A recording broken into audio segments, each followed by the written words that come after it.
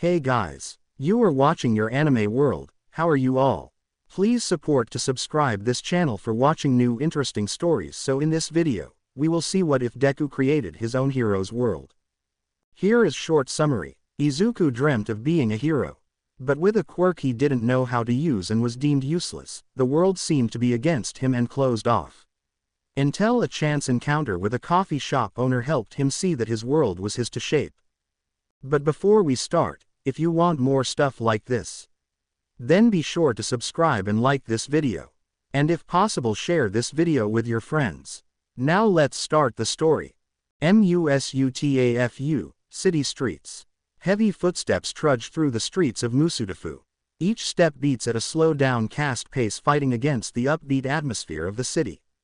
A pair of thick, red shoes continue on through this daily song and dance. The rest of the world seems to dodge or avoid the one going counter to them. A tired sigh escapes the lips of a young man. His fluffy green hair hangs low over his eyes. His large eyes, which once had a spark of life and innocence, of dreams and aspirations, now seem empty and dull. His most distinctive feature, a set of 4 freckles on each cheek set in a diamond pattern, is covered by dirt and dried tears. Why can't I do more? The young man whispers out. His middle school uniform is dirty, tattered, and covered with small burn marks across it. Another one ruined. Won't be the last one either. Through the damage, you can see the beginnings of an athletic build on the young man from the time and effort he put into working out when he could. A yellow backpack hangs loosely off of his shoulder, thankfully unscathed. A large pair of red headphones hangs around his neck. He raises a hand as he touches the left side of them. At least I kept these in my bag this time.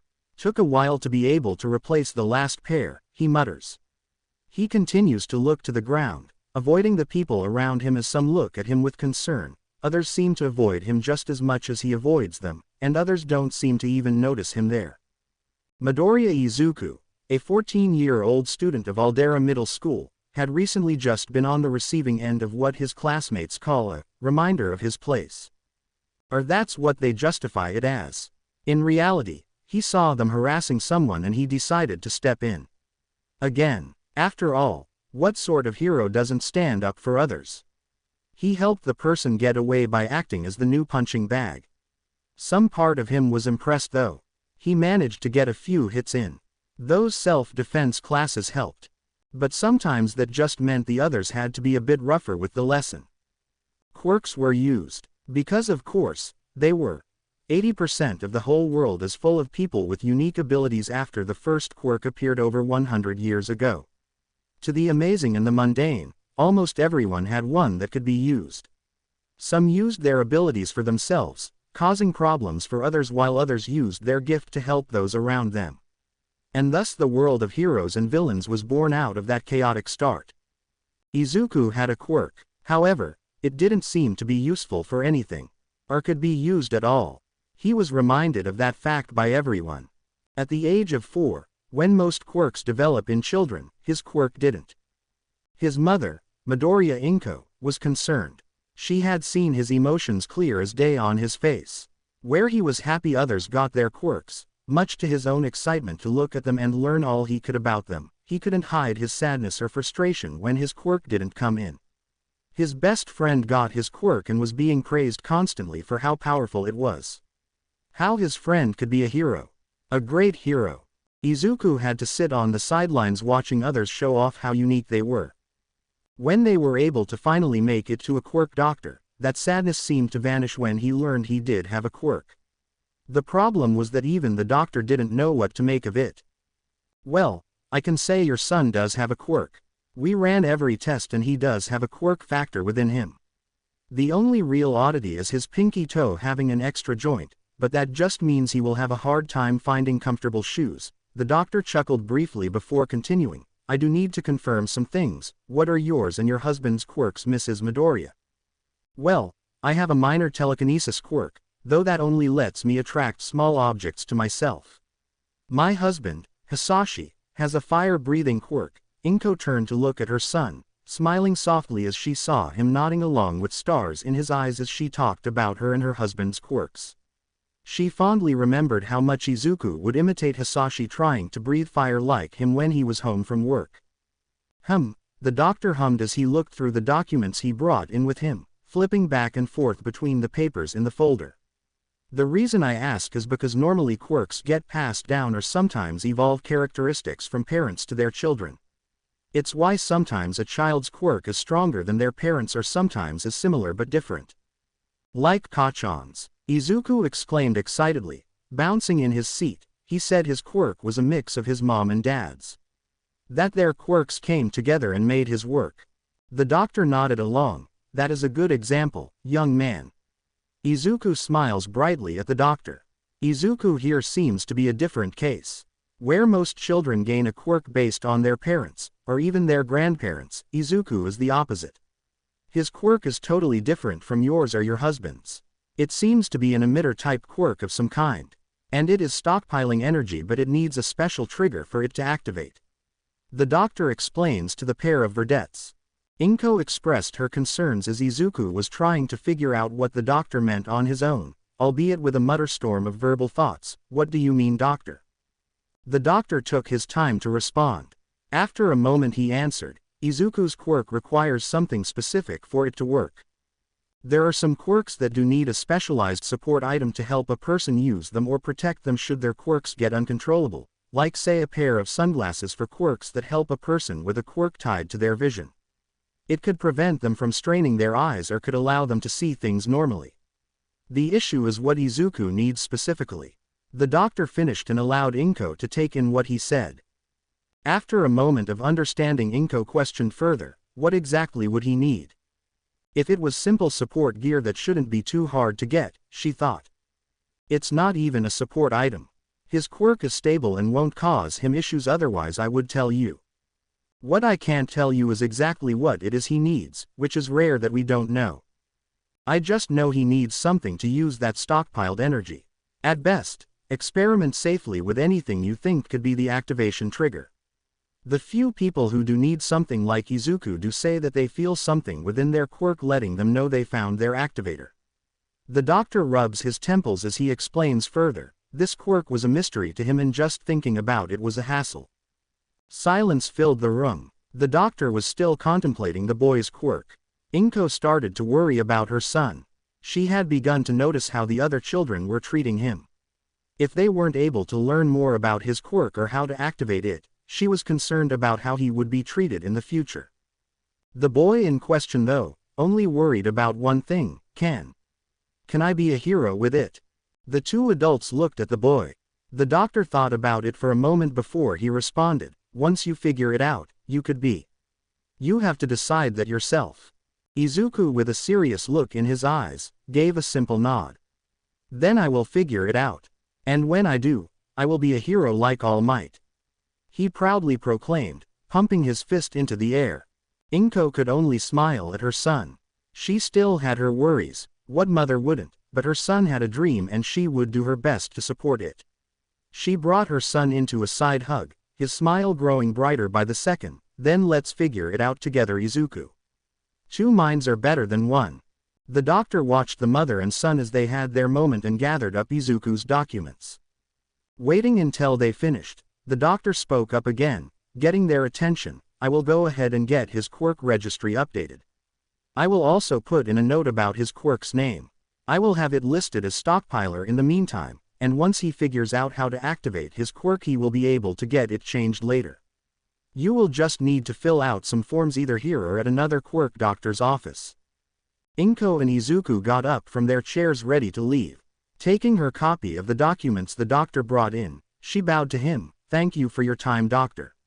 She turned to her son and nudged him to do the same. What do you say, Izuku? Thank you, doctor. That was when most things started to go downhill. Despite having proof of a quirk, unless he showed it off, most of the other kids didn't believe him. Some ignored him. Others started calling him a liar. Some of the worst ones were the kids who said he was quirkless. It didn't stop him though. He still dreamed of being a hero despite it all. But things only seemed to get even worse. His best friend began to spearhead the efforts to make fun of him and his dream. He began to place himself at the top of all things by his own words, it's where he belongs. He was the best, and he was sure to make Izuku remember that every day of his life.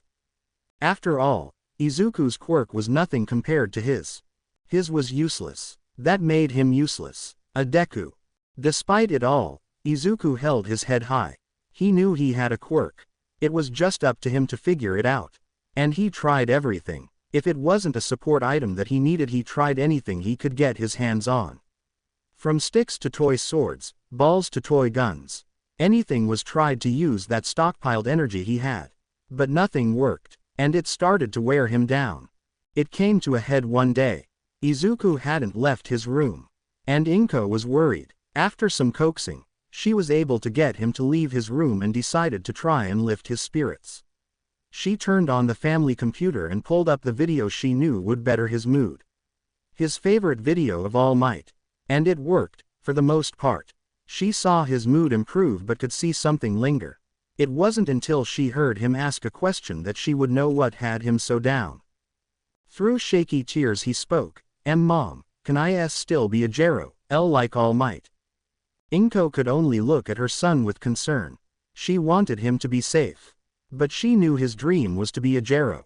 And to look at her son who was slowly losing sight of that dream, hurt her. Izuku, she wrapped her son into a warm hug, I know it seems like a dream for now, but if you want to be a Jero.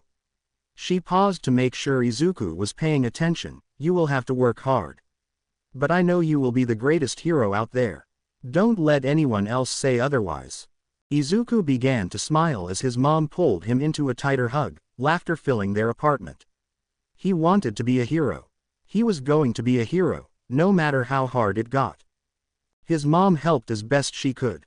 She knew about the bullying, he didn't hide it, but he did hide how bad it was. He didn't tell her that Bakugo Katsuki was his main tormentor. Their moms were friends, he didn't want her to lose her friend because he lost his. He learned to stop calling him that. Part of him even tried to justify Katsuki's actions to some degree. But the Kachan he knew was no longer there. He wanted to hope he was though. That he would completely turn around and be his friend again.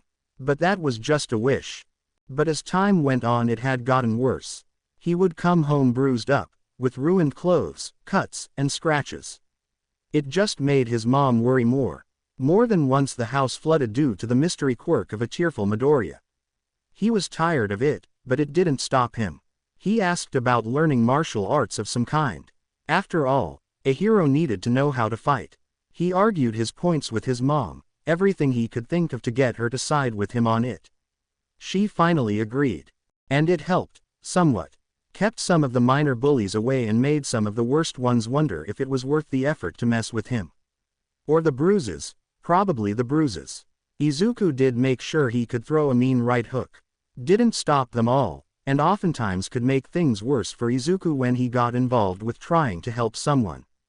Bakugo was sure to make his opinion clear on that matter. Painfully. It was only a year ago when he finally made some headway on his quirk. Izuku smiled softly as he remembered that day. He and his mom were out shopping one day. He decided to stop by a hero merch store to see if there was anything new that caught his eye. Mainly any new All Might merchandise. Anything to help his mood. As he was looking he stopped at a small jar. It was filled to the brim with pins, each showing off well-known heroes, a few who were starting to make a splash on the hero scene, and even some veteran heroes. And as he looked through the multitude of merch something inside him hummed. For the first time, he felt his quirk, although it still seemed distant, like it was too far out of his reach. It was there though. All throughout the year he bought pins of all kinds. Hero pins, brand pins, and even the most random pin. Each one gave him that small hum he felt. But none of them made anything more. His quirk was still out of his reach. His right hand gripped tighter around the small objects in his grasp. He spotted a trash can nearby and started making his way to it. He brought up his hand and stared into it. Letting out another weary sigh, he let the objects fall from it. Broken and ruined pins fell and sunk into the rest of the trash. Izuku carried on. Another failure in trying to activate his quirk left to be forgotten. As he walked down the street he put on his headphones and began playing music to drown out the world around him. It helped him forget how tired he was of it all. How close he has come to giving up. Maybe it won't be a bad idea to take the scenic route home, he thought. After a quick message to his mom letting her know he would be late getting home, he started his trek.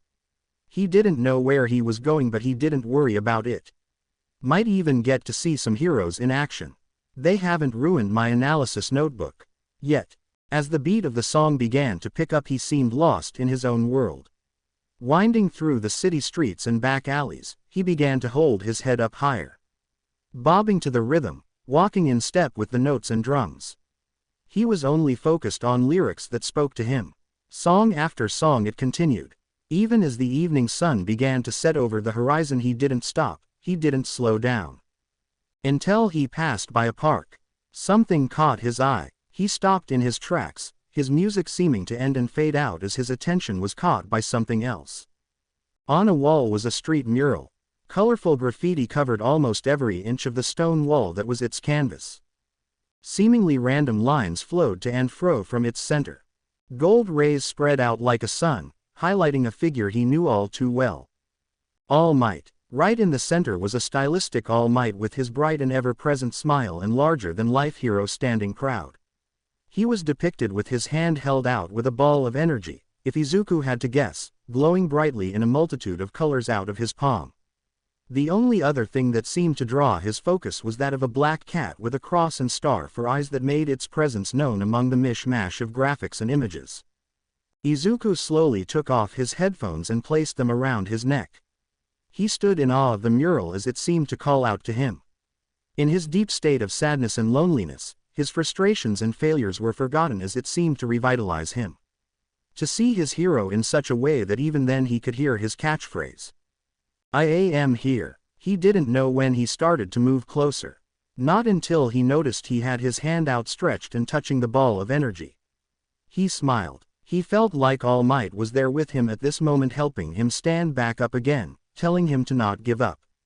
And that ball of light seemed to be a torch passing on to him. He just had to reach out and grab it.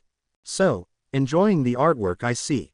Izuku jumped back, startled by the voice that made its presence known. He quickly scanned the area around him when he finally noticed a man standing near him. He was looking at the mural as well, but Izuku could make out the smirk on the man's face. Seems he got a small laugh out of Izuku's skittishness. The man was taller than Izuku. His black hair cut short with it being a tad messy, the front of it slicked up. A light stubble of facial hair lined his lower face with a pair of sunglasses sitting just under his eyes. He wore a white button-up shirt with the top buttons left open and his sleeves rolled up. A dark gray vest worn over the shirt and a silver watch on his left wrist completed the look.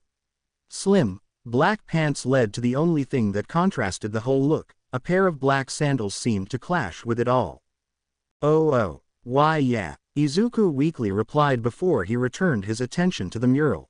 Something about it, just kinda speaks to me, I think. Just think or feel it. A big difference in how that message gets across based on your answer there, the man replied, turning his head to look at Izuku. What do you feel like it's saying? Izuku paused. He focused on the mural before really thinking about his answer. Or, started to feel for his answer. It feels like it's passing the torch in a way, or maybe letting people know that they're safe. I want to be a hero. I always wanted to be one ever since I first saw All Might's debut. To see this, it's like All Might is saying, it's my turn now. But that's just what I feel. Izuku turned to look at the man. He didn't know a lot about art. Aside from hero merch or the pictures of heroes he drew for his analysis journals. He was kind of hoping his answer was the correct one if there ever was one for art. The man hummed in response. He returned his focus to the mural and rubbed his chin in thought. A few seconds passed by before he responded, I think that's a good interpretation. Art will always have two kinds of those. One is definite, the other is more open. Izuku couldn't hide the confused expression on his face after hearing that. What do you mean? Easy. The definite interpretation comes from the artist. After all, they know what they are making. They know what message they want to get across in what they make. Pictures, paintings, poems, stories, music. They all have that. He turned to face Izuku again. The second interpretation is from everyone else. You can find a meaning in something, and someone else can see the same thing you see but find a completely different meaning than what you did. He chuckled. Even if the artist specifically tells someone, "This is what I meant," you can't stop people from feeling what they feel. For finding their own meaning in something. Izuku took in what the man said and looked back at the mural. It made sense to him. He thought about himself and Bakugo. They both wanted to be heroes, but it seemed like they had two very different ideas of what a hero was to them. Bakugo wanted to be the best, to never lose. Izuku just wanted to help people, to let them know that they were safe because he was there. He was brought out of his thoughts when the man addressed him again, "So I gotta ask. Are you alright, Phones? You look like you have been through quite the scrap." He raised his hand as he gestured to the more notable signs of scrapes, cuts, and bumps on Izuku. Izuku tilted his head at the man in confusion. "Phones." The man chuckled again. "Don't really know your name, so just calling you something in the meantime." The man pointed at the headphones around Izuku's neck. "Your headphones stuck out the most." Izuku's eyes widened at what he said. Oh, sorry. I'm Midoriya Izuku. Pleased to meet you, sir." Izuku bowed slightly during his greeting. The man waved a hand at Izuku. "Name's Hanekoma-sane. You can call me Mr. H though. I don't care too much about formalities." A moment of silence filled the air as Izuku began to relax, if only a little. "So, are you alright, Phones?" Izuku seemed to pout a little at Mr. H's continued use of his new nickname, hearing the man chuckle a bit as he did, but he at least thought it was better than everything else he has been called. He paused though. It couldn't hurt to vent a little, right? Just a rough day today. It's not the first time though. Won't be the last." Izuku let the response hang in the air as Mr. H listened. Izuku continued, "Just dealing with life, I guess. There were some guys at my school, they were harassing another student because of his quirk. I happened to walk by and I couldn't just stand there. Someone was in trouble, and I just wanted to help. And so they decided you got in their way, I'm guessing." Mr. H finished. "Why yeah." Izuku looked down. Talking seemed to help, but it still hurt. The reminder that he wanted to be a hero, but life seemed to want to make it near impossible for him. How can he be one if he couldn't save someone or even himself? Mr. H watched as Izuku struggled with his feelings on the matter. He let the kid mull over it all before he spoke up. "You said not the first time it's happened. So this is just a usual thing?" Izuku nodded. And yet you still get back up, right?" Mr. H turned to face Izuku as he slowly lifted his head to meet Mr. H's gaze. "I think that you are on the right path to being a hero already, Phones. It must be hard, having to deal with that. But you do, and each time you get back up. I think that's one of the better qualities of a great hero." Izuku could only stare at Mr. H. Aside from his mom, no one else thought he could be a hero. They mocked him constantly, reminding him that he was either a liar about his quirk or that his quirk was useless since it couldn't be used. But here, someone told him he had the qualities to be a great hero. Not because of a quirk, but just from being able to take what life dished out and him standing back up. But even then, his own insecurities rose up to quell any happiness he felt from the moment. But my quirk is useless. I can't even use it." It was a quiet declaration on his part. Barely audible, but Mr. H heard him all the same. "And quirks just happen to be one aspect of a person, Phones. You can have the greatest quirk in the world, but that doesn't make you a hero. It's how you use that power you are given that makes you one." Mr. H turned fully to face Izuku, wanting to make sure the message stuck with him. He lightly poked Izuku's chest to drive the point home. "So tell me, why do you want to be a hero?" Izuku stood in awe at the man. He knew why he wanted to be a hero, and there was no hesitation in his response. "I want people to feel safe knowing I'm there for them. I want them to see me with a smile on my face knowing I can face anything, just like All Might. I want to inspire them to be heroes, just like All Might did for me." Izuku turned to face the mural again. That was the real feeling he got from it. Just like the words he got from Mr. H. He can be a hero. Mr. H could only smile at the kid in front of him. Gone was that stutter, the hesitation, and the doubt. All that stood there was the conviction and drive to do good. Will you have any regrets chasing this dream? No, sir. Izuku turned to face Mr. H again. His eyes filled with determination to achieve what he set out for. What was once dull was full of life again. The green eyes seemingly sparkled in the light of the setting sun. Mr. H smirked once more. Good. Keep your head held high, Phones. Work hard for this dream. Only you can achieve it. He paused and thought a bit before continuing. I think you should consider what a hero is. To the rest of Japan and the world for that matter, it seems to be a job. It shouldn't. Being a hero isn't just a job, it's a calling. Anyone can be a hero, from the smallest interaction to the biggest action. You doing all you can for others can make you a hero to someone. Izuku let those words sink in and thought about it. To him, it was a validation that he didn't know he needed. As he was lost in thought, the voice of Mr. H broke him out of it. Let me leave you with one last thing. Mr. H raised his hand and pointed at Izuku. The world ends with you. I want you to figure out what that means to you. You got it, Phones. Izuku gave a curt nod. He really didn't understand what he meant by that, but it wouldn't hurt to think about it. The man in front of him had done more for him than anybody else, besides his mom, by just talking to him for a bit. He did say to find out what those words meant to me, he thought. Mr. H reached into his pocket and pulled out a card and pen, scribbled something on it, and handed it to Izuku. Cafe Wildcat. If you ever need a place to relax or just want to talk, that's where I'll be. Mr. H then turned away and began to leave the park. He lazily waved his hand before speaking once more. See you round, Phones. As Mr. H disappeared in the distance, Izuku took one last look at the mural. He wanted to be sure to remember this moment, so he took in everything. Every color and line, every word that Mr. H shared with him. This, to him, was the moment that changed everything.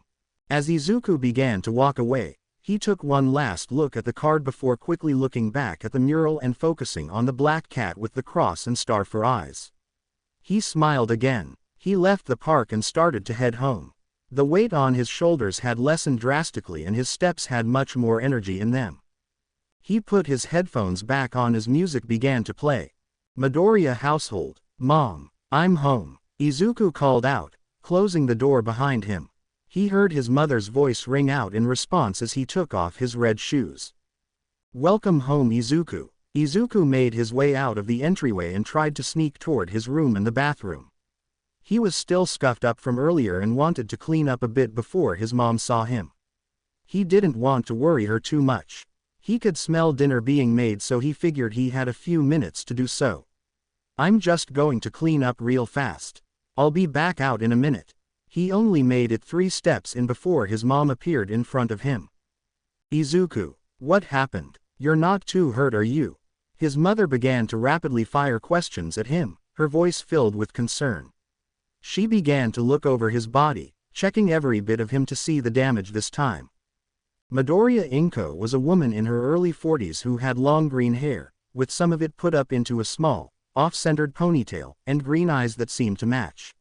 She was just a bit shorter than her son with a somewhat thin physique due to the exercising she did with him when she could, helping her keep in shape over the last few years. I'm fine, Mom. Just a few scratches. Ah. He winced a little as she pinched his cheek lightly. Izuku, you told me you wouldn't downplay your injuries. I don't care if it's a cut or sprain, I can't help you if you don't let me. And to do that I need to know how bad things are. Her expression softened as she spoke to him, releasing his cheek as she cupped it.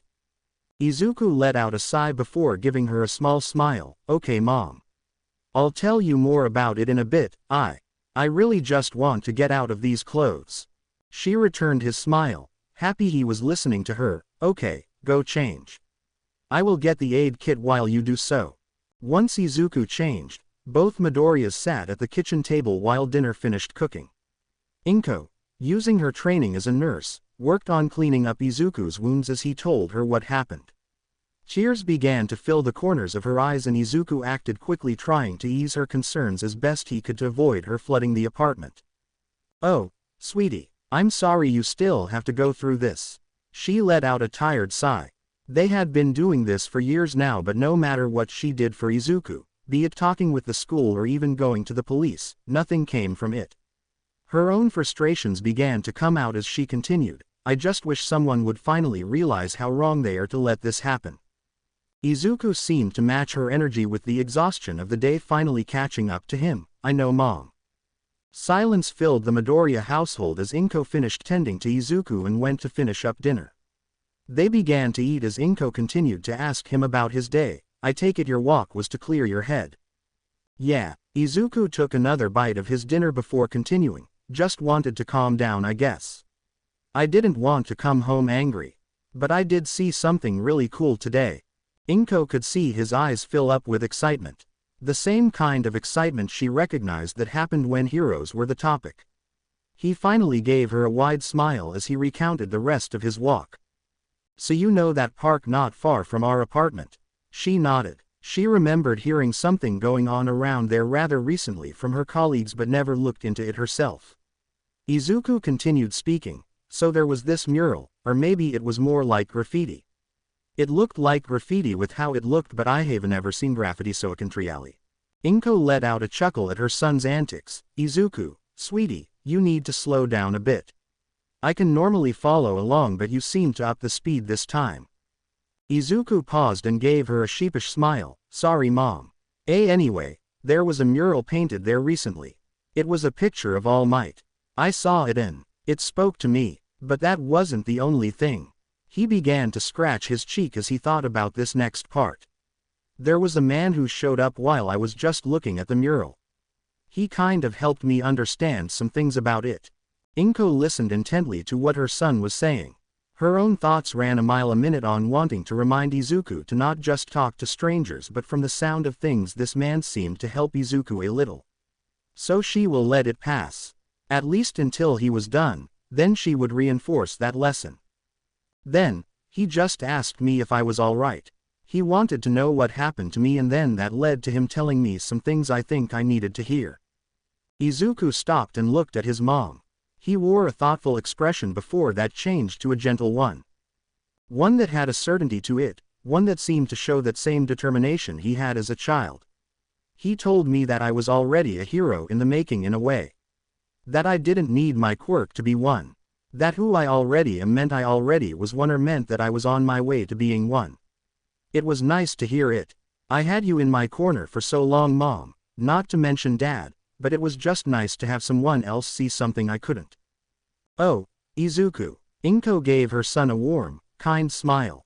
"I will always be in your corner. And I know Hisashi still is, even if he's not with us." Inko gently put a hand on her son's cheek as she spoke. "Will the idea of you being a hero make me worry more than usual?" "Absolutely, but I'm your mom. I have the right to worry about my son. But I'm glad someone else could help you when you need it. He sounds like a smart man." Izuku gave her a nod as he spoke. "I know, Mom. Don't worry, I will always try my best to not get into too much trouble." Inko gave him a smug look as one of her eyebrows arched. He quickly tried to amend his words. "I mean it. I just can't stand by and let something happen to someone else." "I know, sweetie." Inko's expression softened. "It's just one of those things that makes you a hero already." Small tears began to fill the corners of Izuku's eyes as he quickly rubbed them. "Thanks, Mom, for everything." Dinner continued out without much issue. Izuku listened to his mom share her day with him. Both made jokes or comments that caused both of them to laugh. Izuku did flinch when she gave him a lesson about talking to strangers, but it was rather quick. Soon they finished and Izuku went back to his room as he worked on his school work. It didn't take him long. Not wanting to remain idle, he opened one of his hero analysis notebooks and looked through some hero news online to either make new entries or add to older ones. As he worked, his mind kept going back to his talk with Mr. H. But his last words lingered in the verdette's mind. He thought back to what Mr. H had said about art and interpretation. He said he wanted Izuku to think about his words and to find meaning in them, but the young teen struggled with that.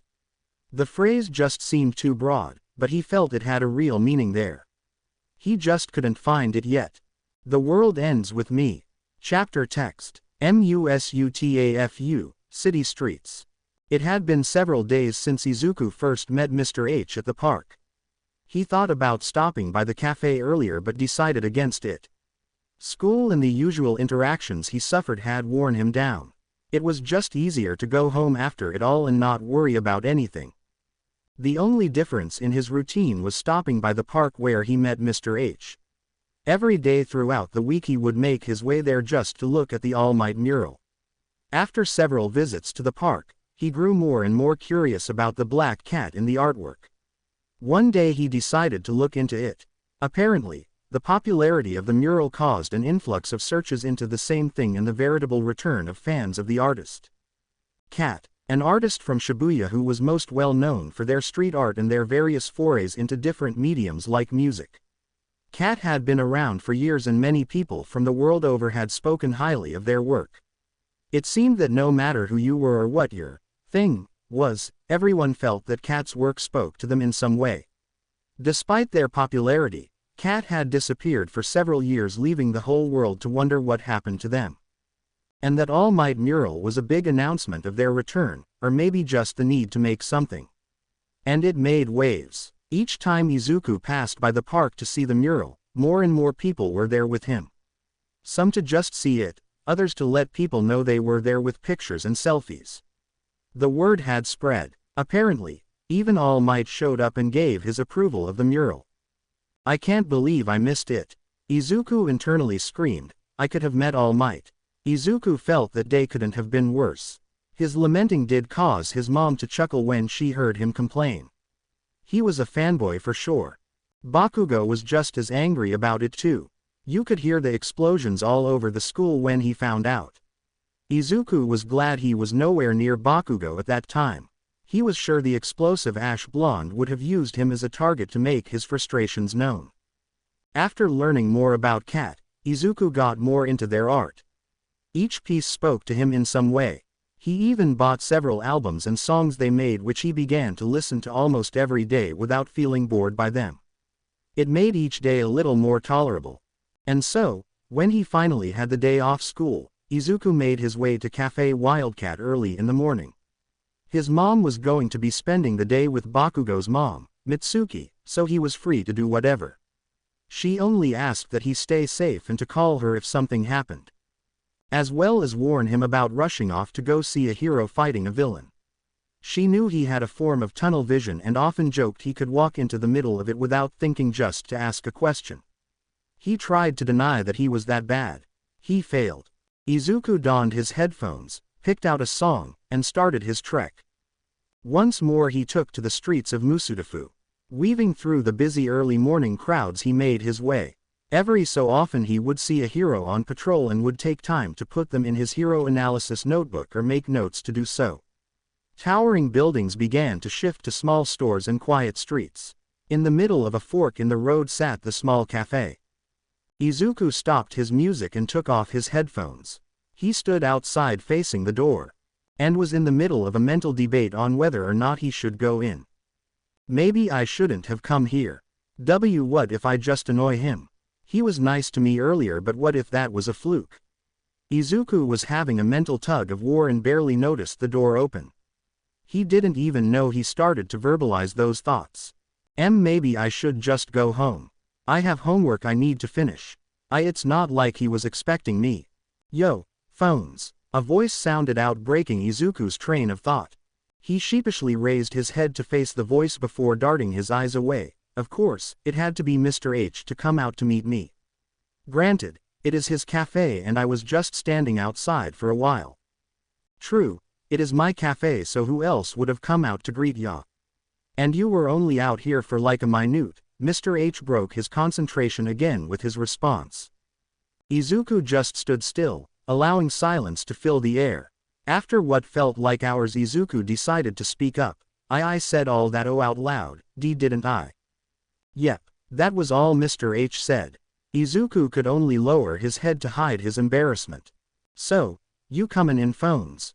Mr. H asked while pointing his thumb behind him and smirking at the embarrassed teen. Izuku groaned while slowly nodding to him. Mr. H opened the door wider to let in the verdette as Izuku quietly made his way inside. As Izuku sat down on a stool at the front counter and set his backpack down, he looked around the small cafe taking in every detail he noticed. Polished hardwood tables were scattered about the cafe's floor with a set of cushioned chairs at each one to provide some extra comfort to the guests. Some potted plants dot the cafe, giving it some extra life and color. Cream-colored walls with some sections covered by black slats were decorated with various knickknacks, posters, event flyers, and shelves.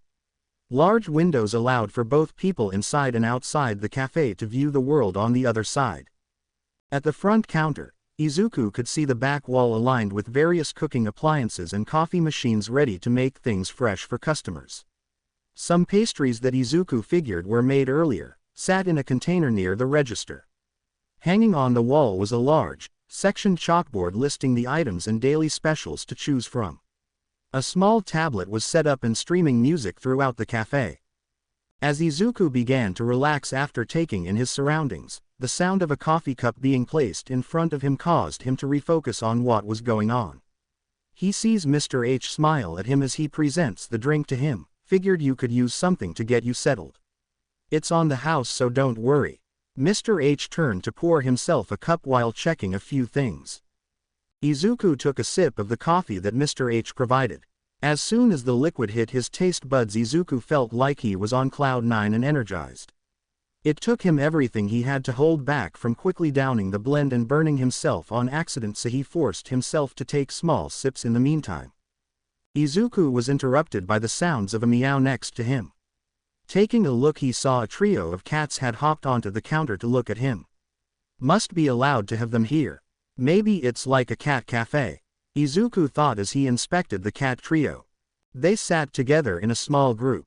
They all had midnight black fur and blue eyes, though each had a unique feature to them. For the cat on the right, it had a patch of white fur on their front right foot, while the one on the left had a similar patch on its left front paw.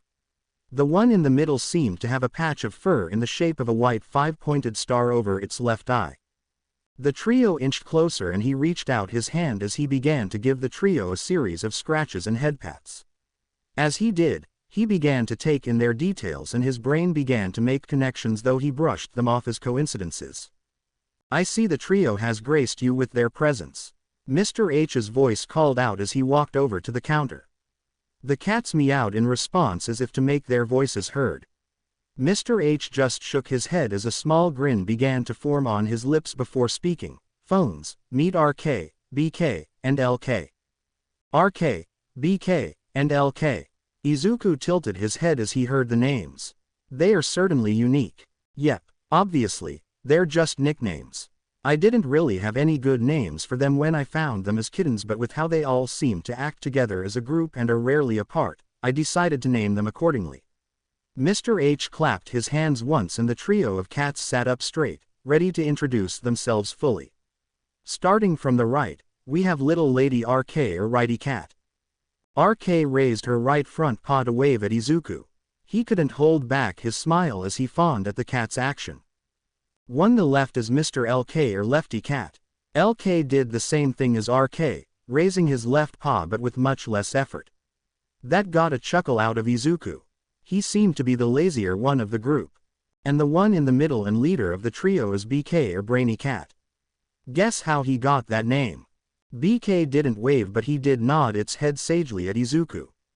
The verdette teen returned the bow with his own, and he began to question why he did that.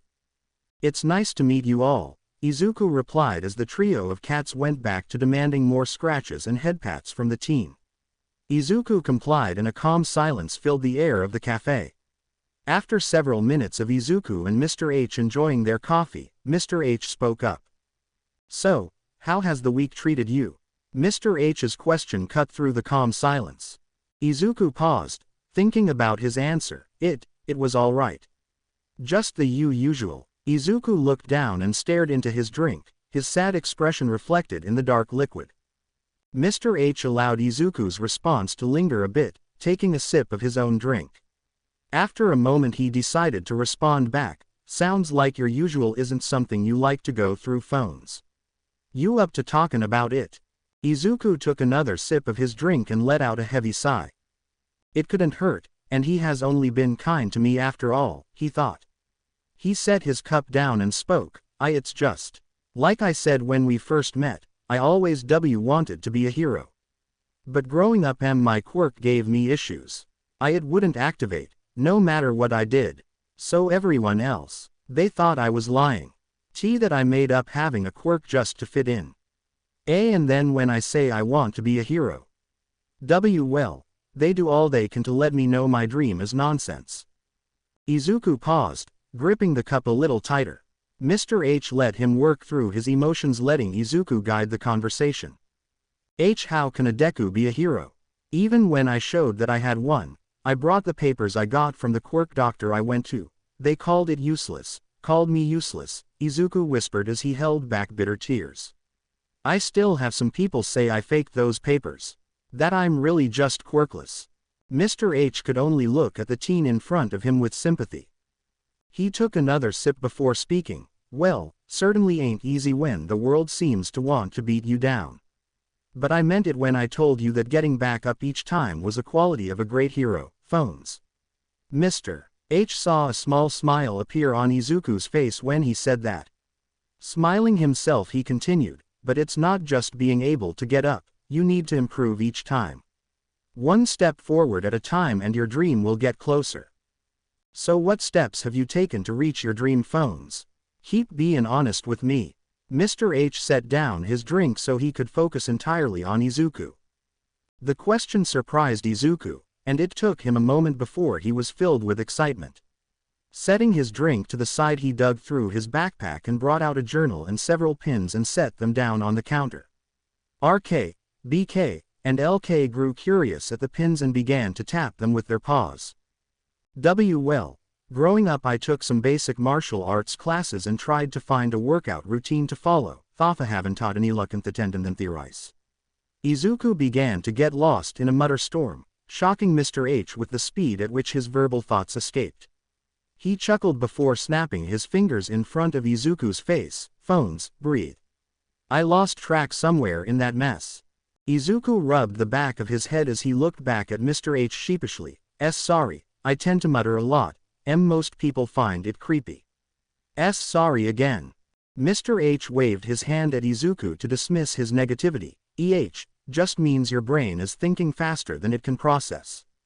If anything it's impressive, though what makes it a skill is being able to understand your own thoughts and what to do with them when that happens.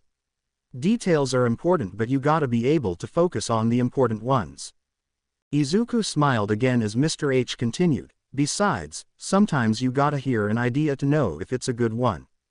Just because it sounds good in here," Mr. H taps the side of his head, "doesn't mean it sounds good out of it. If you just take a moment to get a good breath in, I'm sure that will help a bit with your thoughts."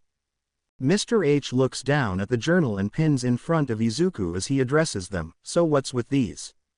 Izuku quickly opened his journal as he explained. Well, I actually just like quirks. There are so many interesting quirks that can be used in so many ways. And, well, since I have problems with my quirk, I thought maybe I could study the quirks of heroes and maybe find an answer on how to make mine work." Izuku then looked down at the pins he brought. "I recently found out that my quirk might have something to do with pins. When I found a jar of them, I felt like my quirk was trying to tell me something. There was a hum. It didn't matter what kind of pin I found, each one caused that hum to happen." Izuku picked up one of the pins and looked at it, his smile slowly going away as he spoke. "But that was just it. Just a little hum and nothing else." Mr. H picked up a pin himself and started looking it over, almost like he was appraising it.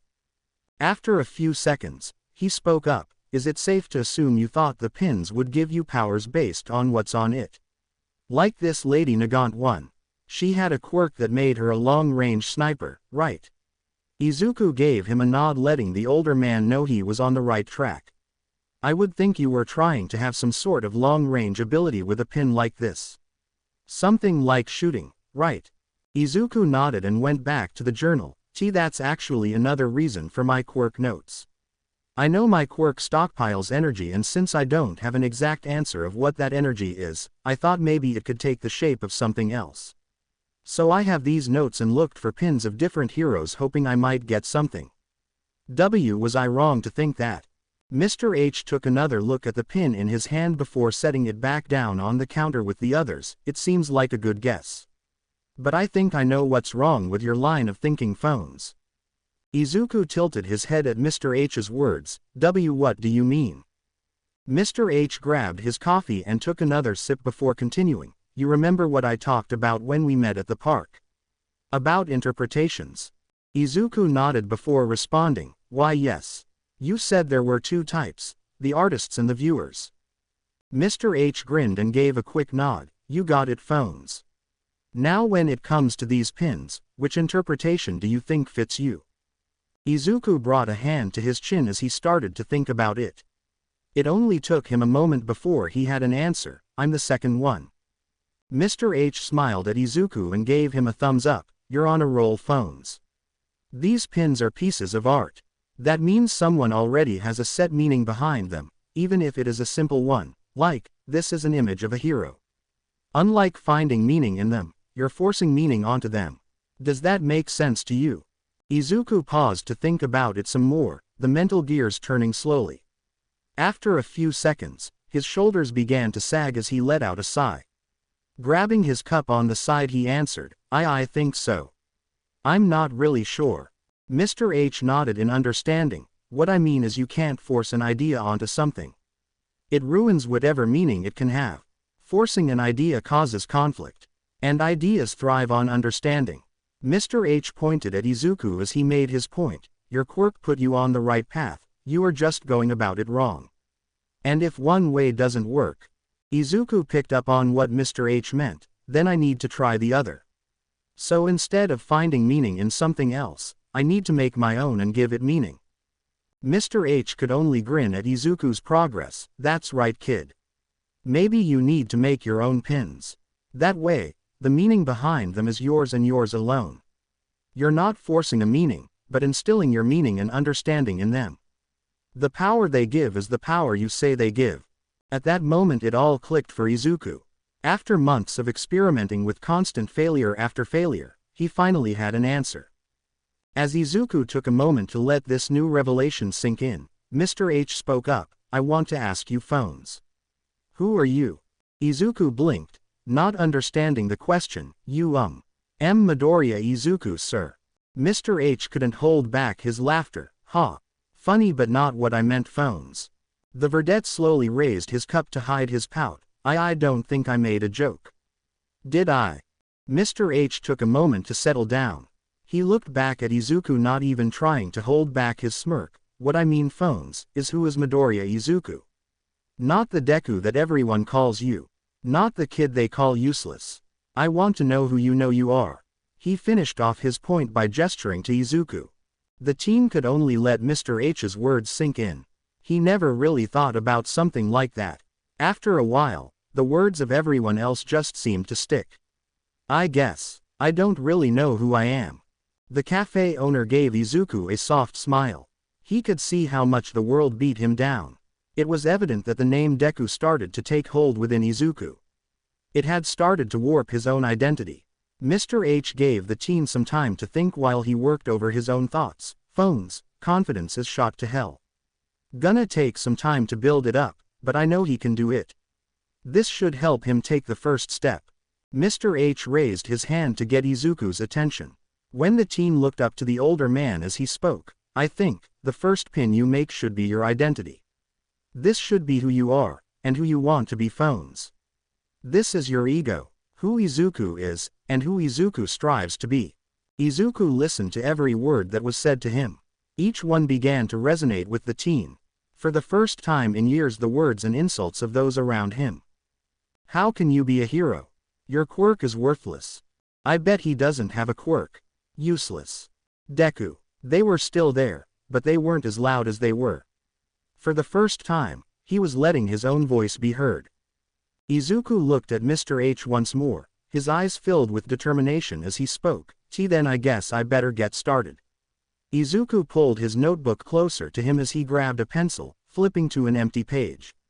He stopped and looked back at Mr. H, rubbing the back of his head as he gave the older man a weak smile. I don't really know where to start. Mr. H let out a soft chuckle as he shook his head. He looked back at Izuku and spoke up. All right. First things first, figuring out your brand phones. The two spent hours that day discussing ideas with Mr. H, explaining things Izuku needed help on. After a while Izuku had to leave. For the first time, he walked the streets of Musudafu with purpose. He spent days mulling over ideas of what his identity was. Pages upon pages of his journal filled with sketches to give it a physical form.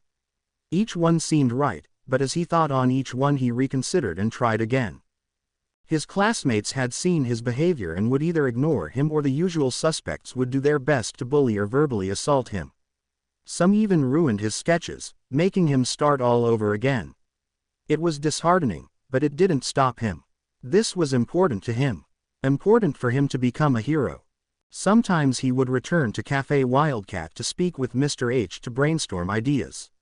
The two would come up with something and Izuku would sketch it out, but Mr. H would always ask him, "Is this who you are, phones?" And each time Izuku started over.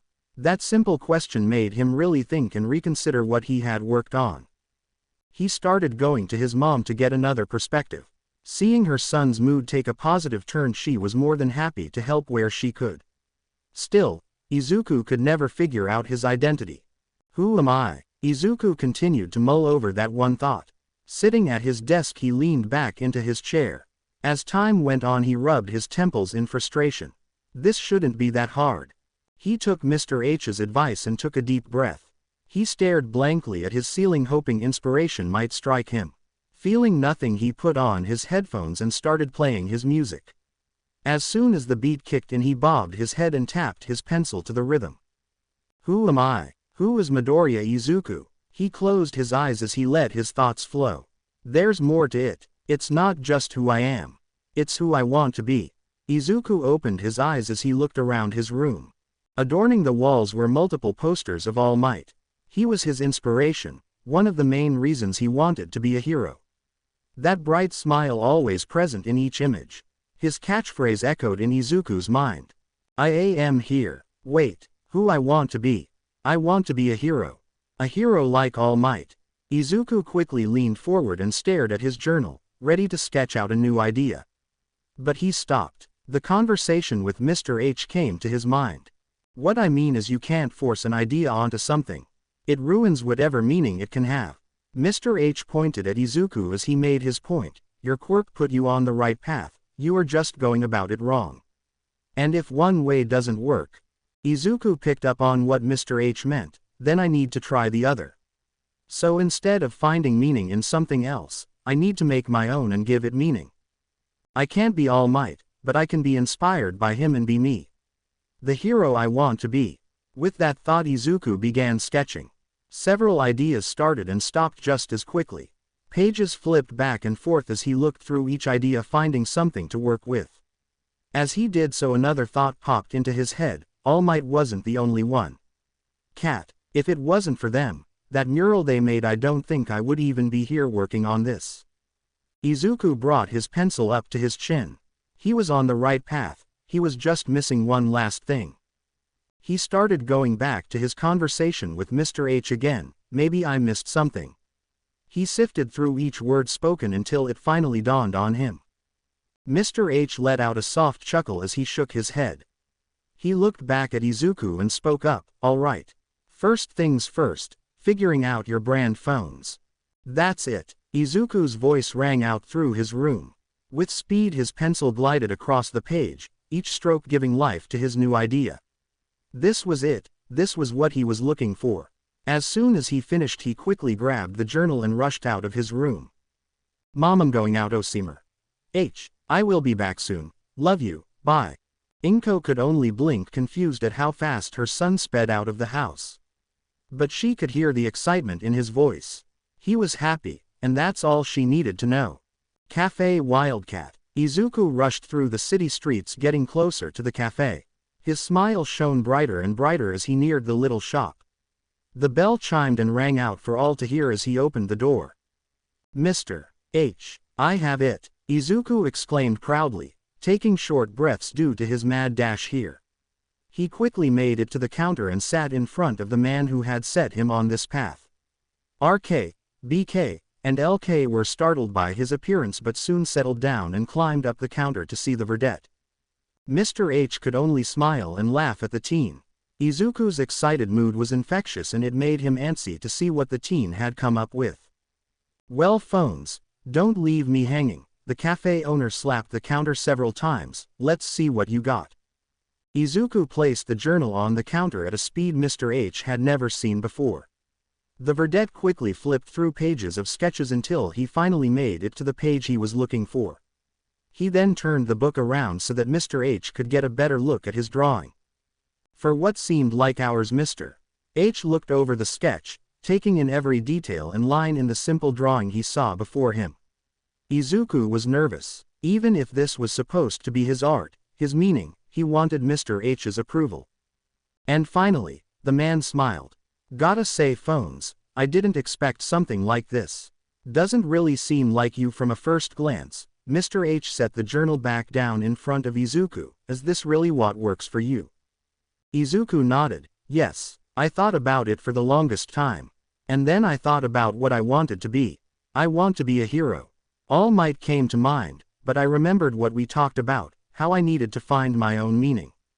Then I thought about this being a brand of some kind. A way to tell the world, this is me. He paused and picked up the journal.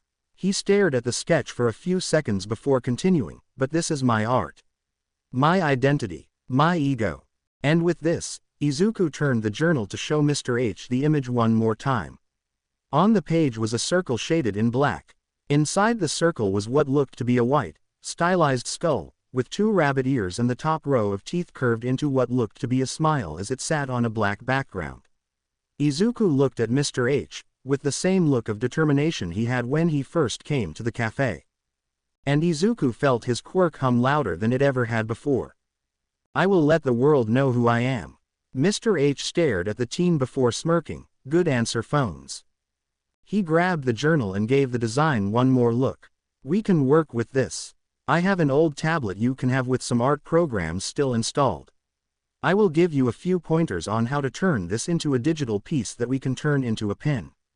He placed the journal on the counter as he looked at Izuku.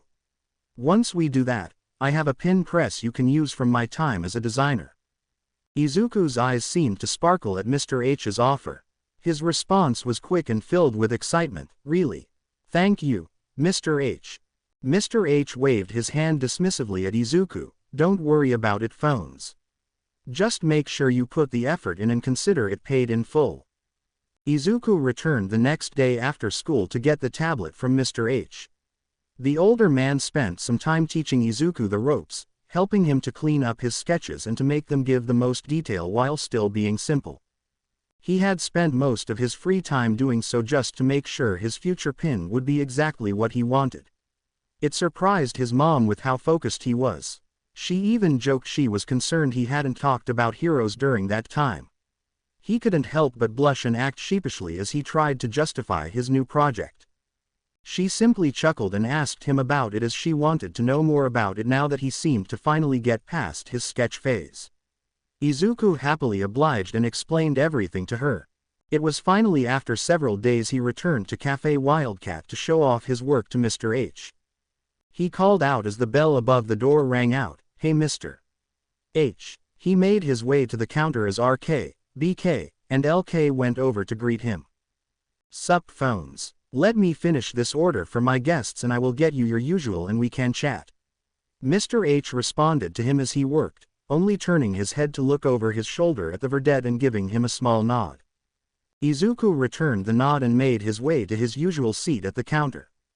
He took out the tablet Mr. H had gifted him and began to go through his files as RK, BK, and LK sat next to him expecting their usual signs of affection. After petting the trio of cats, RK and LK left him and BK to their own devices. BK laid down next to Izuku on the counter as he waited for Mr. H to finish up the orders the cafe owner was working on. After a while, Mr. H made his way over with a cup of coffee for Izuku and one for himself. Both took a sip of their drinks as they let the relaxing atmosphere and soft music set in. Mr. H had set down his cup and began to speak as he petted BK. "So phones, you seem to be in a good mood. I take it that it's ready." "Yeah." Izuku opened up the art file for his first pin and showed it to Mr. H. "It took a while, but I got it. Really glad you reminded me about layers." Izuku rubbed the back of his head sheepishly as he reminded himself of several mistakes when he first started. Mistakes that caused him to restart the whole project. Mr. H only hummed in response, though one could see the wide smirk on his face at Izuku's confession. "Well, when I close up we can work on getting the pin made. I have what we need to do to make it happen, so just relax and take a break.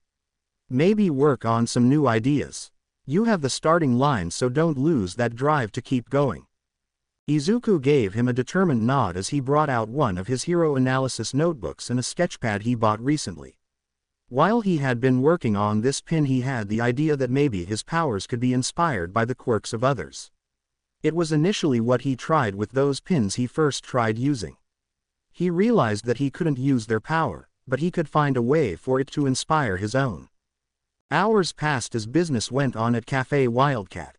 The general relaxing atmosphere brought in many loyal customers, some of whom recognized Izuku from his own visits and greeted him with him doing the same.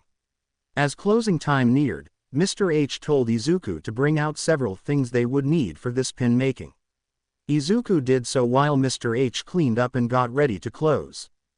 An excited Izuku even offered to help out, which Mr. H accepted gladly and gave the young teen some basic things to do to speed up the closing routine.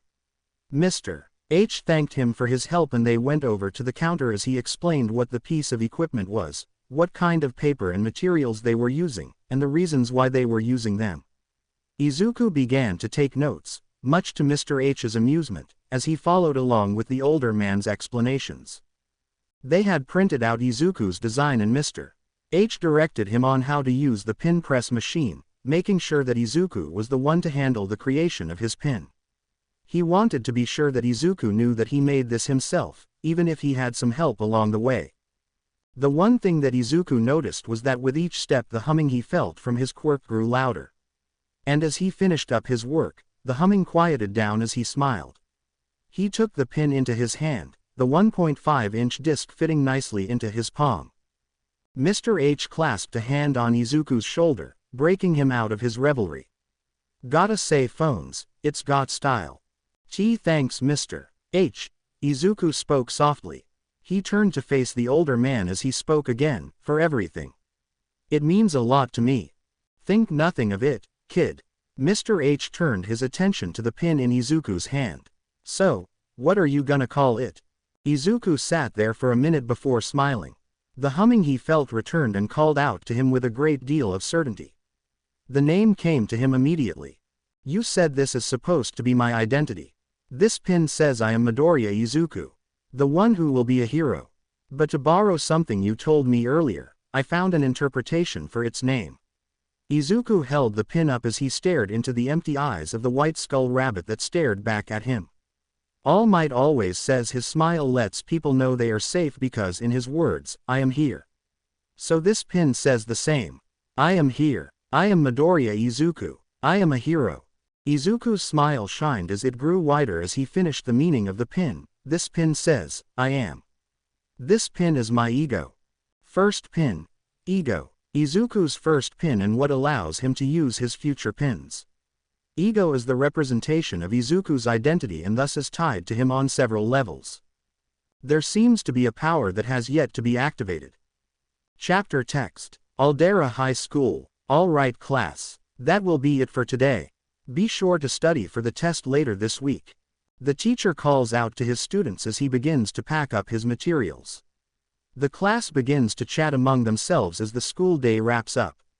Idle chatter about future plans for hangouts can be heard throughout the room.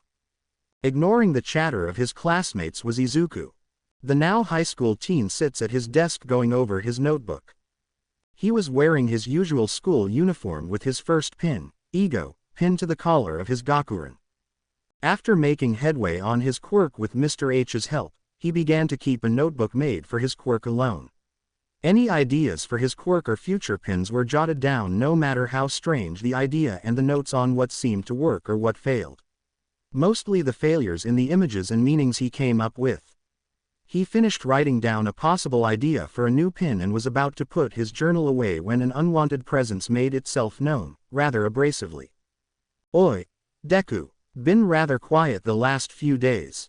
Makes me wonder what's going on in that delusional head of yours, you nerd." The voice of Bakugo Katsuki cut through the noise around them. A cocky grin formed on his face as he and his goons crowded around Izuku's desk. Izuku let out a small huff, making sure it was barely noticeable from his tormentor. What do you want, Bakugo?" Izuku asked the ash blonde. Izuku was careful not to look him in the eye just in case that might set him off. The last couple of years with Mr. H may have helped with his confidence a little, but old habits die hard. Bakugo Katsuki was a young man with spiky ash blonde hair and red eyes that had a feral-looking edge to them. He stood taller than Izuku by a few inches with a rather athletic build and strong arms which helped brace himself with his quirk. A powerful combat quirk by the simple name of Explosion. A mix of his parents' quirks that allowed him to secrete sweat laced with nitroglycerin and ignite it.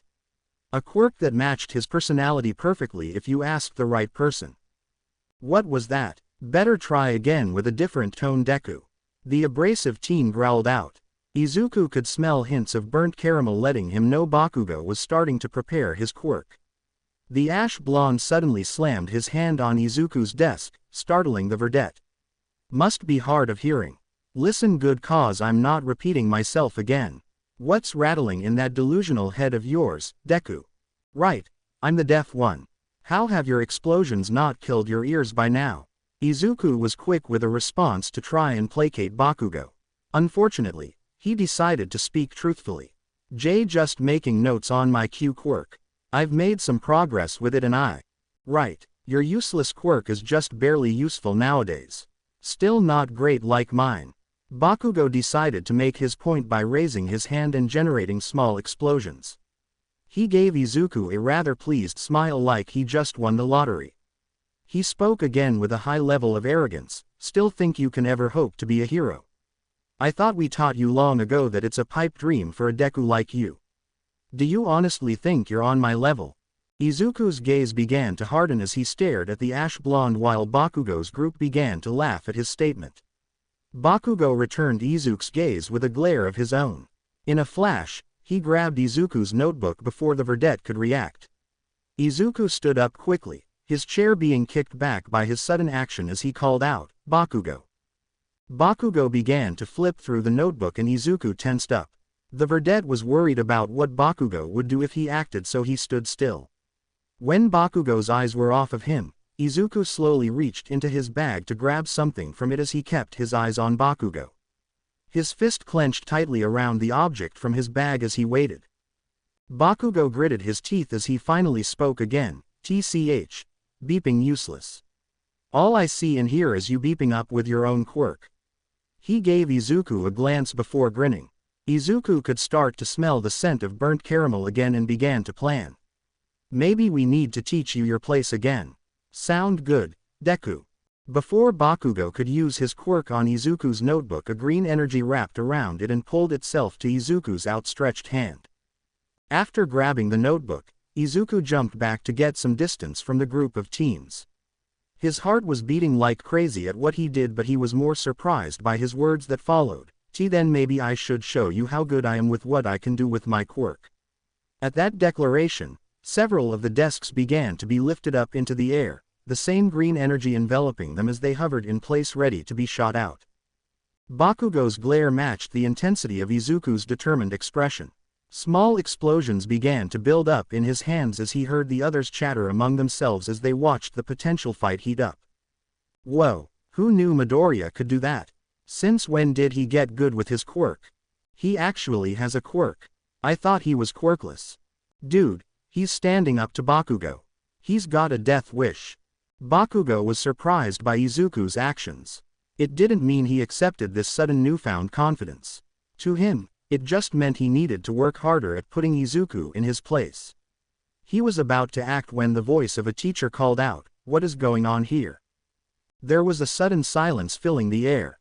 The class all turned to the teacher while Izuku and Bakugo never once looked away from each other. With no one answering the teacher, they kept on going. "You know you're not allowed to use your quirks at school. Midoriya, make sure you put all those desks back in place. If even one of them is out of order, you will get detention. Bakugo, you better not let off an explosion in here." The desks Izuku was lifting with his quirk were slowly lowered as he addressed the teacher. "All right, sir. I will make sure they are put back correctly." The teacher looked to Bakugo to make sure he complied as well.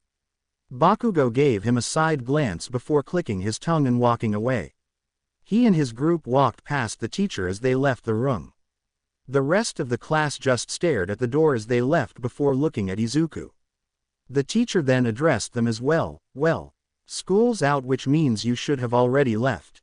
So go on. Go home or whatever. And Midoriya, those desks better be in order before you leave." Izuku gave him one last nod and the teacher left. The class soon followed suit, some of them looking back at Izuku as they did.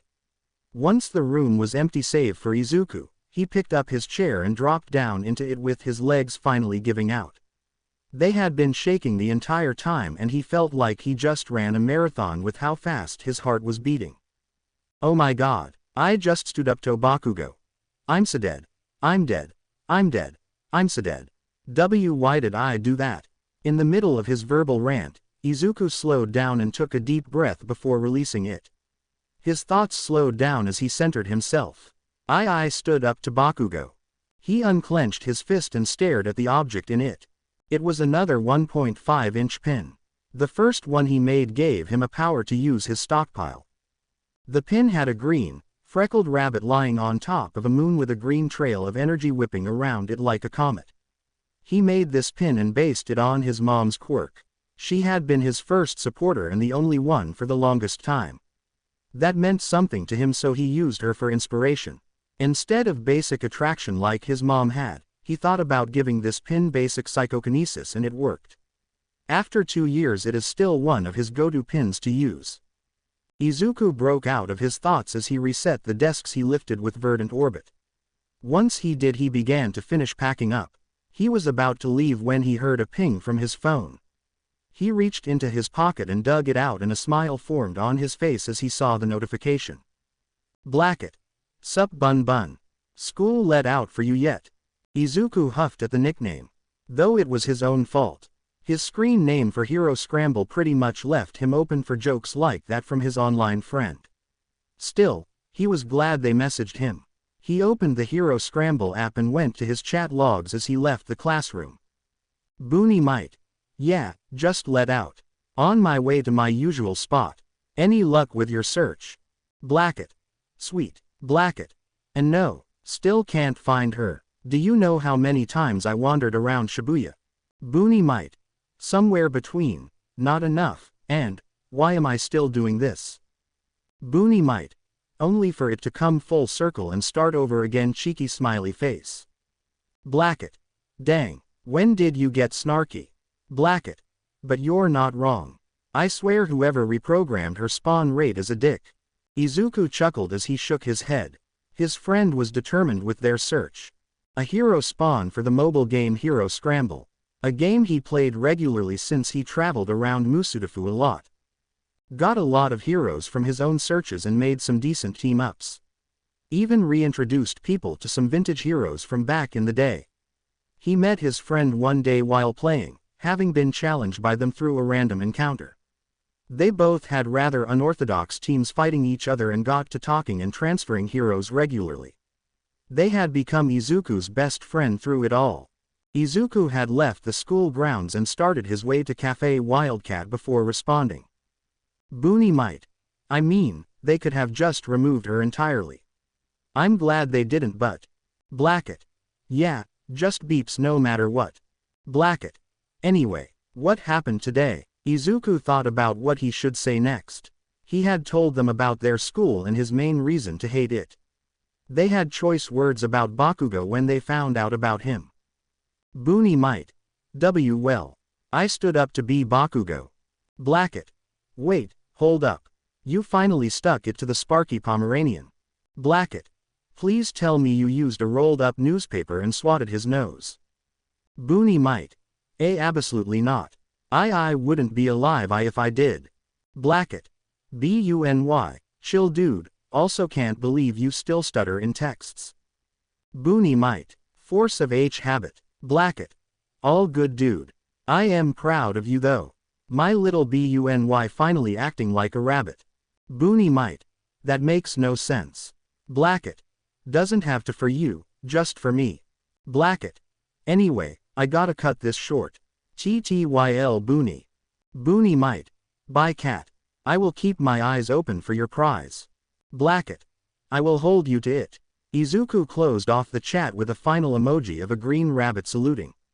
After spending so much time with Mr. H, he had gotten more into art and design and managed to make some simple image stickers for his texts. Cat was the only one he got to use them for, but it was still fun when they found some to use for themselves. Cafe Wildcat. It didn't take long for Izuku to arrive at Cafe Wildcat. After he first started going to Mr. H's cafe, it began to get more and more popular as a quiet hangout spot to get some great coffee. It was even close enough to UA that many of the students who attended the Hero University would often drop by. Some heroes also made random appearances every now and then, which excited Izuku, who would often geek out over them. Got quite a few new autographs from them as a bonus. Being a regular had its perks. And with his growing friendship with Mr. H, the older man decided to teach a few new things to Izuku about making a good cup of coffee. He asked the teen if he could help out every now and then too, and even got a basic Quirk use license to let Izuku practice with verdant orbit when he could. Those days made Izuku really thankful for his mentor's help. He entered the familiar cafe as the welcoming bell chimed out. Izuku could see RK, BK, and LK look his way and meow a greeting before going about their business or lazing around some more. Mr. H turned around from the counter and greeted the verdette, "Sup phones. Glad you could drop by. I'll make you your usual, just give me a minute." "Thanks, Mr. H." Izuku sat down in his usual spot and took out his journal and sketchbook. BK made his way over to him and Izuku began to pet the cat. "Hey, BK. How are you doing?" The cat let out a content meow before lying down.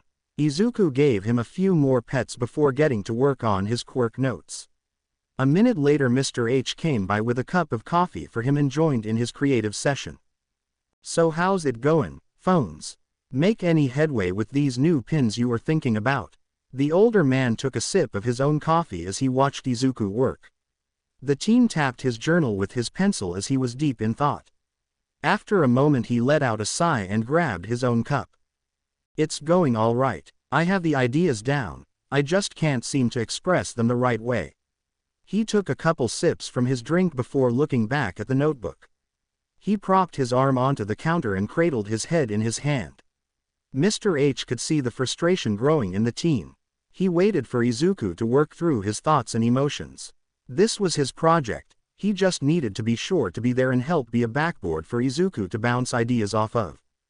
"Maybe I just need to step away for a bit. I feel like I am hitting a brick wall. You know." Izuku looked to the older man who gave him an understanding nod. He certainly knew that feeling all too well. "That sounds like a good idea," Mr. H agreed with the teen. "Remember to not force an idea. That's how you get some bad ones you won't be proud of." "I remember, Mr. H. You were quite insistent on that lesson." Izuku chuckled when he remembered that day. It was when he first was trying to come up with ideas for verdant orbit and his other two pins. Mr. H had to literally sit him down and take away his sketchbook. Izuku even watched the older man lock it in a safe under the register he didn't know the cafe owner had. The two were interrupted by the sound of Mr. H's phone going off. He took out his phone and huffed out in annoyance. He turned to the teen and addressed him. "Hey, phones. I gotta take this. My supplier has been running late with their delivery cause their supplies are all messed up. I need to run to the back to do a stock check and let them know what I need immediately. Think you can run the counter while I do that?" Shouldn't take me too long. Izuku gave the man a nod. Yeah. No worries, Mr. H. I got this. Izuku got up from his chair and went around the counter and grabbed an apron that Mr. H got him to wear when he needed his help. The older man gave him an appreciative nod before going to the back, leaving Izuku alone to man the cafe. It was an easy day, it seemed. There were several regulars, all of whom knew Izuku, so it made it easier for him to do his work. He went around and checked up on everyone, making sure they were fine and refilling their cups if they needed it. While he was back behind the counter, the bell chimed as a new guest entered the cafe. Izuku turned around to greet them. Welcome to Cafe Wildcat. What's your mood for today? After he finished his greeting, Izuku finally got a look at the man who just entered the cafe and blinked owlishly at him. The new guest was a tall, athletic man who had long, shaggy black hair that draped over his head and face down to his shoulders. He had a tired look to him and stubble growing on his face. He wore a black long-sleeve shirt that was a little ragged that was tucked into a pair of pants in the same shade of black, with the legs tucked into a pair of black combat boots. The look was completed with a utility belt around his waist and a gray scarf loosely wrapped around his neck several times. The man gave Izuku a questioning stare. The teen began to dart his eyes around the room, hoping the man would at least respond to him. For what felt like hours, the man finally spoke in a tired tone. Are you even allowed to work here, kid? The man rarely saw high school students even hold part-time jobs in Musudafu with how close the schools were to UA. Most high schools wanted their students to focus on their classwork in an attempt to build up their academic chances of getting into the hero university. He knew of several nearby that had forbidden students from having jobs. Izuku was surprised by his sudden question and attempted a professional tone as he responded, "You are not full-time. I only help out Mr. Hanakoma when he needs me to cover for him for a minute or two. You can ask some of our regulars and they can tell you the same thing." Izuku gestured to several of the cafe's guests. The man turned to look and saw several of them nod at the teen's words. He turned back when Izuku spoke again. "I am more than willing to fill your order if you'd like, sir. But if you would feel more comfortable, Mr. Hanakoma won't take long until he is back. He just had to run to the back to check his supplies." The man gave Izuku a tired look before nodding at him. "That's fine. As long as you have permission and know what you're doing. Give me the house blend. Black." The man pulled out his wallet and paid for his coffee. He sat down at the counter in the seat next to Izuku's things. BK gave the man a once-over before ignoring him. You could see part of the man's soul die a little at that. Luckily LK decided to make the man his perch for his nap. That seemed to lift the man's spirits up. Izuku had come by and placed the man's drink in front of him and returned to his work behind the counter. He saw Izuku give him a couple of glances every now and then before thinking heavily about something, like he was trying to figure something out. The man paid him no mind. As long as he didn't bother him, the kid could do what he wanted and just returned to drinking his coffee. All in all, it was rather relaxing. The music was softly playing in the background and the coffee, to the man's surprise and pleasure, was very good. He enjoyed the atmosphere and content as he sat there. The man only really came here in the early morning hours or very late into the night if he could. He was glad to know no matter when he came here, he at least had a good hour or two to himself. He was brought out of his musings at the sound of a familiar voice. "Thanks for watching the shop phones. You're good to work on your project again." Mr. H came out from the back of the shop before manning the counter. The vedette gave him a nod and went to grab his cup to refill it. "No problem, Mr. H. Anytime." As Izuku was busy with his drink, Mr. H turned and addressed his new guest. "How's it going, Aizawa? Rare to see you here this early. Late. Honestly confused by how your internal clock works. You really like to keep me on my toes, don't you?" The now named Aizawa gives Mr. H a curt nod before speaking. "I just got done with a case. Paperwork took longer than I would have liked. You need a nap, not coffee. As much as I love my own brew, even I don't have it replacing the blood in my veins like you. I'm seriously considering switching you to decaf. That or find a way to break the laws of the universe and make a pot of coffee that makes you sleep," Mr. H said with a cheeky grin on his face. Aizawa just gave him a deadpan stare before slowly sipping his coffee while maintaining that stare. The retort worked as Mr. H couldn't help but chuckle at the tired man's antics. Izuku had finally returned to his seat as the two men conversed. Mr. H saw Izuku give Aizawa a few more glances and knew what he was doing. The kid's encyclopedic knowledge of heroes was coming out and trying to figure out who Aizawa was. So, he did what all good friends, mentors did. He helped out his student and annoyed his friend all at the same time. He just needed to set things up. So Izuku, had any new ideas for your quirk while I was in the back? Mr. H gestured to the teen's notebook. He saw Aizawa raise an eyebrow at this. He smiled as he knew he got the other man's attention at this. Izuku stared at his mentor. Why, you were only gone for a few minutes, sir. How would I get an idea in that short amount of time? Epiphanies can strike at the most random of moments, phones. Izuku gave the man an unsure nod. He looked at his notes while thinking, scribbling away at new ideas or reworking some already written down. After a moment he spoke up. I know for sure I need some form of combat-based pins. Verdant Orbit and Emerald Pyre can both work and fill out that role but are more specialized. I think I need something more generalized but adaptable. Mr. H nodded as he listened to Izuku. He sent a subtle glance to Aizawa to see if he was paying attention. This is it, he thought to himself. Adaptability would be a good thing for you. Your quirk can be rather versatile once you get more pins made. Still got a little over a year before you apply for UA, so you got time to prep and train. Mr. H sent Aizawa one more glance. Aizawa started to pay more attention to the conversation as he listened. He saw Izuku flip through a few pages in the sketchbook he had set to the side and got a look at several sketches he had. The most notable thing was that a bunny was in each of them, though all of them varied and different aside from that. His curiosity was piqued, a rarity for him. How does your quirk work? Izuku turned to look at the man as he registered his words. Aizawa wasn't even looking at him, just sipping his coffee as he stared off at the back wall. Aizawa spoke again. If you can't quickly explain your quirk, how can you expect to communicate with future partners? Again, how does your quirk work?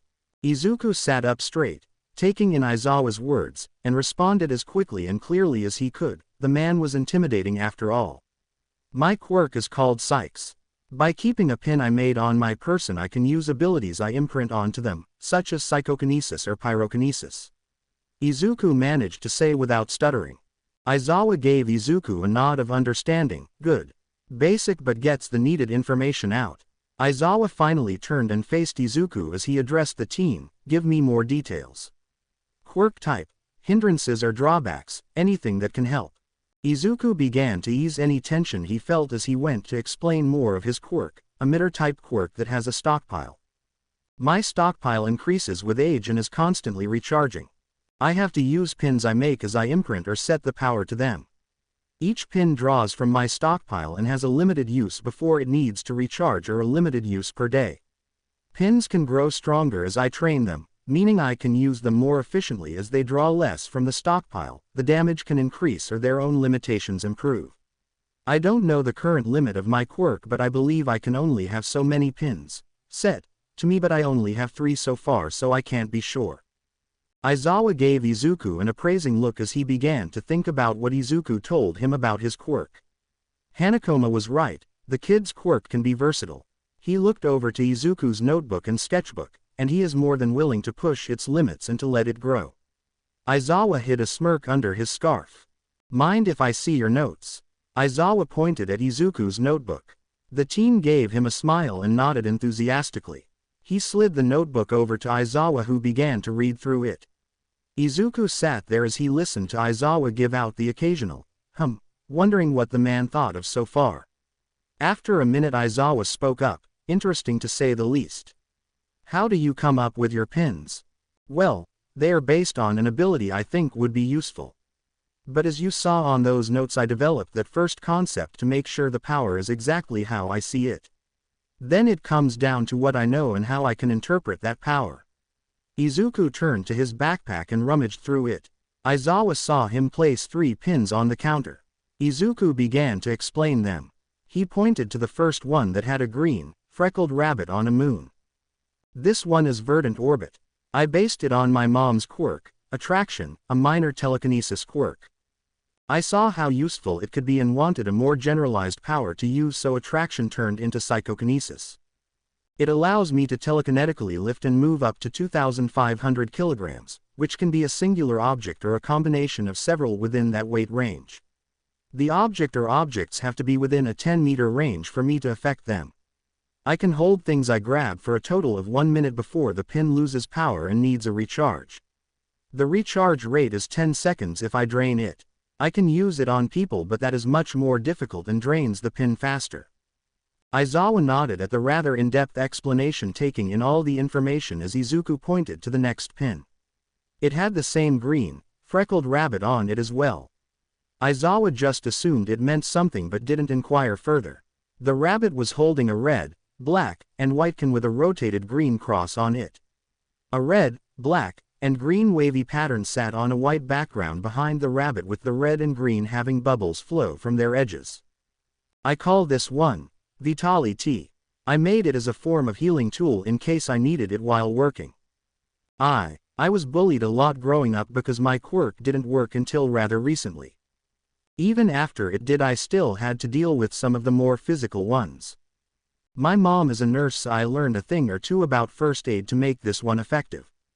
It can heal almost any kind of injury, but you can probably guess there are some tests I just don't want to try my luck with. I did heal a broken bone completely without issue when I used this pin, so that's how strong it can be, but I know it can do more. I can only use this pin twice a day. After the second use, it has to recharge completely, which it usually does around midnight. Why that is, I don't know. Izuku shrugged as he finished detailing Vitality while Izawa just stared at him. Hearing him have a form of telekinesis and be able to heal himself, albeit within a limit, was unheard of. He was wondering if this really was one quirk. He looked to Mr. H, who seemed to read his mind, and gave him a nod that confirmed that, yes, this was all one quirk. His attention was brought back when the verdette began detailing the next pin. On it was a rabbit dashing to the left as it was made of varying shades of green flames. It sat on a light blue to blue gradient with white diagonal lines forming in front of the flaming rabbit. This last one is Emerald Pyre. I made this one based on my dad's quirk, Fire Breath. And where I can generate flames and breathe them out like he could with this pin, I made this with a more basic pyrokinesis ability in mind. I have moderate resistance to the fire I generate. I still need to be careful in case I accidentally burn myself from overuse. They don't generate immediately, they need to build up after a couple of seconds. Their range is limited to 5 meters though. I can generate and hold control of my flames for 20 seconds before the pin needs to recharge. I think I can combine this with Verdant Orbit, but I'm not sure how to. When I pair those two pins, there is just a feeling from within my quirk that hints at it. I figure I will have to wait until I am in a more controlled environment before I try that, for safety reasons, of course. Izuku raised his hand as he remembered something else that would help explain his limits. Verdant Orbit and Emerald Pyre can recharge if I stop using them for a couple of seconds. I don't have to use them to depletion. And I do have multiple pins of each one just in case I lose one. I can also produce them on my own, so I am not limited to having to wait for support equipment to do so. I do know I can't. Izuku paused as he brought his hand to his chin and thought about what to say next. I guess the best term to use is stack the same pins together. I can't use up one Vitality pin and use another Vitality. It seems my quirk knows when I am using a duplicate, so it must cut off the stockpile from draining itself in such a way. Izawa just sat there as he listened to the teen in front of him, his drink now in his hand as he took several sips and processed everything he just learned. He was impressed, that was for sure, by how much thought Izuku put into his quirk and how it works. Most kids he had to deal with just had their quirk and seemed to do the bare minimum. Only a few really seemed to see their own potential and went further with their training. Mr. H reached his hand over the counter as he clasped Izuku's shoulder.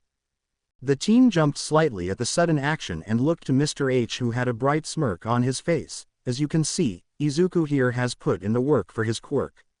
And I can honestly say that the kid is a genuine quirk nerd. It helps the kid has studied heroes and quirks for years growing up and made notes on them. Mr. H gave Izuku a teasing grin. I swear, my mind just goes in circles trying to keep up with him sometimes. But it's impressive nonetheless. Though, what do you think, Aizawa? Mr. H looked at Aizawa, who in turn stared back at the man. He set down his empty cup on the counter and turned to address Izuku. You have a good start on things. Keep developing your quirk and how to use it. Be creative with it, don't just use the basic functions of it. Aizawa gave the teen a calculative look as he seemed to study him. What have you done for physical fitness? I took some self-defense classes growing up. And for exercise, I just do some basics and some running. Izuku seemed to falter as he listed his fitness level. He may be better than a normal student, but he does know he should do better. Aizawa seemed to think the same. You need to change that. Your quirk is only one aspect of being a hero. Where it is impressive the level of thought and training you put into your quirk, especially if you were only able to use it recently, you need to work on your fitness as well. Aizawa raised his hand as he began to list out things for Izuku, who quickly grabbed his notebook and turned to an empty page to write the advice down. Aizawa smiled again at the teen's antics. Firstly, work on building your muscles. You don't need to be a muscle head, I can already see that you will never be one. Focus on tighter muscles for speed and endurance. Larger muscles can hinder your movements. Sometimes the winner of a fight isn't who hits the hardest, but who can outlast the other. Secondly, stamina and mobility. Again, outlast and outfight. I would recommend free running as something to try. Being able to move across the field quickly and effectively will help in a lot of things. Thirdly, learn a fighting style. With how versatile your quirk is, find one that can be used with and without your quirk. You can't always rely on it, and I'm glad you have thought ahead on some things like having multiple copies of a pin. Equipment can break, you have the added perk of having your main equipment be easy to replace. Mr. H watched the interaction with a soft smile. Where he could help Izuku with his quirk, he couldn't help him much in regards to hero work or how to prepare for it. It was rather a stroke of luck that Aizawa came in today. Now that he had fulfilled the mentor role, it was time to be the annoying friend and sick the hero nerd on the perpetually tired hero. Better take his advice to heart, phones. Aizawa here is a real hero. I would say out of all the heroes that come here, his words are the ones to listen to. Mr. H turned and smirked at Aizawa, who gave him a death stare, which Mr. H easily ignored. The tired man let out a huff as he turned to Izuku and froze. The teen's eyes seemed to sparkle at this new knowledge and his smile shined. He swore the sun seemed to reflect off of his teeth and nearly blinded him. I thought I recognized you. You're Eraserhead, right? The underground hero who can erase people's quirks. I've only seen rare footage of you fighting villains. Izuku leaned forward as his words began to pick up pace. How many cases have you solved? Is it true you were a professor too? Hey, can I have your autograph? Wait, I didn't have the notebook with your entry in it. Can I have your autograph next time? Aizawa stared at the teen in shock and confusion. He hadn't met anyone who could verbalize so many thoughts as quickly as Izuku did. He wanted to say he was impressed if he wasn't starting to get overwhelmed by it. He quickly activated his quirk. His shaggy hair began to lift ominously into the air as his eyes glowed red. And Izuku felt the hum from ego fade out entirely. Izuku, and the rest of the cafe, suddenly stopped as Aizawa used his quirk. For an intimidation tactic, it certainly worked. So cool. Even as he saw it, Izuku couldn't help but nerd out. In the back of his mind, he started to think of a pin idea seeing Aizawa's quirk in action. I might not be able to cancel quirks, but maybe I can make something that causes that same feeling of intimidation. Thoughts for later. Good, Aizawa spoke up, you didn't waste time going quiet. Aizawa deactivated his quirk and the strangling atmosphere that accompanied it disappeared. Aizawa spoke again once everything was settled down. Allow me to actually introduce myself. My name is Aizawa Shota. Yes, I am the underground hero Eraserhead. I don't mind that you know, but since I'm not working, call me Mr. Aizawa. Understood. I'm an underground hero for a reason. Izuku nodded several times in quick succession, happy to learn more about the reclusive hero. He stuck out his hand to the hero, Midoriya Izuku, sir. Aizawa gripped his hand and shook it. Aizawa then went to his belt and pulled out a bottle of eye drops and applied them. So, how did you come across me, kid? I don't like the limelight, and as you said, any footage of me is rare. Izuku was more than glad to answer him. Well, I was studying other heroes when I came across a video of one of your fights. I saw the villain you were fighting try and use his quirk, and then all of a sudden he couldn't. I figured your quirk did something to him. Later I was searching for more videos of you to learn more but couldn't find any. The ones I did see only popped up every now and then, and each time I studied them more and more to see what you were doing. Izuku rubbed the back of his head as he thought of the many sleepless nights he had trying to learn more about the underground hero. And the many groundings he received because of it. Inko was not amused those days. I noticed your eyes glowed red in one of them and figured things out from there. How you often worked with the police to solve cases. How you developed your own fighting style. The more I learned, the cooler you were to me. Izuku started to scratch his cheek as he mentioned the next spar shyly. You actually became one of my favorite heroes from that. As Aizawa listened, he gave an appreciative huff at the teen's words. He didn't expect much in fanfare as an underground hero. It wasn't something he held in high regard. He was a hero. That meant he was supposed to help and protect people. Fame should be the last thing on his mind. So to hear he had a fan was a nice change of pace. The two grew quiet as Izuku returned to working on his notes and Aizawa just enjoyed the peace of the cafe. Mr. H came by every now and then to refill their drinks and to start up some small talk. The silence was broken by a question from Izuku. Mr. Aizawa, sir, since your quirk requires you to use your eyes, you use those eye drops to help them, right? Aizawa gave him a nod, curious as to where he was going with this. Izuku continued. Have you ever thought of having your goggles be able to release some of those drops with a click of a button? Or have them laced with something that will help you keep your eyes open without drying them out? I'm sure you can find a support company who could pull that off without hindering your quirk.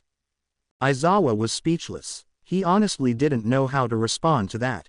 The only thing he did though, was to give a wide grin under his capture scarves. Musudafu streets. The sun sets on the streets of Musudafu. Small stars can barely be seen in the shifting sky as it darkens. Along the streets, the sound of footsteps beats at a high-pace rhythm as a pair of red shoes hit the pavement. Why did I think this was a good idea? Izuku gasped for air as he was currently trying to up his workout routine based on Aizawa's input. He decided to build up his tolerance for running by adding it to the end of his jogging route. He decided today was a good day to start. And he was hating himself for it. The teen began to slow down as he needed to recover. He raised his arms and put his hands behind his head to aid his breathing. He kept moving while taking deep breaths to keep his run going, even if at a slower pace. He continued on, enjoying the music he had playing on his phone with his red headphones covering his ears. As the song ended, his ears picked up the sound of a scuffle nearby. He looked around while taking off his headphones, trying to determine where the sound was coming from. A cry of pain helped him narrow it down to an alley ahead of him. Izuku neared it, the sounds getting loud enough for him to hear several voices of what sounded like high school students. Come on, man. We are just helping you use your quirk. All you had to do was use it on the clerk, letting us grab whatever we wanted. The sound of flesh hitting flesh was heard, followed by a grunt of pain. Izuku sped up and saw a familiar sight. On the ground trying to catch his breath was a teen about the same age as Izuku, surrounded by others the verdette recognized. They were the usual suspects at his school, a group of delinquents who were more than eager to lord themselves over others. Izuku didn't recognize the teen on the ground, but he had a pretty good idea what was going on based on what he heard and saw. Come on, zombie. Not like you can use your quirk for anything else. You're a villain in the making. If anything, you should thank us for helping you train," said the leader of the group. He was a rather thin teen with dark hair styled into a faux hawk. Izuku knew he had a rather simple quirk that gave his punches an extra oomph to them by hardening the knuckles in a way that made one feel like they were getting hit by knuckle dusters. Izuku knew that all too well. He took out his phone and he began to think of a plan. Before the teen could strike again, Izuku called him out. The only villain here is you, Tanaka. Izuku tried and focused on how he stood up to Bakugo earlier in the week to give him the same feeling here. It was helping a little bit, but he wished it did more. Tanaka turned and faced Izuku and smirked, well, if it isn't Deku. What? You couldn't get your usual beat down from Bakugo, so you came to me. Well, I'm flattered. His smirk suddenly turned to a sneer as his group of goons lined up behind him, but I'm a little busy teaching a lesson to Zombie here. He pointed his thumb behind him towards the teen kneeling on the ground, so go play hero somewhere else, you useless shit. I'll get to you at school later if you're so insistent on an ass kicking. Izuku's bravery faltered for a moment before looking at the teen behind them. When the teen looked into his eyes, Izuku regathered his courage and acted. Pinned to the inside of his pockets were his pins, and he began to feel the energy shift between them. Several trash cans and even heavier trash bins began to lift into the air, green energy wrapping around them as Izuku closed the distance. Tanaka and his group seemed to lose their edge as they saw the objects lift and slowly encircle them. I know it's hard for you to remember things, Tanaka. My quirk isn't useless, and I am more than happy to show you. Izuku's eyes sharpened as he looked at the teens. I'm not useless. He brought his phone up and closer to his mouth and made a show of it. Time to see if this works, but that's not important, Tanaka Ichiro. Quirk. Iron Knuckle. A second-year student at Aldera High currently using his quirk on another student on 5th Street. Izuku saw several of Tanaka's goons make an immediate run for it through the alley, believing he would call them out next. Tanaka paused as if trying to call Izuku's bluff but didn't risk it. He clicked his tongue in frustration and followed after his friends. Once the coast was clear, Izuku's hold on the objects dropped suddenly as his time limit was reached, and he dropped to his knees and let out a relieved sigh. Man. That was close. Can't believe they bought it. After steadying his breathing, Izuku got up and walked over to the other teen. Izuku called out softly to him to not startle him. Hey, how bad is it? Do you need me to take you to a doctor? Izuku raised his hand out to show he meant no harm. The other teen let out a huff but shook his head. I'm fine. Wish I didn't have to say I'm used to it. Did you really call the police? The teen slowly got up but did so shakily. Izuku closed the small gap between them to help steady the other teen. The young man stood taller than Izuku and was just barely larger than him. He had messy, indigo hair that seemed to fly up and out in all directions. He had sharp eyebrows and even sharper eyes that had dark rings around them. Must not get a lot of sleep, Izuku thought. No, but Tanaka and his group aren't the sharpest around, and it might take a week for them to notice. I now realize if he learns I bluffed, I may have to deal with him later. There was some dread in his voice. Once the other teen was steady, Izuku released his hold and backed up. The indigo-haired teen gave him an appreciative nod. Thanks. Izuku returned his nod. No problem. So what got Tanaka to come after you? Normally I'm the one on his hit list. The other teen huffed. Asshole wanted me for my quirk. Izuku thought for a moment before the light bulb lit up for him. Oh, you must be the transfer student in 2C. Izuku noticed the teen flinch at his words and realized there was much more to this. He waited for the other teen to tell things at his own pace. After a moment, he did respond. Yeah, that's me. He turned to face Izuku. Look, you should do yourself a favor and just leave me alone. Don't want to get mixed up with a villain. He was about to leave when Izuku spoke up. Your quirk doesn't make you a villain, you know. The teen abruptly stopped and faced Izuku, shock apparent on his face as he heard those words. That shock immediately was replaced with a mixture of doubt, suspicion, and a little anger. He spoke out with a sneer, and what do you know? I saw your quirk in action. Unlike me, you hit the quirk lottery, so what do you know? I'll say it again, leave me alone. The teen turned around to leave again. I couldn't use my quirk until 2 years ago. Izuku's voice echoed in the alleyway, causing the other teen to stop in his tracks. I grew up not knowing how to use my quirk. Some of the other kids said that I was useless. The worst ones said I was a quirkless liar trying to get attention. My quirk works by using pins. And I didn't learn that until 3 years ago. The indigo turned around and looked at Izuku. He could see the sympathy expressed on the verdette's face. I at least know what it's like to have others tell you what you are. It beeps. And you start to believe it after a while. Izuku continued on, and why yeah. I heard about your quirk. Your quirk doesn't make you a villain. Honestly, it sounded like a great quirk for a hero. There are so many good things you can do with it. Izuku meant it. He was also trying his hardest to hold back his nerding out at what he knew to be such a great quirk. The other teen just stared at Izuku before finding the words to speak again. What? Izuku let out a pained sigh. This was something he was used to, and after finally hearing the words he wanted to hear after so long, to see who he was and not what others said he was, he recognized the same look his eyes had in the person in front of him. Don't listen to what those guys say. Aldera is full of jerks who don't really know better. The only person's opinion that matters is yours. After all, who knows you better than you? Izuku stepped forward a bit, his eyes focused on the teen in front of him. Are you a villain? No. The other teen's response was slow and sounded like he didn't believe what he said. Are you a villain? Does your quirk make you a villain? Izuku pressed on. The other teen stood there for a moment before speaking a little louder. No. What do you want to do with your quirk? I want to be a hero, damn it.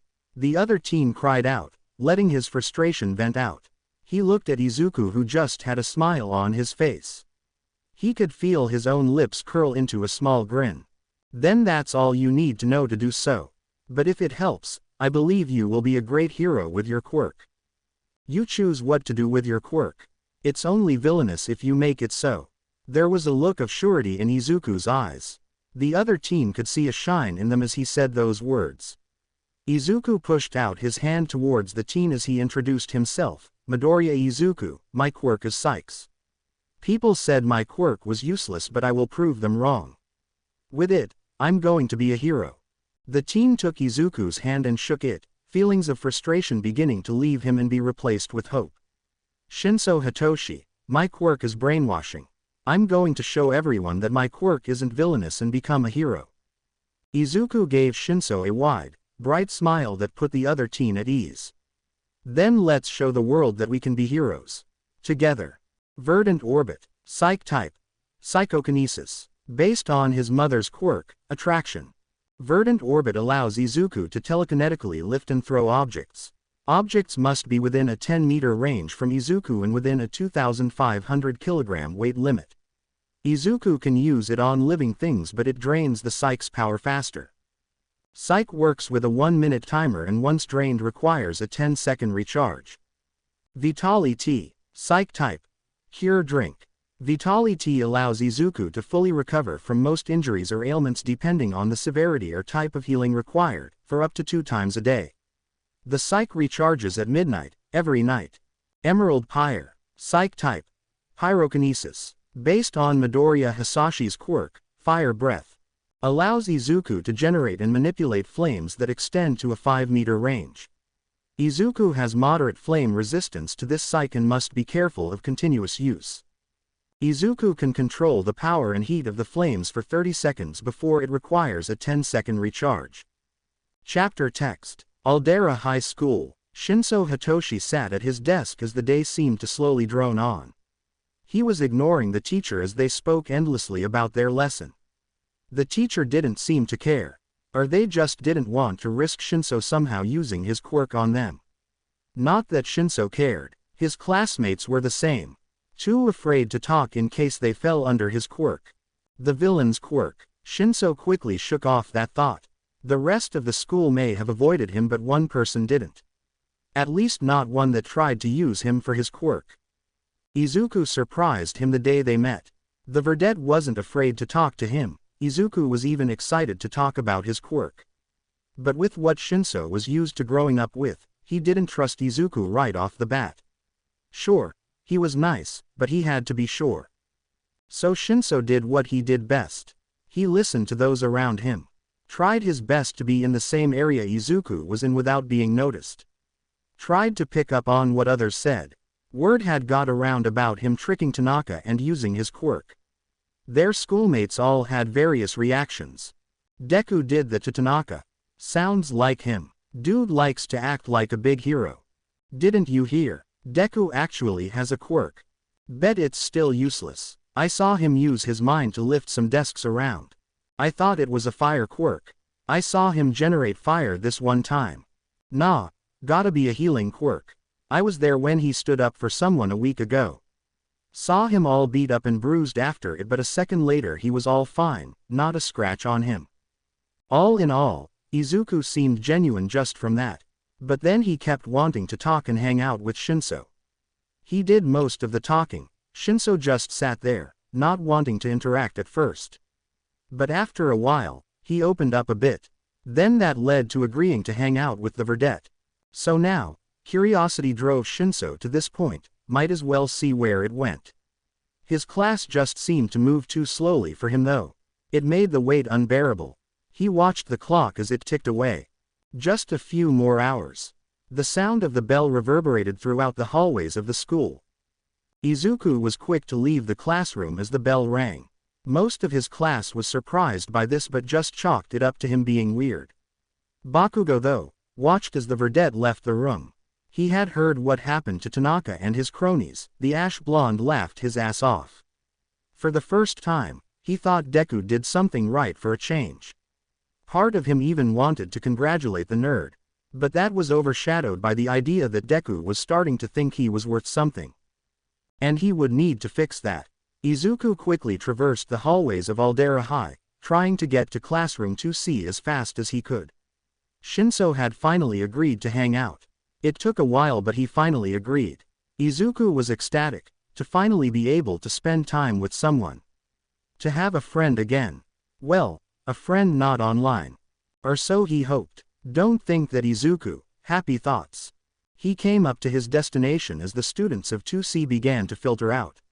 Some of them were surprised to see him there. Most of them knew about the verdette but he never came by. Izuku scanned the room looking for a certain indigo-haired teen when he finally spotted him. Shinso, you ready to head out? Izuku's question caused the rest of the students to drop what they were doing to stare back and forth between him and Shinso. Some even had their jaws drop when they heard him. The silence was profound as no one said a word, more focused on figuring out what was happening than trying to comment on it. Shinso blinked a few times in surprise at his sudden appearance, and more so how excited the verdette was. Then he remembered that Izuku was the most genuine person who spoke to him. Of course, he would be excited. He finally found his voice when he responded, yeah. Sure. Shinso stood up and gathered his things. Once he finished he gave a glance to the rest of the class and began to speed up to Izuku in the hopes of getting out of there faster. Let's go. The pair left, leaving the classroom and the students still frozen in place trying to make sense of things. Since when did Deku and Zombie hang out? Musudafu streets. Shinso spoke out once he and Izuku had left Aldera. The verdette turned his head to look at Shinso as he listened to him speak. Where are we going for this Quirk session? Cafe Wildcat. The owner is a friend and mentor of mine. He helped me with my quirk when I still couldn't use it and I figured that he might be able to help with some ideas we may not consider with yours. Plus the people there are all good people. They won't judge you based on your quirk. And if any of them did, they certainly won't be coming back anytime soon. Shinso listened as Izuku gave him his reasoning. He gave a thoughtful hum as the two continued walking through the streets. Izuku added one last thing to his list, plus the coffee is great. Sold. Izuku chuckled at Shinso's response. The two kept walking in an awkward silence, not knowing what to say next. Their inexperience with having positive interactions with people their age rearing its ugly head. After a while, Shinso decided to ask a question that had been on his mind throughout the week. Why do they call you Deku? Izuku went quiet for a moment, just trying to find either the right words to say or to just build up the courage to talk about that. Shinso cringed as he saw the look of discomfort on Izuku's face, realizing he should have either waited to ask that or found a better way to ask that. Izuku's response broke him out of those thoughts. Remember when I said people thought my quirk was useless? Deku comes from that. I was the useless kid with the useless quirk saying he would be a hero. The name just stuck, and I doubt people will be calling me by my actual name this late into high school, even with them learning about my quirk. Izuku gave him a simple shrug at that last thought. You're right. Aldera is full of jerks. Izuku nodded at Shinso's words. What about you? How bad is it for you? Izuku questioned Shinso. The Indigoat considered it and huffed. Maybe not as bad as you. He turned to look at Izuku. Most people avoid talking to me, too afraid of my quirk. The teachers don't even ask me questions. The only bad ones are the ones that group up and try to have me use my quirk for them.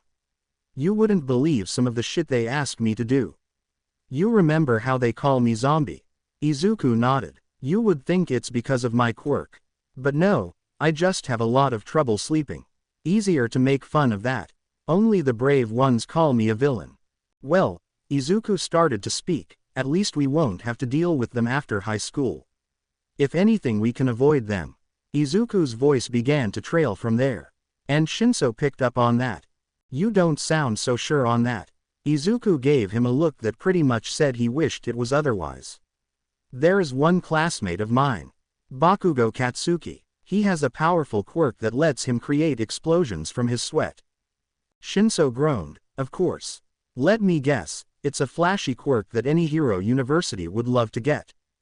Izuku nodded. Flashy, yes. But in the words of my mentor, quirks are just one aspect of a person. His quirk is powerful, but he is a genius with it. He is dedicated and smart too. I may not like him, but he for sure will be able to make it into a hero university. You just have to get past his attitude, and his personality, pretty much all of him. Shinso huffed in amusement as a small grin formed on his face.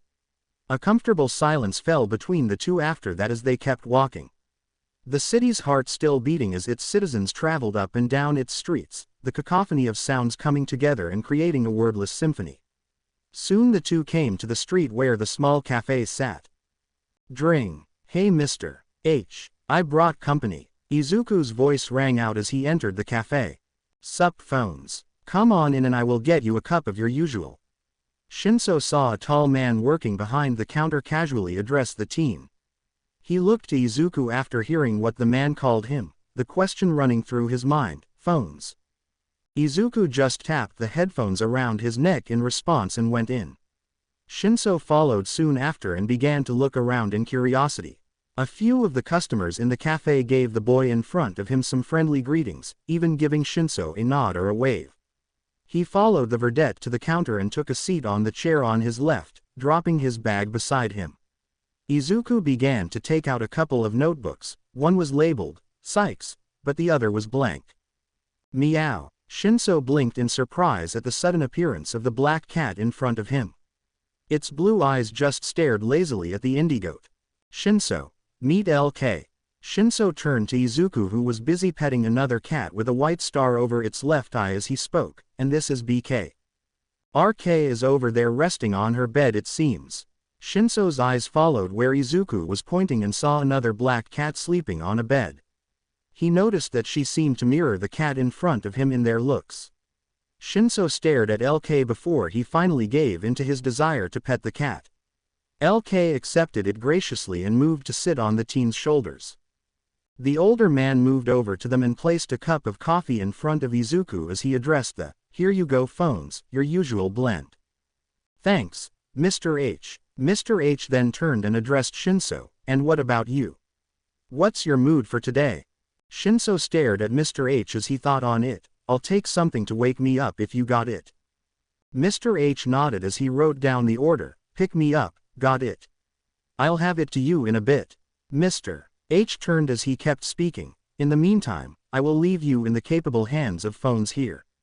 Pay attention, he talks fast." As Mr. H walked away, Shinso could see the deadpan look Izuku was giving him. "Anyway," Izuku started, "first things first, we should talk about your quirk." Izuku opened the blank notebook to its first page and began to write some basic information at the top of the page before he looked to Shinso. "What can you tell me about it? You said it was brainwashing, but what is the trigger?" Shinso gave Izuku an unsure look. LK seemed to sense his discomfort and nuzzled against the teen's cheek, settling him down. After Shinso calmed down, he spoke, "My quirk works when I speak to a person and they respond to me. There's like a small click or ding that goes off in my head when that connection is made and I can choose to use it or not. Izuku was starting to fill in the notebook more while he continued his questions. Can you cut that connection off? Can someone break free of it? Can you ask them questions and they answer? Do they listen to simple commands or can you be detailed? Shinso shook his head to shake off his stupor before answering. Yeah, I can choose to release my hold on someone if I want to, and a sudden jolt can easily break someone free. Shinso paused as he thought about the next two questions, all the while Izuku wrote down his answers in the notebook. I don't know about having questions answered. I never really thought about it. And commands have to be simple. Anything too complex and they just stand there waiting for something easier. That's amazing, Shinso. Do you know how useful your quirk is? Izuku turned to face the other teen, his expression filled with excitement. You can be one of the most effective heroes out there. Think about it. You're in the middle of a hostage situation, and you are talking with the villain. All of a sudden you gain control and can get them to release the hostages without having to resort to violence. Or maybe you are doing underground hero work and have to infiltrate a villain hideout. You can easily do so with no issue. Then there is the fact that if you can learn information from the villains it will make you even more effective, and you can even use that to help solve cases.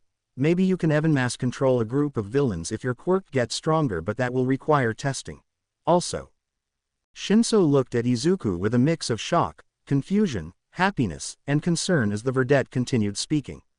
Out of the corner of his eye, he saw Mr. H chuckling as he walked up to the two. Shinso raised a brow as he addressed the older man. Does he usually do this? Mr. H nodded. Yeep. Whenever he comes across an interesting quirk. Congrats. You were the first person to cause him to do this in a long while. Mr. H snapped his fingers in front of Izuku, bringing him back from his mutter storm. Kid, breathe. Don't scare off the newbie. You were trying to help him after all.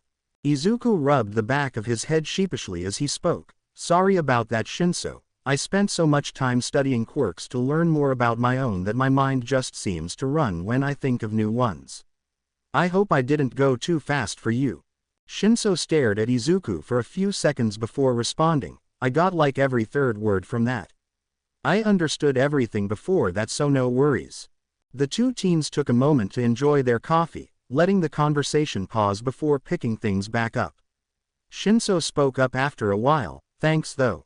You already know most people say my quirk is a villain's quirk. So hearing how it can be used to be a hero, it helps. Izuku gave him a soft grin. No problem, Shinso. Mr. H spoke up, getting the two teens' attention. Gotta agree with phones here. Being able to save people without throwing a punch is a damn good ability to have. Shinso's expression softened as he listened to the two. Izuku looked at his new notes and began to think.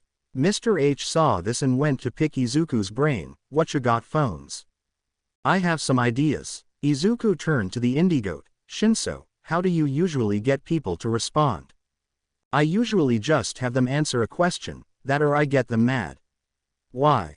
Izuku pulled out his phone and began scrolling through it.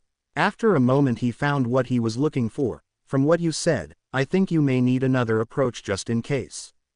Ms. Joke uses humor to capture villains.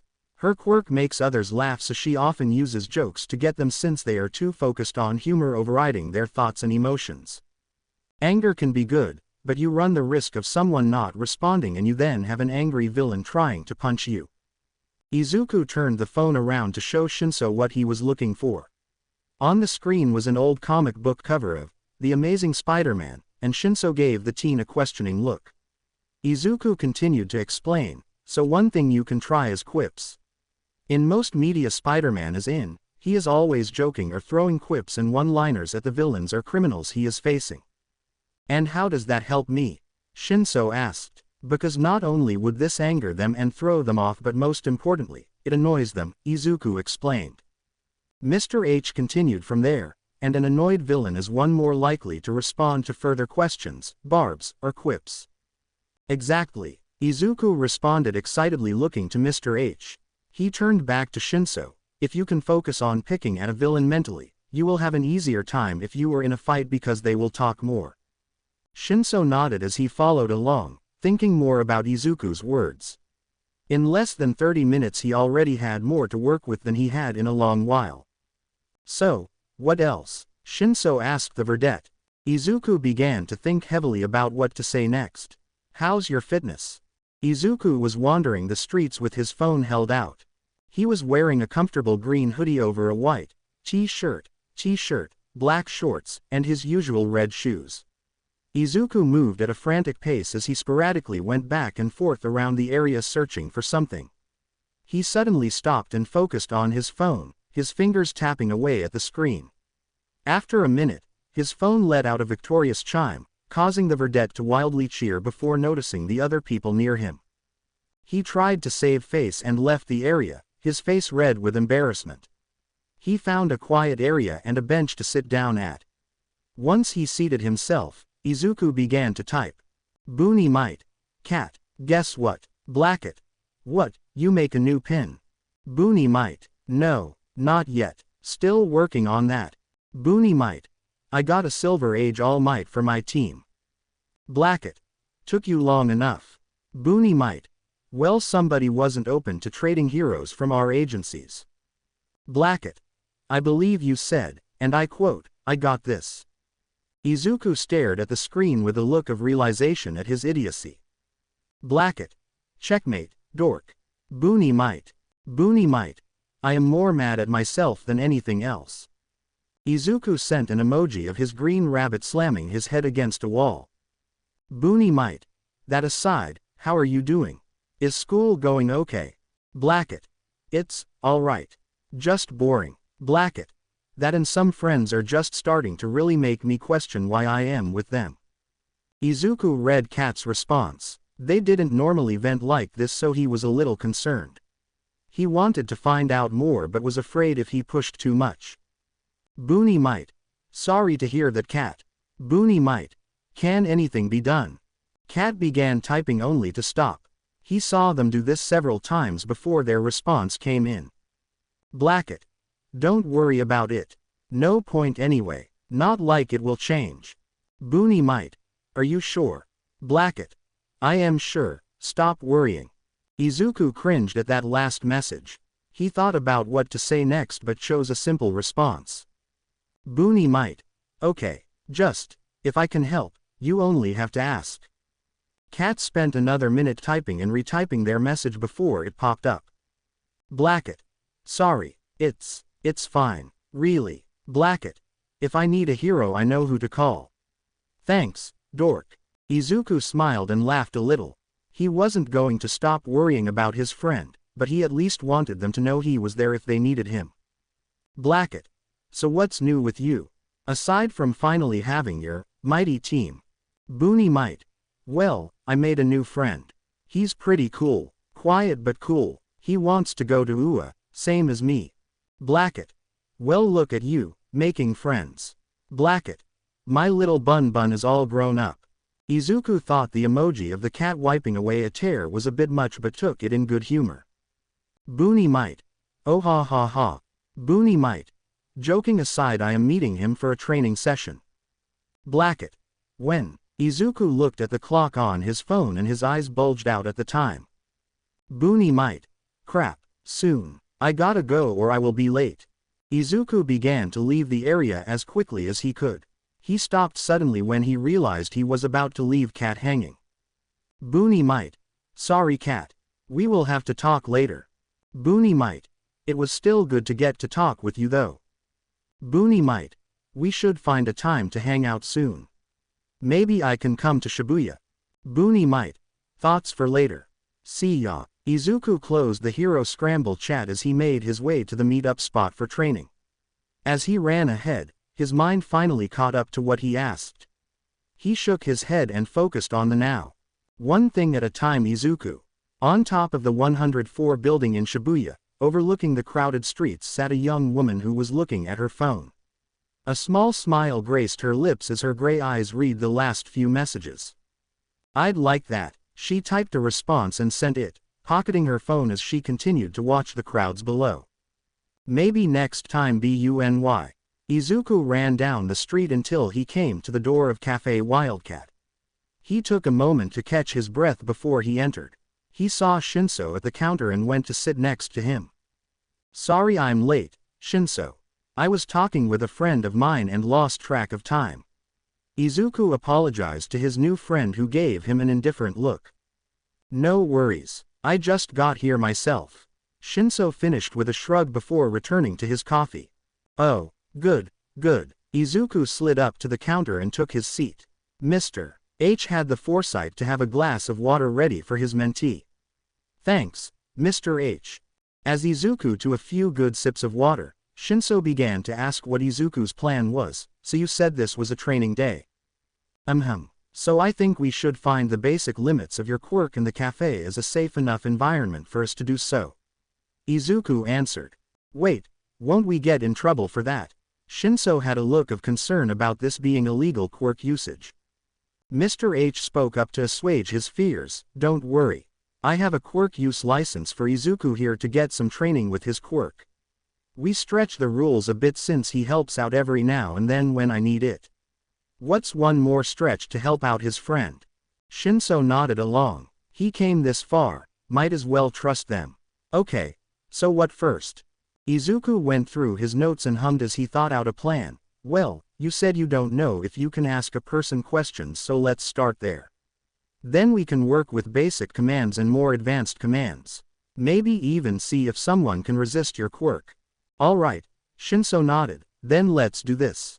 Remember, you have to respond so that I can start the connection."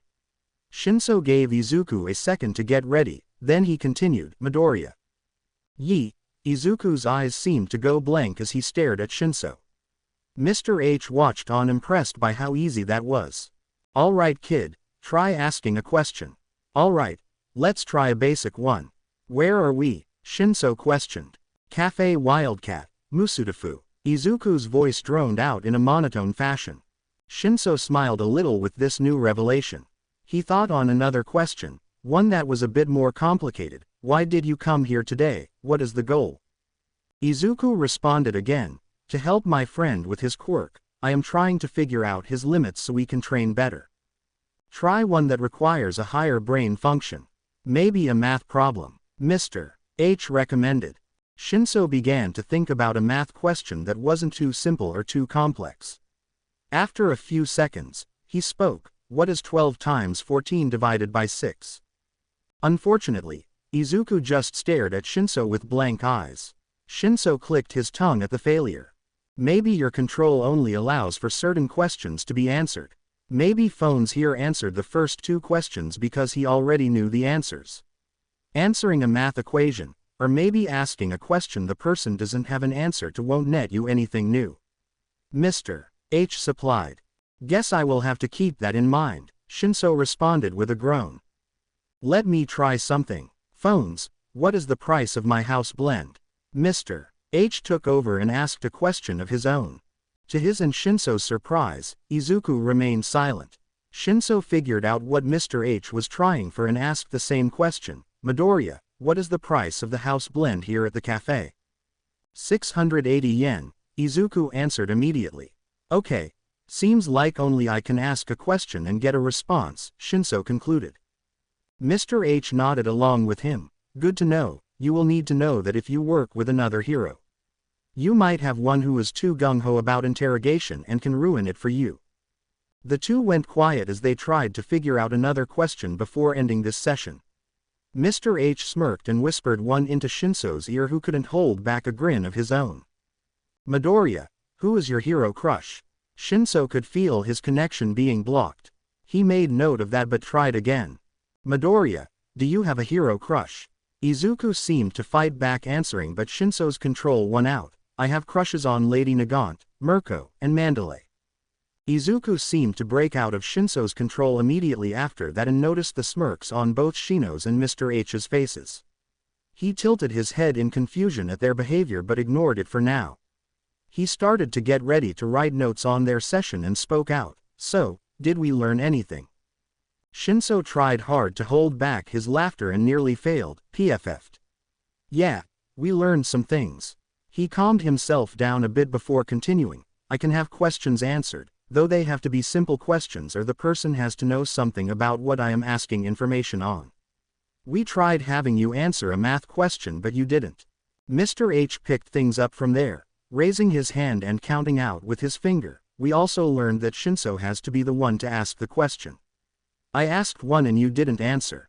He asked the same question and you answered immediately. Mr. H uncurled another finger to add another point. Also, you did resist a question it seems. Shinso nodded. Yeah, I felt the connection being blocked to some degree. It seems that if it is something you don't want known, you can fight back to keep me from learning it. That's amazing. We have so much more to work with now. Izuku began to frantically write down in his notebook and paused for a second. You didn't ask me something embarrassing, did you? Not at all, phones. Mr. H gave him a reassuring smile, but Izuku was still wary. The vedette returned to his notes when Mr. H spoke again. So, Lady Nagant, Mirko, and Mandalay huh? Izuku stopped immediately and looked at the two in betrayal. You goo eyes. He began to hide behind his arms as he curled in on himself. Shinso and Mr. H couldn't hold back anymore as their laughter filled the air. Nothing embarrassing with having a crush, phones, ha ha ha. Blackett. Sup buny. How goes things? Boony might. I'm alright. My friend and I were able to get some training with his Quirk last time. Boony might. Going to do some more training later. Blackett. Still trying to be a hero. Boony might. That's the dream at least. Boony might. What do you want to do? Have you ever considered being a hero? Blackett. Blackett. I don't know. Don't really have a lot going on for me. Blackett. Doubt I would make a good hero anyway. Boony might. I see. Boony might. Well, I hope you can figure out what you want to do, cat. Blackett. Me too. Boony might. Is everything alright? Blackett. Don't really know. Decided to get away from some of the people I hang out with. Blackett. Seems like Shibuya just isn't as fun anymore. Blackett. Just, feels lonely I guess. Izuku stared at the chat and Cat's last response. Soon he began to think about what to do. Hey, Mom. Izuku poked his head out of the doorway to the living room. Inko was currently sitting on the couch watching TV, finding something to watch. Inko turned her head to address her son. What is it, sweetie? Do? Izuku stopped and took a deep breath. Can I maybe go to Shibuya on Sunday? Inko blinked in surprise at her son's request. She shook off the surprise before she replied, I don't know, Izuku. That's a decent amount of time just to go there. What brought this on? Izuku rubbed the back of his head before responding. Well, my friend, you remember Cat from Hero Scramble. I kind of wanted to visit them. We often talked about how we should hang out in person, so I figured, why not? And do they know about this? Inko asked. I wanted to make sure it was all right with you first, Izuku answered honestly. Inko looked at her son and let out a sigh. This was the first time he asked for something like this, so it was a surprise to her. She gave him a soft smile before speaking, all right. Izuku smiled brightly at her as he pumped his fists in triumph. But his jubilation was cut short by his mom. But, Inko started, you must promise me you will be safe. Don't go chasing heroes and be home by 9. Inko gave him a look. Are we clear? Izuku nodded enthusiastically. Crystal. He cleared the distance and brought Inko into a warm hug, who smiled at her son's affection. Thanks, Mom. Boony might. Cat. Boony might. What are your plans for Sunday? Blackett. Not much. Blackett. Why? Boony might. I figured I could drop by Shibuya. Boony might. Maybe we can hang out then. Boony might. We always said we should try to. Blackett. Really? Blackett. Blackett. Are you sure? Boony might. Definitely. Boony might. Who knows, the two of us might be able to find her for you. Izuku waited in suspense for Cat's response. Minutes ticked by as the chat stayed on his last message, which he saw Cat had read. He looked away for a second when his phone chimed. Blackett. All right, sounds like a plan. Time to form a party. Blackett. See you Sunday then. Meet up by Hachiko at 10. Boony might. See you then, Cat. Tuesday. Izuku and Shinso were at the park. Both wore casual workout clothes as the two began to stretch and loosen up before their workout. So, first things first.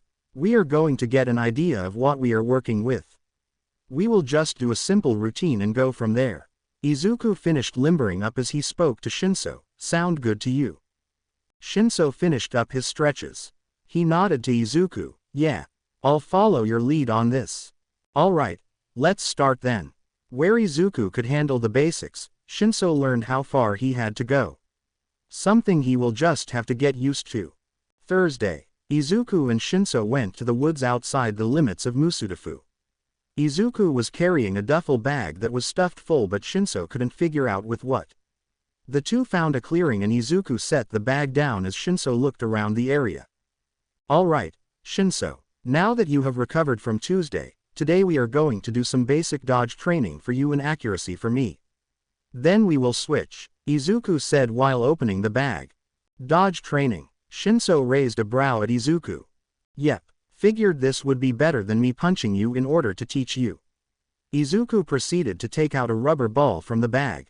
Plus we still have to find a dojo or a gym that can teach us, so better leave that to them.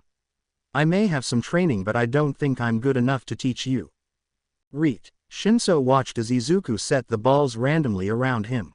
His curiosity got the better of him soon after. And how is it accuracy training for you and me? Easy. I'm going to use my verdant orbit pin to toss all these balls at you. All you have to do is see how many you can either dodge or block within my 1-minute time limit. Then it will be your turn, plus you can try and use your quirk to get me while you do so. Might as well work on your quips. Izuku turned and faced Shinso with a smug smirk on his face. Shinso didn't like that look. This is for using my quirk to learn about your hero crushes, isn't it? No, absolutely not. Izuku's smirk turned into a grin. Shinso gave him a deadpan stare. Izuku, as the mature one, turned his head and pouted a little when he answered, maybe a little. Shinso let out a heavy sigh. Whatever, let's just do this. Maybe I might not do too. Training begins now. Suddenly, Shinso was hit in the gut by a ball that flew straight into him. The Indigo tried to ready himself only to get hit in the arm by another. This went on for a full minute before Izuku stopped. Shinso was lying on the ground, breathing heavily as he stared up into the sky. Izuku came over and looked down at him. I hate you. Shinso strained himself to speak. Izuku just shrugged. You weren't ready. Friday. Parkour. Shinso asked as he looked down at the small drop in front of him. Yep, I had a hero give me some ideas for training and parkour was one of them. I was looking things up on the basics and the number one thing we need to know and be good at is knowing how to land and roll. Izuku said as he studied the drop next to Shinso. Shinso nodded. Makes sense. He turned to Izuku. You want to go first? Izuku gave him an affirmative nod. Yeah. It was my idea and I already have some of the basics down. I brought my notes if you want to read over them. Sure thing. Shinso backed up and went over to their things, finding Izuku's notes, and began reading them to get an idea of what to do. Meanwhile, Izuku started to practice his landing and rolls. Saturday. Izuku and Shinso, after getting out of school, headed to Cafe Wildcat to have a brainstorming session. Izuku was trying to explain his idea for 2 new pins and his issue with trying to make them. I have the idea, I just can't express it, Izuku complained as he began to drink his coffee. Shinso was petting LK, who took his new perch on the teen's shoulder as he listened to his friend. What exactly are you looking for? I am trying to have 2 forms of attack I can use regularly. One is a long-range attack while the other is close quarters. Izuku responded as he flipped through his sketchpad. BK climbed up the teen, sprawling himself on Izuku's head, and seemed to look through the teen's sketches with him. Shinso began to think about this conundrum. He didn't have much experience with this, so he didn't know how much he could help out Izuku.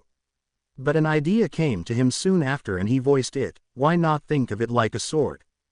What? Izuku froze at his friend's words. Yeah, a sword just seems like the right way to go. After all, it might be easier to get into swinging a sword for a fighting style. He took a few sips of his drink. Don't know about that long-range thing for you.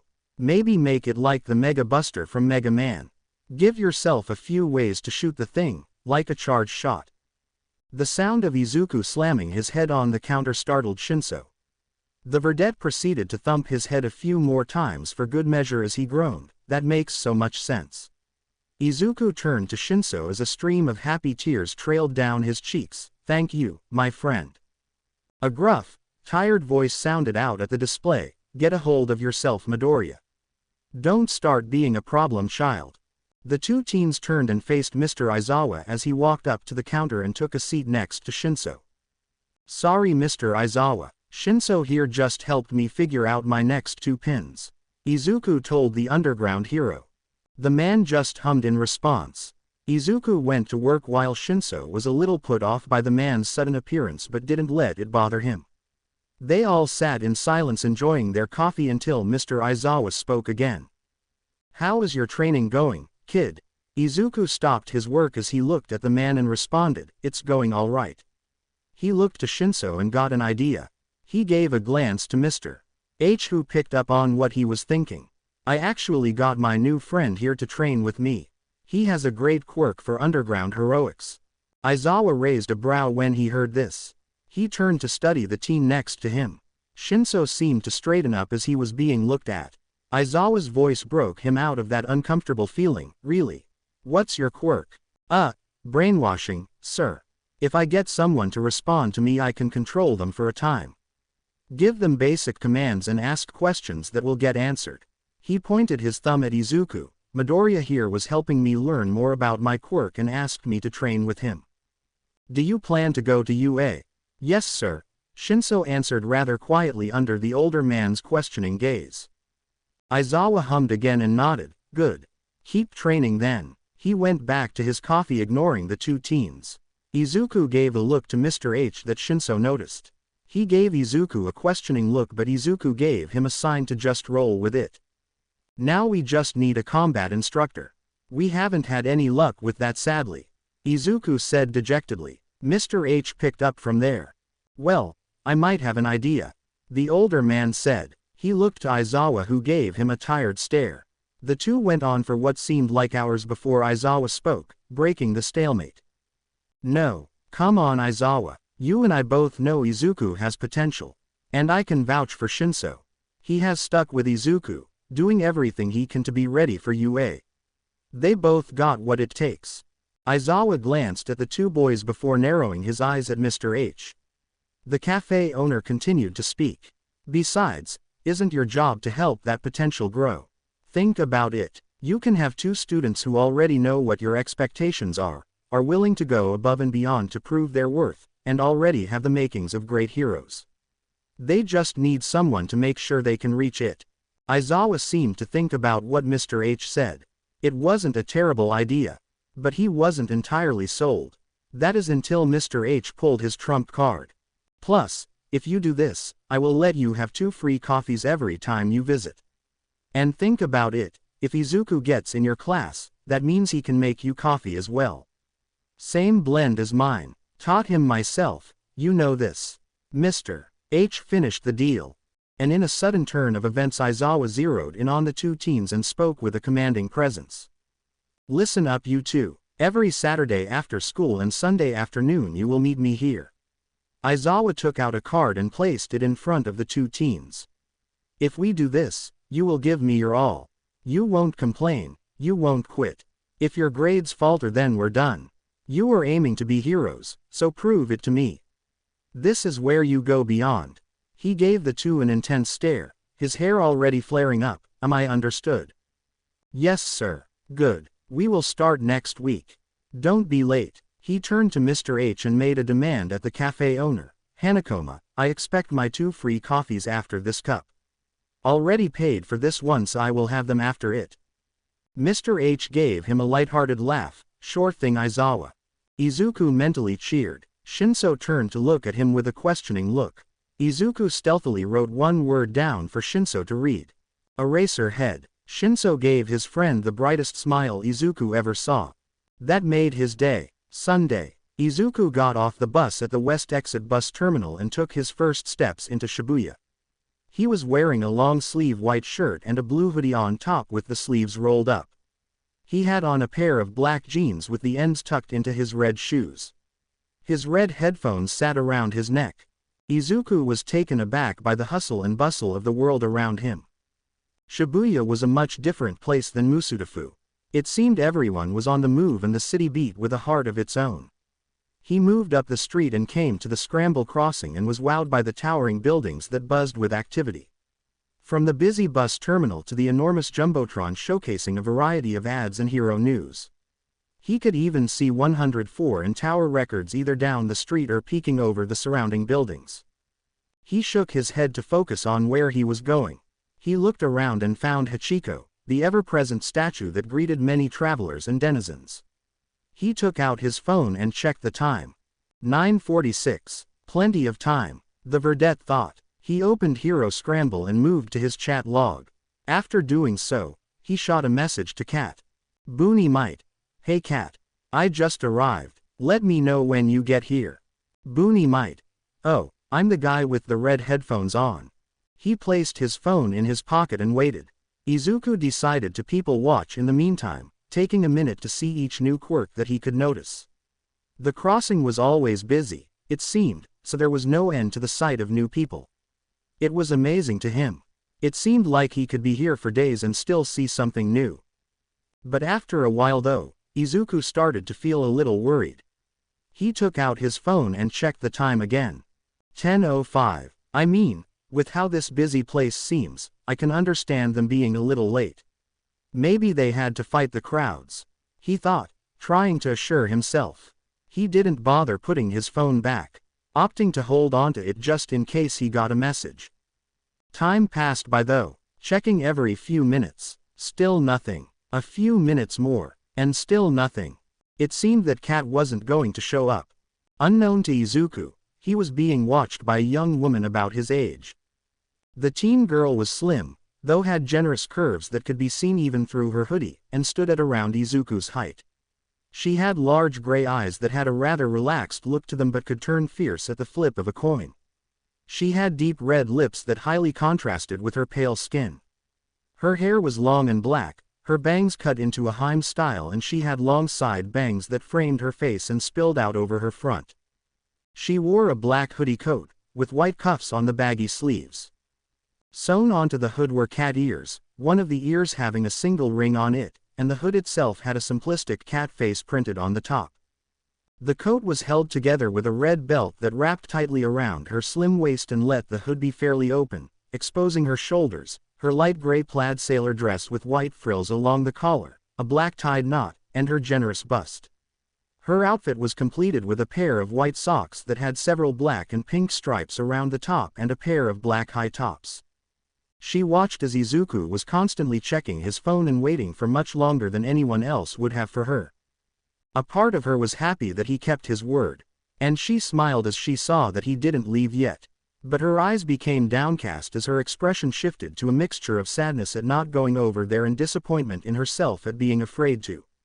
She pulled out her phone and was tempted to message him. She wanted to, until she got a message from someone she dreaded hearing from. She clicked her tongue in annoyance and looked at Izuku one last time. He was still standing by Hachiko, still waiting for her. She pocketed her phone and pulled her hood down, trying to hide herself as she walked away. The crooked tail on her coat seemed to droop, matching her mood. Her voice was quiet as she spoke, "I'm sorry." She made her way down the street, doing her best to avoid everyone around her. Maybe next time. Izuku still waited by Hachiko, sitting up against the statue's base to keep himself propped up. He kept opening up the chat between him and Kat. It had been 2 hours now. He didn't know why he kept waiting. Maybe he was too determined to meet up with his friend.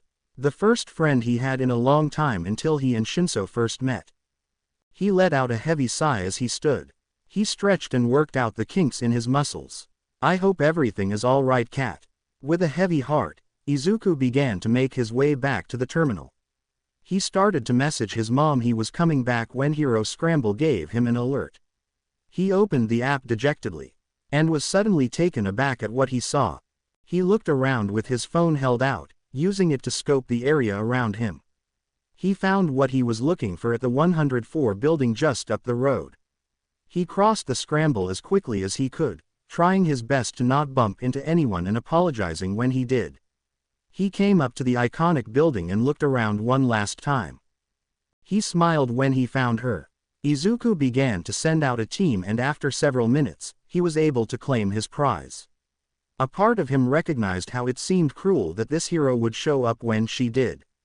After all, this was the one Cat was searching for. But he still smiled. He set his new hero in his reserves for safekeeping. Next time, Cat. His voice carried a little bit of hope in it. Izuku finished his text to his mom and started making his way back to the terminal and back home to Musudafu. Definitely next time. Chapter text. Musudafu Gym, the underground. The sound of bodies landing harshly on the floor sounded out through the room. Heavy breathing came from two teens as they took the time to catch their breaths. Both teens focused on the other under the watchful eyes of the underground hero, Eraserhead. Izuku and Shinso slowly stood up and took on their stances as they studied the other from across the room. Aizawa held a stern gaze on the two teens as they began to circle each other. It was a stalemate, both teens pushing each other to the brink of exhaustion. The air tense as their eyes narrowed, trying to pick up the slightest movement from the other. And in 1 second, that stillness was broken by the sudden rush of Izuku as he cleared the distance, trying to overtake Shinso with quick strikes. His padded gloves cut through the air as he threw a straight punch at the indigo-haired teen. Shinso was quick to block the punch but was unable to deflect it. Izuku took that moment to jab quickly at his opponent's stomach several times. Shinso grunted in pain as he took several hits before grappling the verdette and hitting him with a wide swing with his right hand. Izuku hissed, stumbled, and went to raise his guard as Shinso pushed his advantage.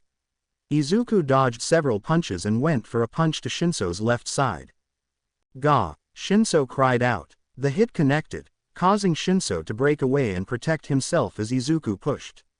He caught the verdette off guard by ducking under one of his swings and sweeping his legs. Izuku hit the mat as he lost his breath. Oof. He barely recovered when his eyes widened and he quickly rolled away as Shinso went to his knees in an attempt to hit Izuku, following after him with several strikes. The sound of Shinso's knuckles rapping against the matted floor sounded out as he continued to chase after the verdette. Izuku caught one of his punches and went to grapple Shinso, locking him in a hold. Izuku locked his legs around Shinso as the indigo elbowed Izuku in an attempt to break the hold. Izuku grunted as he struggled to maintain his hold while Shinso continued to batter his side. Izuku responded by maneuvering his arms around Shinso's and locking them at an awkward angle, preventing the teen from continuing his attack. All right, that's enough. Aizawa's voice called out. Izuku released his hold and Shinso rolled over next to him. Both teens gasped for air as their bodies gave out after their final spar for the day. Still sloppy, Aizawa commented. This caused the two teens to flinch slightly at his words. But, Aizawa continued, you are both improving. Izuku and Shinso forced themselves to sit up, wincing slightly as they gave their mentor shaky smiles, happy to earn even his basic praise. Aizawa walked over to Shinso and addressed him. Shinso, you are either not committing or over-committing to an attack. You put yourself in a bad situation by bringing yourself to your opponent's level and attacking as you did. That allowed Izuku to find the right time to counter you. You were right to try and take your opponent off their feet. That will allow you to better capture villains you are fighting. Aizawa turned to face Izuku next. He gave the teen a once-over before speaking. Midoriya, you were doing well at the start. You took control of the spar and tried to dictate what Shinso did. Even when pushed, you pushed back. You need to remember your footing though. If you aren't rooted, you are easier to take down as you just learned. Also, you have more than just your arms. What else do you have? Izuku had to think about that for a second. Aizawa just deadpanned at the verdette before the teen had an epiphany. I have legs. Izuku's voice rang out in excitement at his realization. Shinso curled up in pain as he struggled to hold back his laughter. Aizawa was starting to question Izuku's intelligence. He let out an exasperated sigh before speaking. Yes, problem child. You have legs, so use them.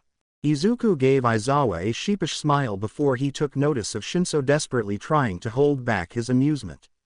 He turned and pouted at his friend, who gave in and broke out into full-on laughter. Izuku did the same soon after. Aizawa himself was struggling to hold back a chuckle but was able to maintain his tired look easily. After the two teens calmed down, Aizawa addressed them again. "All right. Take a 20-minute break. Afterwards, we will work on your quirks." "Understood." "Yes, sensei." The two teens answered. Aizawa nodded and went over to the corner of the room, pulling out a yellow sleeping bag from the ether and climbing into it. His head poked out of the hole as he zipped it fully up and spoke out to the two teens one last time, "And keep it quiet. I'm going to take a nap." Shinso looked on at his mentor as he began to wonder where the sleeping bag came from. He turned to look at Izuku's reaction but was surprised that the verdette next to him had pulled out a notebook from supposedly the same ethereal space where Aizawa's sleeping bag resided and was busy theorizing about said sleeping bag. Shinso decided he valued his sanity and chose not to question it. Izuku and Shinso recovered from their break and were now standing in front of a practice dummy. Aizawa stood next to it as he addressed the teens. "All right. We are going to be practicing with your quirks or how to use them in a combat situation." He faced Izuku. "Midoriya, you recently made 2 new pins, yes?" "Yes, sensei. One is a sword-based pin called Excalibur giving me my close quarters combat ability, the other is an energy blast pin called Buster Shot which gives me a long-range option." Izuku brought out the 2 pins in question. Excalibur had his green rabbit holding a black sword in a theatrical guard pose, the sword pointing outward. The rabbit stood over a rock that had a hole on the top, signifying the rabbit drew the sword from it. The image sat on a simplistic yellow sunset background, with white energy flowing from the tip of the sword as it wrapped around the rabbit. Buster Shot had the rabbit facing the viewer with its left arm in front of it as it charged a bright white, blue, and yellow energy from its palm. A blue hue seemed to envelop the tips of its ears, arms, and legs. The rabbit stood against a dark purple background with lighter purple dots painted on it. "Have you used them yet?" Aizawa asked the teen. Izuku shook his head. "No sir. I waited until this session. Unlike my Orbit and Pyre which I had a solid inspiration and understanding of, these two are unknown. Better to be safe and under your instruction. Plus your quirk can stop my psyches if they get out of hand." "Good. This will be a learning experience. For now, you will test your new psyches." Aizawa looked at Shinso. "Shinso, while Midoriya is using his quirk, you will be trying to get control of him. You and Midoriya came up with the idea of using quips. Use this as a way to learn to speak to a future villain. Study how a person reacts non-verbally to figure out what to say next." Likewise, Aizawa looked to Izuku again. "Midoriya, you will try to resist his goading. Villains will often try to throw you off your game. You need to be able to resist the urge to respond and stay focused. That is the goal for this session." Both teens got into position. Izuku pinned his new psyches to the hem of his shirt next to Ego. He began to feel the hum his psyches made when they connected to his energy. He focused on Excalibur as he felt that energy flow to his hands. He got in a stance as he stood ready. Shinso stood to the side, making sure to be out of Izuku's range just in case his new psyches had more power to them. He began to study his friend, taking note of his subtle movements as he got ready. Aizawa suddenly called out to the two, "Begin." Izuku let the energy flow as it took the shape of a vibrant green energy sword, with flickers of teal mixing in now and then. The verdette immediately slashed the dummy at a downward diagonal angle and the energy seemed to phase through it. "Man, who left the window open?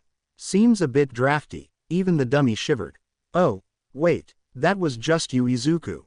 Shinso's voice called out. Even he cringed at his quip, "Might need that joke book after all." Izuku was able to ignore Shinso this time. He followed up with a horizontal slash and again it phased through, but he noticed that the dummy seemed to move as if hit full force. Izuku followed through with 4 more slashes at different angles, each one gaining more power in their strikes as the final one caused the dummy to shake and rattle at the hit. "Congrats, 6 hits and it's still standing. Maybe we should send the dummy out to fight villains for you." Izuku, unfortunately, took the bait. "Hey, that last hit D. Shinso just stood there and stared at Izuku before focusing his attention on Aizawa, who was pinching the bridge of his nose. He could hear the underground hero mutter under his breath, "I at least expected him to not get caught on the second try." "Shinso, release your hold." Shinso complied and Izuku began to look around the room confused. He slowly turned to Aizawa and gave him a sheepish smile. Aizawa just stared at the verdette. Again. "Midoriya, make sure you focus." Izuku nodded and took a second to let Excalibur fully recharge from its short use. He had noted that 6 hits seemed to drain its power use by a fifth of its charge. He began a combo and smiled as his observations were correct. Excalibur seemed to generate more power as a combo was chained. Izuku tried to study it more and ended several combo chains at different points, noting that once a chain was disrupted, Excalibur essentially reset itself. "Midoriya, hold it," Aizawa called out. Izuku and Shinso stopped and turned to face the underground hero. He walked over to the dummy and inspected it. His eyes glanced over to Izuku and addressed him. "I see some minor damage to the dummy. Do you know how powerful your psyche is?" Izuku brought a hand to his chin as he thought about it. Shinso and Aizawa could hear his quiet mumbling as he continued. Izuku spoke out after a moment. "I don't think about what kind of power is put into a psyche other than what it does. I noticed that Excalibur seems to gain strength as I string together a combo though." Aizawa hummed in thought as his focus returned to the dummy. He could see very minor damage to the surface of it. Aizawa stepped back and spoke to Izuku again. "Midoriya, I want you to strike the dummy one more time. Don't think about anything aside from just attacking it." Izuku was confused but did as he was told. "Yes, sensei." He walked up to the dummy and began to shift his energy to Excalibur. Once he did, he struck the dummy and cut it clean in two. Shinso blinked in surprise at what his friend did. "Holy shit, Izuku." Izuku on the other hand began to panic. "Crap baskets. I'm so sorry, Aizawa-sensei. I didn't think it would get cut in half." Aizawa raised a hand to help calm down the verdette. "Midoriya, relax. You did what I asked and I expected something like this to happen." He went to inspect the dummy as one half sat on the ground. It was a clean cut from what he could see. He could even feel some heat from the edges of the cut. "Midoriya," he called out, "when you were first attacking the dummy, what was your mindset? Did you visualize the dummy as something?" "Yes, sensei. I was at first thinking like it was a villain I was fighting." "I see." He stood up and turned to face the teens. "I think you were subconsciously controlling the damage of your psyche. You treated the dummy as a living person, so your quirk adjusted itself to avoid killing. A rather good thing for it to do, and you can still consciously control its output should you need to. We will have to test it next time to be sure. I will have a dummy with pain sensors applied so we can track how your quirk causes damage." Aizawa left the room and returned with 2 new training dummies. He put them side by side and spoke to the teens. "For now, back to work. Don't break this one, Midoriya." The 2 teens continued this training for another 30 minutes, Izuku focusing on building his skill with Excalibur while having to avoid Shinso using his quirk.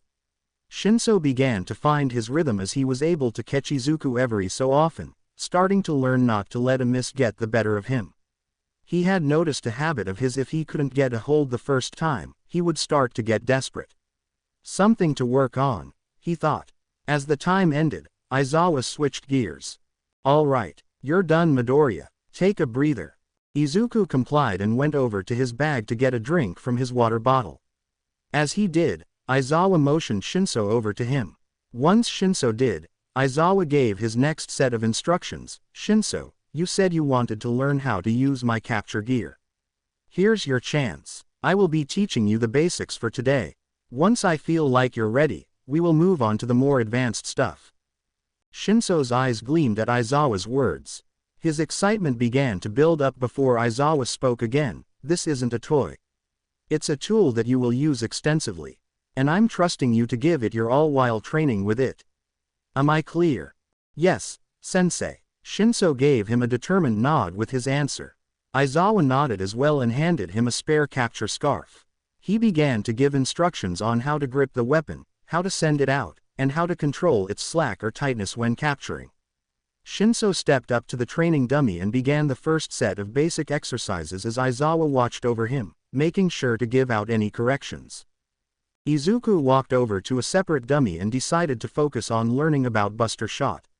He began to draw energy to Buster Shot, once again feeling it surge to his hands. He raised his right hand and turned his body slightly to aim. He placed his left hand on his arm as a way to provide stability should he need it. When he felt the energy ready to burst, he shot a green-teal energy blast that rushed forward to the dummy. Upon contact, it caused it to tilt and rock on its base. Izuku smiled and let Buster Shot recover the energy from the initial shot. We spent the next 30 minutes finding his limits and the number of shots he could fire before his psyche needed a full recharge. He noted that he could pull off 24 shots, but they either came as a single shot or a 3-shot burst naturally. He forces himself to fire as quickly as he can, learning he can pass the 3-burst limit to have a rapid-fire ability. He categorized this basic form as energy rounds. He thought about applying more force to them and began testing. He focused on stabilizing his arm as fired off a more powerful bullet that pierced the dummy and hit the wall behind it. His Buster Shot seemed to run on the same logic as his Excalibur, and he subconsciously reduced the damage to a target to prevent deadlier attacks. Something that will need testing once Aizawa brings the dummy target with sensors. He dubbed this variant as force bullets as they only allowed him to fire 8 shots with more power behind them. He had one more idea and considered what he knew a shotgun shell acted. He fired off 1 round and 6 energy blasts shot out, hitting both the target and the wall behind it. The sudden burst of energy knocked Izuku off his feet due to the sudden recoil, causing him to slide on the floor several feet away.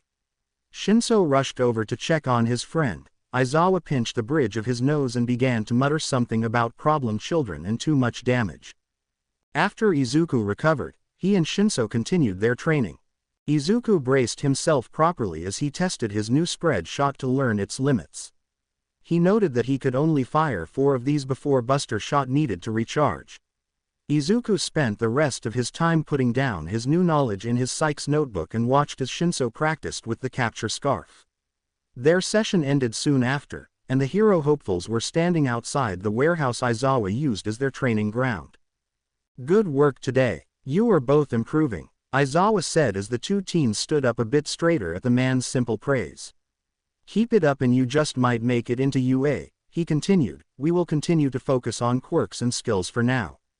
Later I will have you 2 begin a physical regiment, so keep up your light exercises. For now, we're done. Head home and rest. We will pick this up again at the same time next week." Aizawa began walking away without much fanfare. The 2 teens watched as he disappeared off in the distance. Izuku turned to Shinso and spoke. "So, what are your plans for the rest of the day?" "Sleep," Shinso replied. "Sounds about right," Izuku said with a chuckle. "Finals are coming up soon. Want to have a study session at some point?" Shinso thought about it for a moment and agreed. "Sure. I won't say no to some extra help." Izuku smiled at his friend. "Awesome. We can study at my house if you want." "Sounds good." Shinso turned and began walking down the street. "Just let me know when," he said as he waved to his friend. "Got it." Later, Shinso, Izuku called out. He began to go in the opposite direction when he heard Shinso's voice call out to him. "Yeah." Later, Izuku. Shinso gave him a small grin and continued on his way home. Izuku watched his friend walk away. His thoughts soon turned to another friend as he pulled out his phone. He opened Hero Scramble and went to his chat log. His eyes stared down dejectedly at the last message he sent. "Boony might. So a new villain raid event started. I haven't tried it yet, so if you want we can team up for it. Boony might. Boony might. Just let me know, okay." Izuku took in a breath and sighed. They were still left on unread. It had been several weeks since his trip to Shibuya. Izuku had sent a message now and then to check and see if Kat was back, but each time was met with nothing on their end. He was worried about his friend but kept on trying, hoping they would return. He was about to pocket his phone when he got a notification from Hero Scramble. He quickly looked at his phone with his excitement and expectations building up. Only to see it wasn't a message from Kat. HS alert. The Lady Materia Agency has sent a signal for aid. Will you answer the call? Izuku read the notification and saw what raid this person was attempting. It was a rather high-end basic one, but the player showed they didn't have an appropriate rank to tackle it. He thought about it and decided, what kind of hero would I be if I don't help out with the little things? He accepted and chose the 2 heroes in his roster he would send to help out this new player in this specific raid, making sure that they wouldn't overshadow his allies' team. HS alert. Requested aid on the way. Once he saw his help was sent, he closed the app and went to his music. Starting his playlist, he took out his headphones, placed them over his ears, and as the beat began to pick up he made his way home. Midoriya household. Izuku sat at the dinner table enjoying his dinner as his mom chatted away about her day. It was a peaceful evening for the two, Inko being able to enjoy a day off while Izuku was training with Aizawa. It took some time to reassure his mother some more after he brought up training with Shinso that he would be alright and that he was training under the eyes of a hero. That seemed to put her at ease. So how was training today, sweetie? Inko inquired. Izuku finished the bite of food before responding enthusiastically to his mother, it's going great. I am picking up some things I didn't learn at my old self-defense classes, and Shinso and I are getting better with our sparring. He began to stir his katsudon with his chopsticks as he kept speaking. I also got to test out my new psychs. They worked better than I imagined. Inko noticed that after he finished his retelling her son began to rub the back of his head. She knew his habits and now her motherly instincts were running rampant. Izuku, she said with a sickening sweet tone. Izuku jolted slightly as he knew what that meant. You wouldn't be avoiding telling me everything, would you? Izuku began to sweat bullets as he mentally debated on what to say. His honesty won, so he told her what happened. I may have gotten too excited with my training and testing that I knocked myself to the ground when using my buster shot. He sat there quietly, waiting for his mother to respond. He was not expecting her to snort and chuckle at that. He tilted his head trying to make sense of her actions when she finally spoke. Haha, oh sweetie, you weren't hurt too bad were you? Izuku began to laugh with her as he answered, no. Just a little winded. Got some good distance with my sliding though. The two vedettes enjoyed a good laugh at his joke. The two finished up their meal and began to clean up as Izuku asked his mother a question. Mom. Shinso and I were talking about studying together for when our finals come around. Is it all right if he can come over for that? There was a silence that worried Izuku. He turned to his mother and saw tears beginning to form in her eyes as she wore a wobbly smile on her face. He prepared himself physically and mentally for what was about to happen. My baby is bringing home a friend. Izuku would need to use his Vitality Psych later once the apartment was dry. Izuku sat at his desk later checking his homework for any last-minute changes. He had just finished when his phone got a notification. He put his work in his backpack, ready for tomorrow, and brought his phone closer to check it. He blinked as he saw he received a message from the player he helped earlier. Lady Materia. Greetings, Lady Materia. I wanted to give my thanks for your assistance earlier today. Lady Materia. I recently started playing this game based on the word of someone I know. Lady Materia. I will confess I don't play many games and it seems I overestimated my abilities. Izuku understood their plight. He had attempted a basic raid once and learned that you can't just solo with all might. No matter how much he wished it was otherwise at the time. Boony might. Glad to help. Everyone who starts out has at least one raid story that starts like that. The other person's response was almost instant. Lady Materia. I honestly thought I understood what to do. Lady Materia. I guess I still have more to learn. Boony might.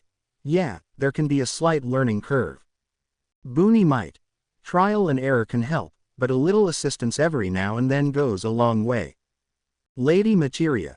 Perhaps if it is all right with you, you could assist me should I need it. Lady Materia. I would graciously accept any help you could give me. Lady Materia. Again, only if it is all right with you. Boony might.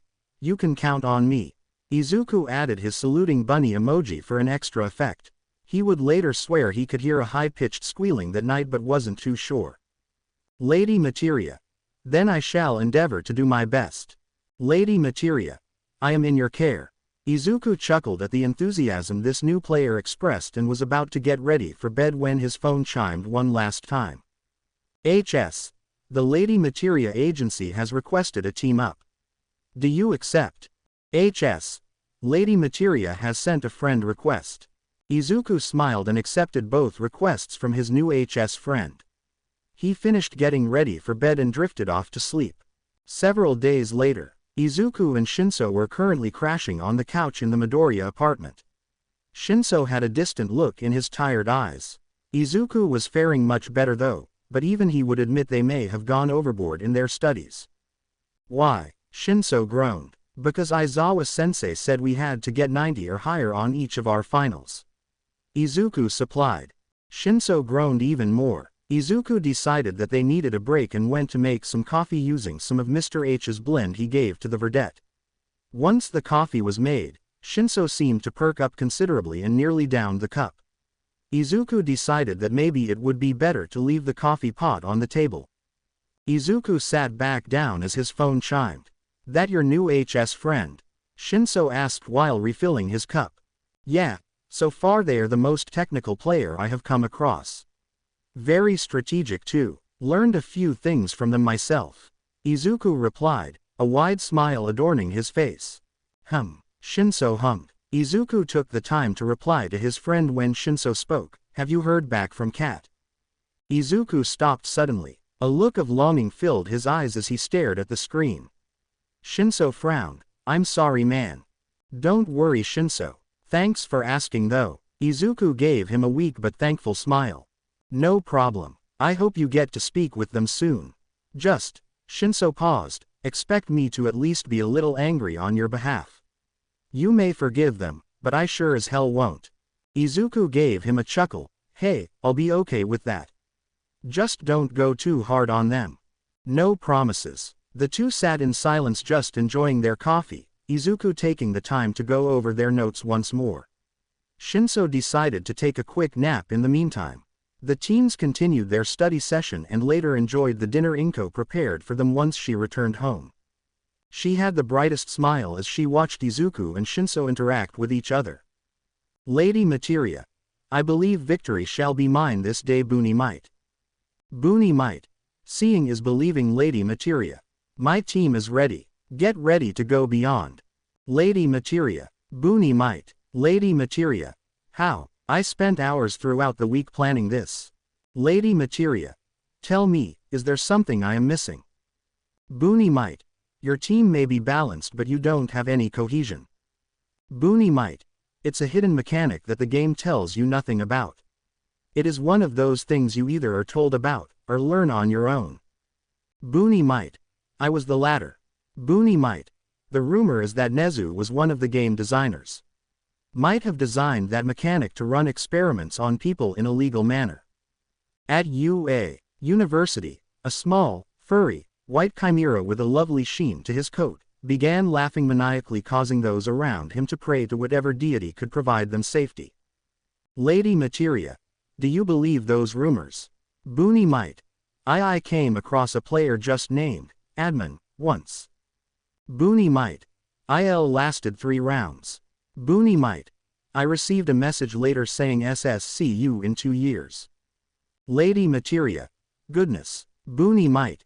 Yep. Boonie might. The logical side of me doesn't want to believe it. Izuku took a moment to calm himself before continuing. Boonie might. The other side threw my logic out of a window and I to this day don't doubt the rumor. Lady Materia. So be careful if I come across Admin. Lady Materia. Lady Materia. Boonie might. I just got a challenge request from Admin. Lady Materia. I am concerned. Boonie might. D don't accept yet. G give me a moment to transfer you some heroes. Izuku stiffened as he saw someone force their way into their chat not 2 seconds after he tried to help his friend. Admin. No cheating you two. Admin. This is a test after all. Izuku was found later curled up on the couch, swaddled in a blanket for safety when Inko came home that day. Elsewhere, A young woman was sitting in a chair trying to drink a calming cup of tea while her hands continued to shake after her sound defeat. She only managed one turn. Musutafu Gym, the underground. Alright, I brought the training dummies with the damage sensors. These are designed to learn how a quirk can hurt a person. They are mostly used to study quirks whose power isn't as apparent. Aizawa stood beside a training dummy with several metal discs implanted with its rubber facade. He messed with his phone and several LEDs lit up indicating the sensors were active. Midoriya, we run 3 different tests. First I want you to use a single slash on the dummy. Next, perform a 3-hit combo. Finally, perform a full 6-hit combo. Aizawa instructed as he counted his points with his fingers. Izuku nodded and stood in front of the dummy. He began to use Excalibur and performed a diagonal slash. Aizawa checked the readings and saw that it indicated blunt force damage, not just where the energy initially hit, but across the rest of the body in the slash's path and from its exit point. Aizawa looked at Izuku and nodded, indicating he could continue. Izuku readied himself again and performed a 3-slash combo, striking the dummy at several different points. Aizawa saw the readings and noted that indeed, there was a damage increase as Izuku performed a combo. Izuku continued and finished off with a 6-slash combo, the dummy rattling and almost being knocked back from the last hit. Aizawa saw that the starting damage was always the same, but saw that the damage from the last slash was nearly doubled and spread out over the body. Alright, that's enough Midoriya, I will be sure to give you the data so you can put it in your notes. Aizawa spoke to the verdette in his usual tired fashion. Izuku's smile blinded the older man, who had to turn to shield his eyes. Thank you sensei. I appreciate it. Aizawa grunted and focused on Shinso. Shinso, your skill with the capture scarf is coming along. We will up the difficulty now. Midoriya. Izuku stood up straight when he was addressed. You will be his target this time. Shinso, you will now have to learn how to try and capture a moving target. Midoriya, all you have to do is avoid capture. We will do this for 10 minutes, have a break for 5, and continue this for 3 more times. Understood. Yes sensei. Both teens answered. Shinso went to get his capture scarf while Izuku limbered up. Once they were both ready, Izuku began to move. Shinso tracked his friend's movement as his hands gripped the scarf tightly. He saw a chance and flicked his wrist, whipping the scarf forward. Izuku easily dodged as the scarf went slack before it even reached him. Shinso grunted and reeled the scarf back and waited for another chance. Several minutes passed and Shinso tried and tried, each time getting closer to success. Izuku made sure to be a difficult target for Shinso. He recognized that Aizawa made this training for both of them, so he made sure to not disappoint. With 1 minute Shinso saw his chance and whipped the scarf once for. It sped across the room and managed to wrap itself around Izuku's arm.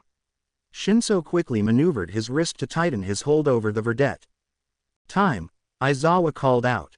Shinso loosened his grip on the scarf as the carbon fiber cloth slid off of Izuku's arm and pooled on the floor. Aizawa continued when he had the 2 teens. Attention, take a 5-minute break and rest up. Shinso. The Indigoat perked up. Good work. You found the right time to strike and took it. There were other more opportune times you should have capitalized on, but this training will help you recognize them better. Izuku and Shinso continued after their break, Aizawa taking the time to give them both pointers when it was needed. Soon their training concluded for the day. Aizawa went to rest before his patrol and Izuku and Shinso went home to study more before their exams. Boonie might. So I found another person to team with. Boonie might. They are rather quick to learn things and have a pretty unique play style. Boonie might. Maybe once you're back we can all meet up and play together. Shinso household. Izuku and Shinso were lounging around in the tired teen's room, listening to music as it sounded out from the nearby speakers. Their finals would happen soon, so they decided to have 1 day of rest to not overload themselves. Gotta say Shinso, you were right about this track. It absolutely slaps. Izuku commented as the beat began to fade. That it does. Their next few tracks are pretty relaxing. A complete change in style but still good. Shinso replied as he began to close his eyes. The two continued to listen to the music as the minutes ticked by 2 hours. both just enjoying each other's company. Shinso, though, took the time to ask Izuku why he was rather tense this week. What's going on, Izuku? The verdette turned to face his friend. You've been acting jittery when we left school the last few days. Something's up, Shinso continued as he opened his eyes. His tired stare bore through Izuku as he spoke. So, what's wrong? Izuku let out a sigh as he spoke. Bakugo. He's been rather quiet, but he isn't subtle. I have a feeling something is going to happen. That or I'm starting to get paranoid because of Aizawa-sensei. Shinso huffed out in amusement. I don't doubt the paranoia. I half expect him to jump out of nowhere just to tell me I should have expected it. But, if Bakugo does try something, then you won't be alone. Shinso held out a fist to Izuku. The verdette smiled and bumped his fist against Shinso's. Thanks, Shinso. No problem. You said it yourself. We'll be heroes together. Might as well stick together through it all. Shinso began to close his eyes again. Izuku still smiled at his friend, happy to have him by his side. Lady Materia. So how is your studying going? Lady Materia. Are you ready for your finals? Boonie might. As much as I'll ever be. Boonie might. How about you? Lady Materia. I am more than ready. Lady Materia. I have no doubt I will pass with no issue. Lady Materia. I would rather not disappoint my tutors. Boonie might. Glad you are so confident. Mind sharing some of that? Boonie might. Doesn't hurt to have an extra boost. Lady Materia. What has you so concerned about passing? Boonie might. One of my mentors. He told my friend and I that we need to pass with an A in all our exams. Boonie might. If either of us fails to meet that, he will stop training us. Boonie might. I would prefer to pass. He is helping us train for UA after all. Lady Materia. You also plan to go to UA. Boonie might. You too. Lady Materia. Yes. Lady Materia went silent for a while. Izuku grew concerned for his friend but waited for them to continue at their pace. His waiting paid off when they finally sent another message. Lady Materia. Can I be honest? Boonie might. Of course. Is everything all right? Lady Materia. Yes, it's just. Lady Materia. I am taking the recommendation exams next year. Boonie might. Really? Boonie might. That's amazing. Lady Materia. You really think so? Boonie might. Of course. You must have applied yourself and your quirk to earn a recommendation. Boonie might. Wait, Boonie might. I never even asked you what your quirk was. Boonie might. Do you mind sharing? I'm actually a really big quirk nerd. Well, my other HS friend says so. Boonie might. They aren't wrong though. Boonie might. But if you aren't comfortable with sharing tea then you don't have to. Lady Materia. It's no trouble. I'm glad to see you excited about something. Lady Materia. My quirk is called creation. I can use the fat cells and lipids of my body to create any non-living material or object as long as I know the molecular structure of all its parts. Lady Materia. I had to spend many hours of study just to memorize anything and everything I could. Izuku stared at the screen for what felt like hours. His mind raced with thoughts and theories about this quirk. He didn't notice he had already begun writing it down in a blank notebook, but he was able to stop himself so he could respond to Lady Materia without causing them to worry. Boonie might. That is one of the most amazing quirks I have heard of. Boonie might. The possibilities of your quirk are almost endless. Boonie might. You can fill a combat, support, or rescue role in any situation. Boonie might. And if you had to memorize the atomic structure just to do so means your intelligence is through the roof. Boonie might. No wonder you received a recommendation. You more than earned it. Lady Materia. You really think that, don't you? Boonie might. Of course. There was another pause in their conversation as Izuku waited for Lady Materia to respond again. He didn't wait as long this time. It was a simple message but it seemed to speak volumes. Lady Materia. Thank you. Aldera High School. Izuku and Shinso trudged out of Aldera High at a sluggish pace, both teens drained mentally as they passed through the doors. They had completed their final exams and just received their grades. Hours of extra study time piled on top of the training Aizawa provided them had paid off. They had passed. Izuku already had stellar grades, though with how others treated him or how Bakugo saw his excelling over him as the verdette not knowing his place, he often limited himself. But with Mr. H helping his confidence over the years and the need to excel in Aizawa's eyes, to show the underground hero his time wasn't wasted, Izuku pushed himself and managed to be in the top 5% in his year. Just above one Bakugo Katsuki.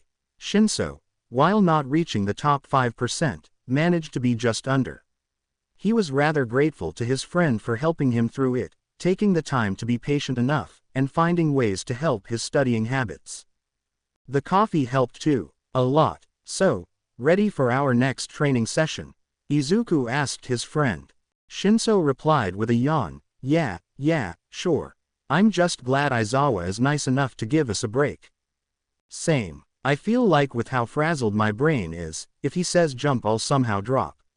Izuku commented. The two continued past the school's gate and up the road. Izuku spoke up. Mr. H said he would throw us a little celebration for surviving. His words, not mine. I think he meant that more for Aizawa-sensei's training than our exams. Sounds about right. Shinso agreed. The two continued down the round at a comfortable pace. Shinso took out his phone and began to mess around with it. Izuku did the same and decided to message his two friends. Boonie might. Survived our exams. Managed to pass with flying colors. Boonie might. Just one more year till UA. He quickly switched to his other chat to avoid lingering on the previous one. Boonie might. I passed my exams. Boonie might. How did you do with yours? Lady Materia. I passed with a near perfect rate. I am glad to hear you passed as well. Lady Materia. My parents decided that we should celebrate, so I will be unavailable for the time being. I hope that isn't a problem. Boonie might. No worries. My friend and I are going to our usual cafe to celebrate as well. Boonie might. One of my other mentors insisted on it. Lady Materia. A cafe. What is it called? I may have to make a trip to visit it myself. Boonie might. Cafe Wildcat. I would recommend it for sure. Lady Materia. Lady Materia. Perhaps we should plan a time to meet up there. Lady Materia. It would be nice to meet a friend face to face. Izuku mentally paused as he read the message. He wanted to say yes. But a part of him was worried about something happening like in Shibuya. Izuku continued to stare at the screen debating on what to say. Boonie might. Yeah, maybe someday. How about when we both get into UA I can show you. Shinso took notice and glanced at Izuku's phone. He sighed as he read the tail end of the chat and was about to talk when an abrasive voice yelled out, causing the two teens to flinch. Deku. Izuku and Shinso turned to look over their shoulders. Standing behind them was Bakugo and several of his followers. The ash-blonde teen looked at Izuku with a feral rage. He stomped up to the verdette. The two began to square the other up, with Bakugo noticing the changes Izuku began to show. Izuku, due to his training and exercise, was only a few centimeters shorter than Bakugo. And where Bakugo had a more muscular physique, you could see the hints of building muscle in Izuku. But the biggest change was in the verdette's eyes. Bakugo still saw some fear and self-doubt in them, but those feelings were starting to become overshadowed by confidence and courage. And it made the ash-blonde teen furious. Who the beep do you think you are? Bakugo belted out. He grits his teeth as he seethes out his next words. I thought leaving you alone a bit wouldn't be an issue. But then you decided to act like you were better than everyone else. His red eyes narrowed. Like you were better than me. Izuku and Shinso tensed slightly. They shared a glance as if to mentally plan their next move. Bakugo's followers seemed to read that as Izuku and Shinso acting scared, but Bakugo noticed. Just another thing that made him more pissed. The two had been training.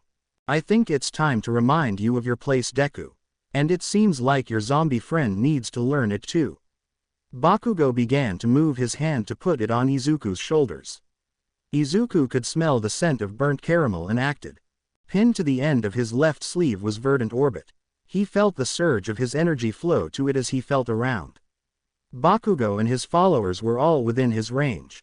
In a flash, He grabbed the three teens with Orbit and pushed them back telekinetically. The action drained Orbit completely but gave Izuku and Shinso the room to act. The two teens turned and sped off, already having a destination in mind. "You sure about this, Izuku?" Shinso questioned, sparing the other teen a glance. "Yeah." Izuku's eyes narrowed. "I'm tired of this. He needs to learn that I choose who I am and what path I take." Their conversation was cut off as they heard Bakugo's voice trailing after them. His building rage became more and more apparent. "Get back here, you shitty Deku." Bakugo had rushed after the two, leaving his two followers in the dust as they stumbled to get back up.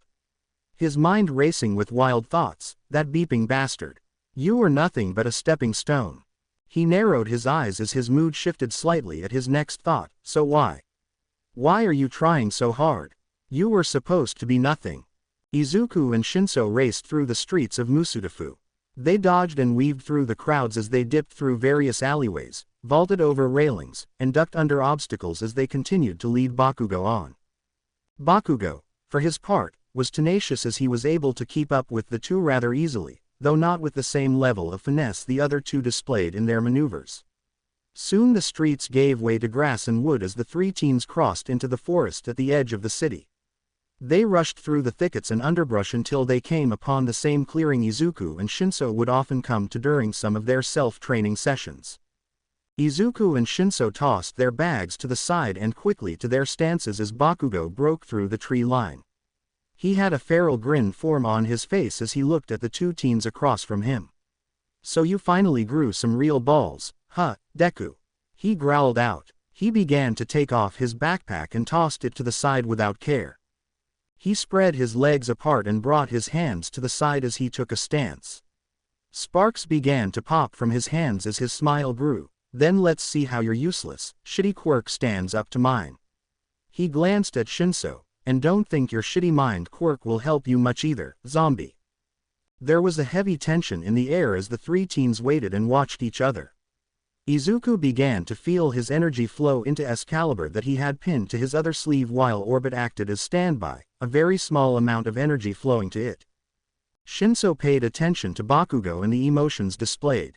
With how angry the teen was, it would either be easy or difficult to get a hold of his control. And with what he remembered Izuku told him about Bakugo's personality, his headstrong nature would make it even more difficult. Bakugo focused entirely on Izuku. He began to force his heart rate to increase to produce more sweat. His quirk began to build up more and more strength for him to use. Boom! Soon, that tense silence was broken as Bakugo boosted himself forward with his quirk. He quickly cleared the distance as he prepared to throw a right hook and took aim at Izuku. Die! Izuku readied himself, and when Bakugo's fist came closer, the verdette grabbed it and flipped Bakugo over his shoulder, slamming the ash-blonde teen to the ground. Gah! Bakugo grunted in pain as Izuku quickly moved to put Bakugo in a hold, but was unsuccessful as Bakugo used his quirk to blast Izuku off of him. "Ah!" yelped Izuku as he was blasted off, feeling the heat and power behind that explosion as it rocked his body. Bakugo kept up, but his attention shifted when he heard Shinso's voice. "So the Pomeranian does know some tricks. Well, can you talk, boy, can you? Go on, bark." Shinso spoke out. Bakugo only growled in anger and rushed the indigo-haired teen. "Hard way it is then," he thought solemnly. He was given no respite as Bakugo began to throw a series of punches at him, oftentimes mixing his quirk in to disorientate the tired teen. Shinso was able to dodge the brunt of Bakugo's attack and got in a hit or two of his own before being blasted. The heat from Bakugo's quirk singeing his uniform. The sting of Bakugo's hits caused him to struggle to maintain his guard. "Know your place, zombie!" Bakugo yelled out in frustration. He began to prepare another explosion. Heads up, only for Shinso to duck immediately as Izuku vaulted over his friend and performed a flying dropkick, knocking Bakugo back several feet and causing the ash-blonde teen to grunt in pain at the sudden action. He quickly recovered, using his quirk to stabilize himself and quickly moving to attack Izuku. Izuku met him head-on, throwing a series of punches and kicks to test the ash-blonde and bait him. Bakugo held his own, matching Izuku, and was beginning to overpower the verdette. Bakugo built up a powerful explosion and launched it at Izuku with a heavy thrust. "Beep off, shitty Deku!" Bakugo shouted. His yell became drowned out by the sound of the explosion going off. The combustion blasting forward ready to hit the teen. Until Izuku used Excalibur. The green-teal energy cut through the explosion easily. Izuku stood tall, his Excalibur still brimming with power, ready for the next strike.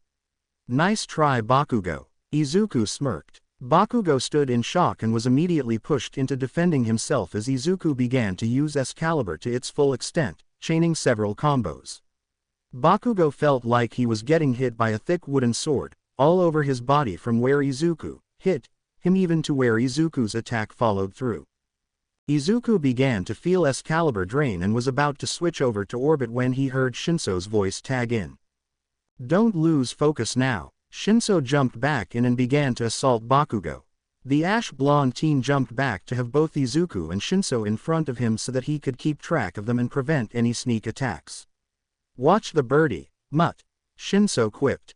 "Shut th." Shinso managed to make a connection despite Bakugo still showing heavy resilience at the moment. Izuku took his chance to land a heavy hit on Bakugo, knocking the ash-blonde free of the mind control. Before could recover, Shinso struck next. The two teens worked as one to overcome the natural skill Bakugo had. When Izuku hit high, Shinso would strike low and then switch. Bakugo was beginning to struggle but smirked as a plan formed in his head. "Beep off, you shitty extras!" Bakugo screamed. He aimed his hand down and fired off an explosion on the ground, causing dust and dirt to fly up.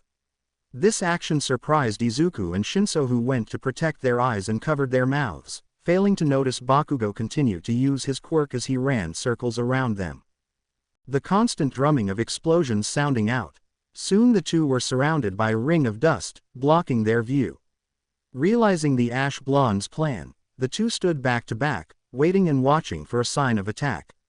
They were suddenly hit by Bakugo, who used his quirk to blast him through his smokescreen, striking Shinso, only to quickly blast back at a new angle to hit Izuku. Izuku and Shinso began to falter at Bakugo's continuous hit-and-run tactic. Izuku sought to change that. He began to think of a new application of Excalibur and prepared himself to use it, letting it fully recharge. After taking one more blast from Bakugo, Izuku called out to Shinso. "Shinso, get down." Shinso immediately hit the ground, crouching as low as he could. Izuku built up energy into Excalibur and spun on his foot. At a rapid pace, Izuku rotated on the tip of his foot, completing several rotations with the final releasing a shock wave of energy. This caused the dust to dissipate, allowing the two teens to remove Bakugo's advantage. Bakugo seethed when he saw this, releasing his quirk in anger. Smaller explosions let loose as he stomped forward. But then, he suddenly stopped. Bakugo lowered his head, causing Izuku and Shinso to wonder what his plan was. They weren't expecting him to speak. "Why?" His voice was low, barely audible enough that Izuku and Shinso had to strain their ears to hear him. "Why what, Bakugo?" Izuku questioned. "Why the hell do you still try, you shitty Deku?" Bakugo raged, his focus entirely on the verdette. "All you were, was the useless kid with the useless quirk trailing behind me." He raised his head high enough to look at Izuku, his red eyes narrowing in frustration. "I was supposed to be the hero. The one who won. And then you started to forget your place. What the hell, Deku?" Bakugo roared. The forest around them grew silent as if listening in on the drama before it. Shinso tensed as he looked back and forth between the two, wondering what was going to happen next. Izuku released Excalibur, the energy fading away, shocking the other two teens. "Because the world ends with me," Izuku said. He looked at Bakugo, his eyes filled with confidence. He saw his old friend and was determined to reach out to some part of him that would listen. "Because my world doesn't stop growing. My choices are my own, and my reactions to those around me are my own. I determine the meaning of my world, just like you determine the meaning of your world, Bakugo." His gaze hardened as he continued, gesturing to Shinso, "And I choose to grow. By sharing my world with those around me. By having friends who stand by me and me with them." Izuku began to clench his fist tightly as the words kept flowing, and just like those who inspired me, I want to inspire others. My world will keep growing because there are other worlds around me, Bakugo. To ignore them, to deny their experiences means my world stays stagnant. Your world matters, Bakugo. Your values and beliefs are your own and I can learn from those. To be inspired by those.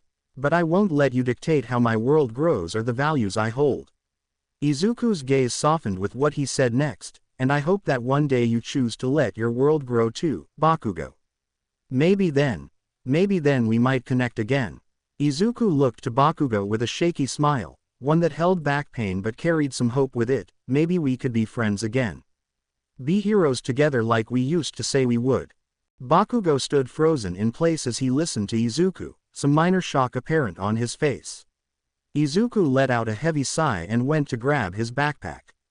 Shinso gave Bakugo one last look and followed suit. The ash blonde just stood there as the two left the clearing. His shock gave way to some thoughtfulness, and for a moment he considered Izuku's words. But he continued to do so. Rage and sadness built up within him. And he expressed it the only way he knew how. Boom! Fuck! Bakugo yelled out to the sky. His arms grew weak as they flopped to his sides. He continued to watch the sky as clouds passed by overhead. He clenched his teeth in frustration as his breathing became haggard. Damn it, Deku! Shinso watched his friend as they left the forest. He saw the tears begin to fall down his cheeks as the frustration built up in him. Hey, he called out, are you going to be alright? Izuku stopped and Shinso went to place a hand on his friend's shoulder. Izuku looked at him and gave him a grateful smile. Yeah, I did what I needed to. Said what needed to be said. Izuku turned back to look at the forest.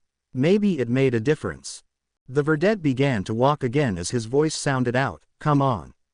We still got to celebrate with Mr. H. Shinso gave him a smirk and followed after him. They walked in a comfortable silence. Their roughed-up appearance caused several citizens to look at them in concern but most ignored them. Shinso. The indigo turned to Izuku. Thanks for being my friend. Shinso saw the look of appreciation in Izuku's eyes. He had a soft smile that had such warmth behind it. Shinso gave one of his own and replied, thanks for being mine, Izuku. Besides. Shinso held out a fist to Izuku. We're going to be heroes. We're partners, right? Izuku's smile widened and returned the fist bump. Partners. Excalibur. Psych type. Blade. Allows Izuku to create an energy blade whose power builds up as he chains attacks up to 6 together. Cutting power is controlled subconsciously. There is more application to the pin that is yet to be discovered. Recharge time is 15 seconds. Izuku has a total of 30 slashes before Excalibur requires a recharge. Using a vortex spin, Izuku can deflect projectiles of any nature and send out a final shockwave. Vortex spin uses up to 5 standard slashes. Psych type. Shooter. Buster Shot is a long-range based psych that allows Izuku to shoot out blasts of energy. Buster Shot has 3 different firing types, with the capabilities of another unable to be achieved at the moment. Recharge rate of 20 seconds. Fire types. Energy Blast. Izuku has 24 shots that he can fire in either single, 3-round burst, or full rapid fire. Force Bullet. Izuku can shoot up to 8 higher-powered blasts that can pierce targets. Spread Shot. Izuku fires a blast in the form of a shotgun shell, causing a spread of 6 pellets. Izuku can only fire 4 in total. Chapter text. Cafe Wildcat. Early in the morning, as the city of Musudafu was beginning to wake up and buzz with activity, Izuku sat at the counter in his usual seat at Cafe Wildcat. He was surrounded by the trio of black cats that called the cafe home. LK lazed around in the seat to his left. RK was lying down on the counter to his right, her eyes trained on the door as if she was waiting for someone to walk through at any moment. BK took his new perch on top of Izuku's head, snuggling himself into the fluffy green and black hair of his human. Izuku was enjoying a cup of coffee as Mr. H busied himself by making some small breakfast items for his customers. In front of Izuku was a notebook filled with ideas for potential psychs he thought of. He had rewritten his psychs notebook so that his completed ideas and potential ideas were separate from each other. He had learned the hard way that mixing his notes was a nightmare to understand. That, and Aizawa just said, "Fix it." As he scribbled away, Mr. H walked over to check on the teen. "What's the word, phones?" "Not much, Mr. H." The teen replied, "Still just coming up with possible ideas for now, but nothing seems to stick out." Izuku huffs in disappointment as he continues, "Maybe I just need to step back for a bit, and let an idea come to me naturally." "Sounds like a good idea," Mr. H replied, agreeing with the verdette. He took a sip of coffee from his cup as he read through some of Izuku's ideas. All of them could be useful, but they just didn't seem like they fit Izuku, or he just hadn't found a way to make them his. Mr. H decided to move the conversation along and elsewhere to help get Izuku's mind off his psyches. "So final year of high school, yeah. How are you and Shinso feeling about it?" "Kind of over it already," the teen replied bluntly. "Hey, yep, sounds like high school all right," the older man remarked with a chuckle. "At least UA will be exciting for you too. How has training with Aizawa been?" Izuku shivered for a minute but got it under control. "Aizawa-sensei is tough, but I know he wants the two of us to be ready when we apply. He said he had an idea for our physical training to get our bodies up to snuff, but he needed to work out a few things. We are supposed to meet with him on Sunday and start then." Mr. H nodded along before responding, "Good. You two keep at it and this year will pass by in a flash." He placed a hand on the teen's shoulder as he spoke. "Don't tell old grumpy cat I told you this, but he did say he was impressed with how you two have been doing. He won't ever say that out loud, but I still think you should know anyway." Izuku gave the man a soft smile. "Thanks for sharing, Mr. H." Mr. H gave him a thumbs up and took another sip of his coffee. "No worries. Problem child," he ended with a cheeky smile. Izuku face-palmed at the moniker Aizawa gave him. Still, he laughed it off and took a look at his phone. "Well, I gotta get going, Mr. H. Don't want to be late for class." "Sounds good, phones. Let me get you a to-go cup for you and Shinso. I'm sure he needs the pick-me-up," Mr. H said as he went over to the coffee pot. "Thanks, Mr. H." As Mr. H filled up 2 to-go cups for Izuku and Shinso, Izuku started to pack up his things, careful to avoid disturbing the cat trio. BK hopped off of the teen and took over his seat. Izuku took a moment to pet the cat as Mr. H walked over with the coffee in a drink carrier. "Here you go, phones. Fuel for the soul." Izuku accepted the drinks and gave his thanks to the older man. "Thanks, Mr. H. I'm sure Shinso will agree with you." He began walking to the door before turning around one last time. "See you later, Mr. H." Mr. H watched as Izuku left and began his trek to school. He smiled once the teen disappeared into the distance. He looked to the cat trio, giving each of them a little bit of affection, and went back to work. RK was still focused on the door. LK opened his eyes lazily as he watched BK join RK and went to lie down next to her as the two watched the door. Mr. H saw this out of the corner of his eye and smiled one more time. Izuku walked down the street, his music ringing out from his headphones as a smooth, upbeat song played from his phone. The female vocals sing in harmony with the techno and synth rhythm, making the walk to school more enjoyable. As the song played, Izuku took out his phone and opened his chats to send a message to his friends. Phones. "Hey Shinso, got a cup of coffee for you from Mr. H. Phones. I will wait by the school gate to hand it to you. Brood. There is a god." Izuku chuckled and shook his head at his friend's response. He sent him an ETA and moved on to the next person to message. Boony Might. "Morning Materia. How are things on your end?" Lady Materia. "Things are rather well, thank you for asking." Lady Materia. "By the way, I decided to try one of your suggestions over the weekend." Lady Materia. "Unfortunately I was unable to create vibranium from that comic you sent me." Lady Materia. "There may be information to work with but my Quirk is unable to create it." Boony Might. "Sorry to hear that. Maybe because it's a fictionary material." Lady Materia. "Maybe. I feel like I am missing something but I am unsure." Boony Might. "Maybe you just need to think of it from a different angle." My psyches require me to have some form of inspiration, but I need to apply meaning and form to them. Lady Materia. Possibly. If anything, that means more tests. Do you have any more materials for me to look at? I rather enjoyed several of those pre-Quirk comics you shared. Boony might. For reference or personal reading. Lady Materia. Yes. Izuku let out a laugh at that. His friend seemed to be breaking out of their very formal shell. Boony might. Yeah, I can share some more. I will have to do it later though, hope you don't mind. Lady Materia. Of course not. I appreciate it very much. Lady Materia. Sorry, I need to go now. Some acquaintances wish to speak with me. Lady Materia. Talk to you later. Boony might. I will be here if you need me. Lady Materia. Splendid. Lady Materia. Enjoy your day, my friend. Izuku was about to pocket his phone before he stopped. Slowly, he turned the phone back on and went back to his chat logs. He tapped the one he was looking for and began to type away. Boony might. Hey cat. Just wanted to say that I hope you are doing alright. Boony might.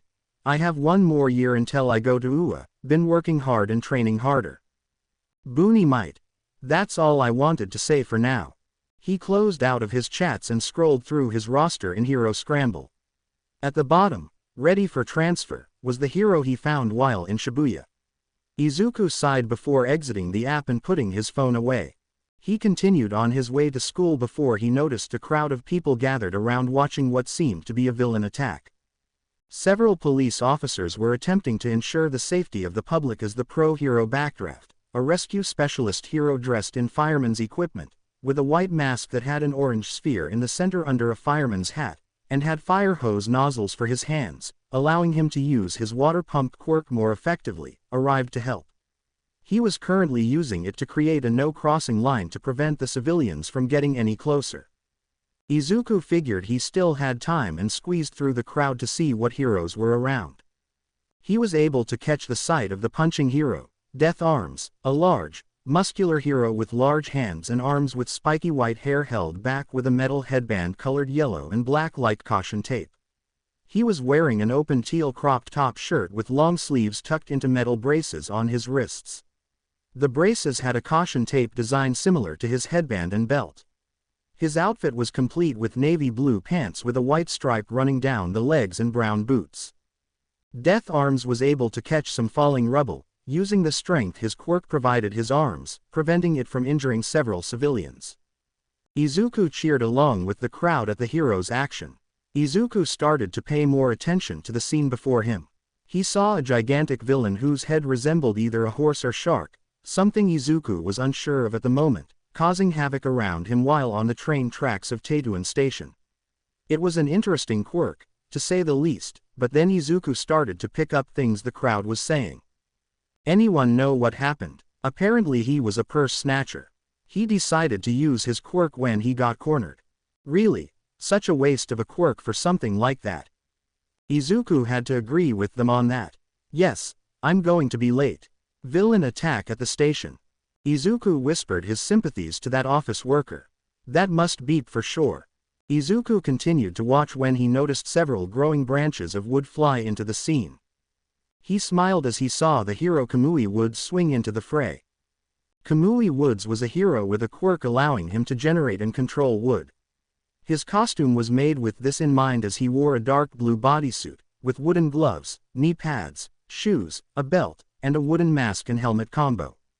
Izuku watched in fascination as he saw the hero continue to swing and evade the villain while also attempting to capture the rampaging villain.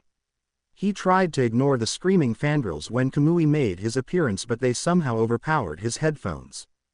Izuku watched and pulled out his hero analysis notebook, intent on updating Kamui's entry for later study and possible inspiration for a psych. As he wrote, his thoughts began to verbalize as he muttered his observations and ideas while watching the rising star hero. He heard a voice speaking to him, breaking the teen out of his stupor. Quite the analysis, kid. You must be a real big hero fan. An older man to the right of Izuku commented. Izuku couldn't help but smile as he answered, that I can agree with. So would a friend of mine. The two refocused on the fight as Kamui used his quirk to swing off of the villain, landing and sliding on top of the train station covers. Illegal use of powers during rush hour and robbery resulting in bodily injury. The hero listed out. He raised and threw his arm to the side as it began to grow out into several branches. You are the incarnation of evil. Izuku, despite being the hero nerd he was, paused when he heard the hero speak. Well, he is certainly earnest with his dialogue.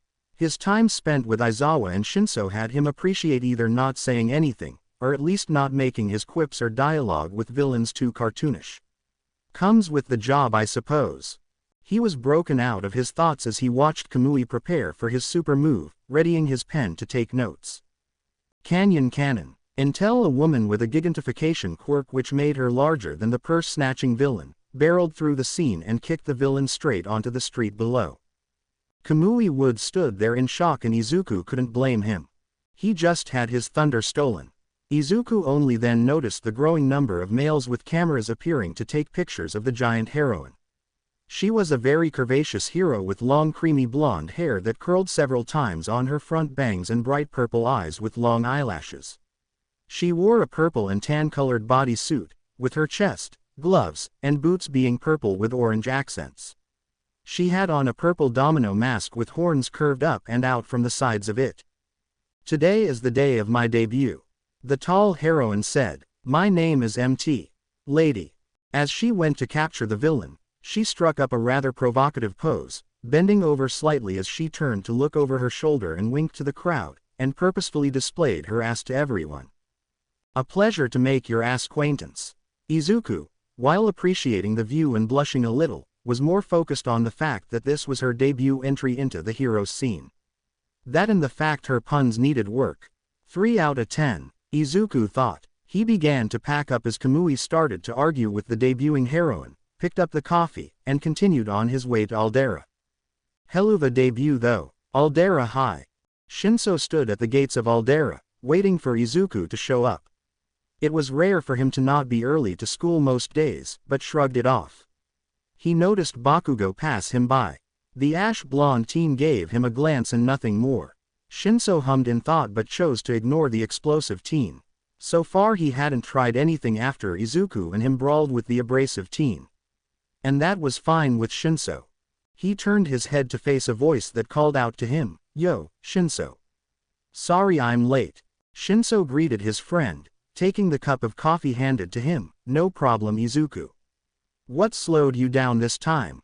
Izuku rubbed the back of his head as his eyes looked to the side. Well, there was a villain fight by Tetuan Station.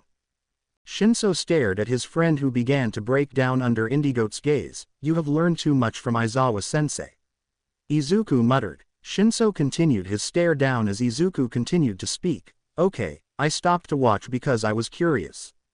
Got to see Kamui Woods pull off some cool maneuvers. Side note, I think you can learn a few pointers on swinging around from watching him, and I saw a new hero debut. Shinso nodded and turned to enter the school, taking several appreciative sips of his coffee and leaving Izuku by the gate. Izuku quickly rushed to join his friend as they headed to class.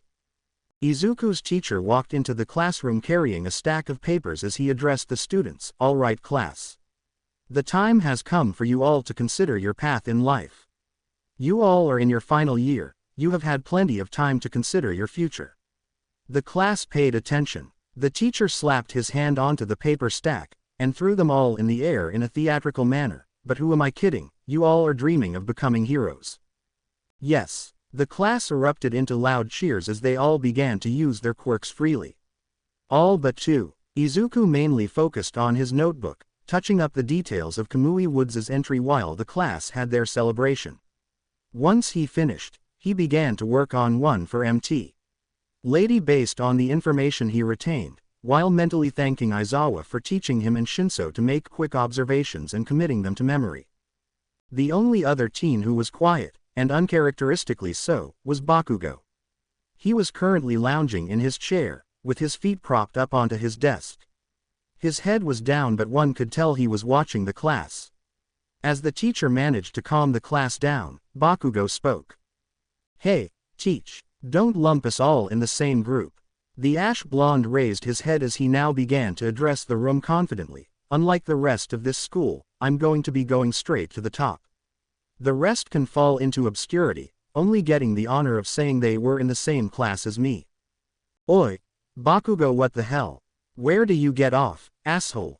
Bakugo clicked his tongue at the attitude of the rest of the class. Izuku was barely paying attention, not really worrying about what was going on. The teacher looked at his notes and addressed Bakugo's point, right? You were planning to attend UA University, correct? The rest of the class began to speak in hushed tones. Makes sense he would apply there. But I hear the cutoff rate is no joke. Bakugo scoffed at their reaction. He expertly hopped from his chair and onto his desk as he spoke. That's why all of you extras won't get anywhere. I put in the work. I aced the mock exams. If there is one person going to UA, it will be me. He looked to the students around him as he finished. I'm going to be the next top hero.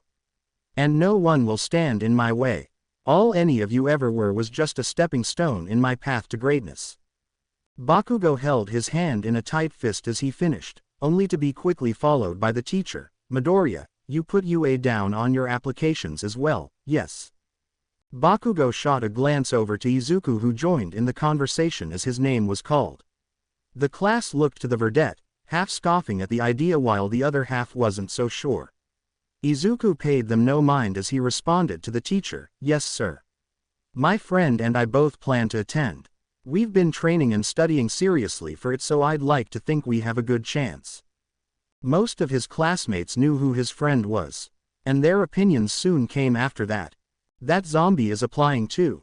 I forgot that they like to hang out together. Makes sense that Deku and the villain are in it together. At that last one, Izuku couldn't hold back and sent a hardened glare at the person who called Shinso a villain. That seemed to bring them into submission. Izuku looked around to see if anyone else would make a comment like that. They all got the message and chose to be quiet after that. Izuku saw Bakugo still staring down at him. Izuku returned the stare, the two seemingly having an unspoken conversation and measuring the other up. It was a sight to the whole class, most expecting Bakugo to verbally assault Izuku. The teacher even prepared for it, only for nothing to happen. Surprising to Izuku, Bakugo left it alone and just returned to his seat. Izuku raised a brow at his behavior but thought nothing more of it. The rest of homeroom continued and he went back to working on his notes, just waiting for the day to go on.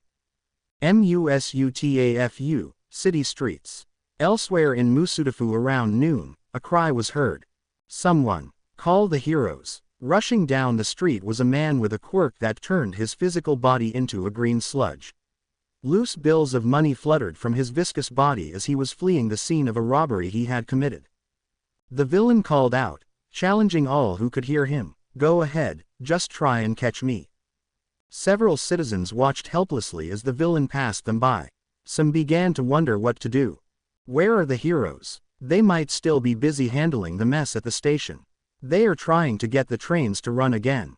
Walking out of a convenience store was a rather emaciated, skeletal-looking man holding his recent purchase of groceries. He wore a baggy, white t-shirt and olive green cargo pants with a belt that had a large buckle wrapped tightly around his waist.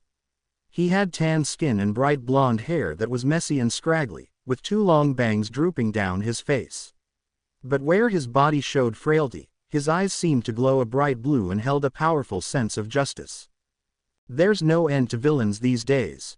Unknown to the citizens around him, the man began to bulk up, his body growing large muscles, his posture straightening up and his hair began to slick back, with his bangs now styled up.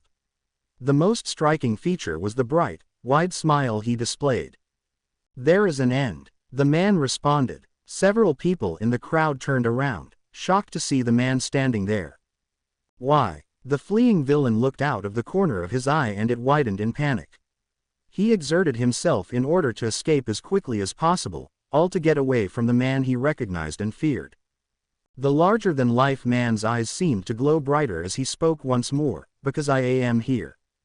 Aldera High. Class had now ended and Izuku was finishing up writing some notes for a potential psych based on Kamui's special move. He thought that being able to capture the villains in some way would be something to consider. Maybe I should talk with Aizawa-sensei next time I see him. Maybe he can give me some pointers or ideas based on his capture scarf. Shinso has gotten the hang of it, maybe he can help too. Izuku thought as he finished up his writing. He was stopped by the sound of footsteps coming towards his desk. He glanced up and saw Bakugo standing over him, two of Bakugo's followers standing several feet away intent to see what they think will be their friend messing with Deku. Yes, Bakugo, is there something you need? Izuku asked. He stopped what he was doing and stared at the ash blonde in front of him as Bakugo seemed to think about what to say. Izuku prepared himself in case he needed to use his psychs, orbit already being prepped with energy.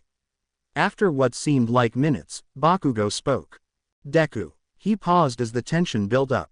His followers were starting to get antsy, waiting to see what would happen. You better not beep up getting into UA, you damn nerd. The two cronies' faces faltered, their jaws dropping at what they heard. Izuku and Bakugo paid them no mind as the ash blonde continued. You think you're hot shit now, don't you? Well, listen here, I'm going to be the next top hero. That is a fact, but I want to prove to you that you're still the shitty Deku you've always been.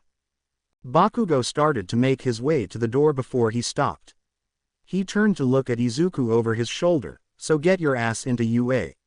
We'll settle it there. His red eyes narrowed as he finished, you hear me?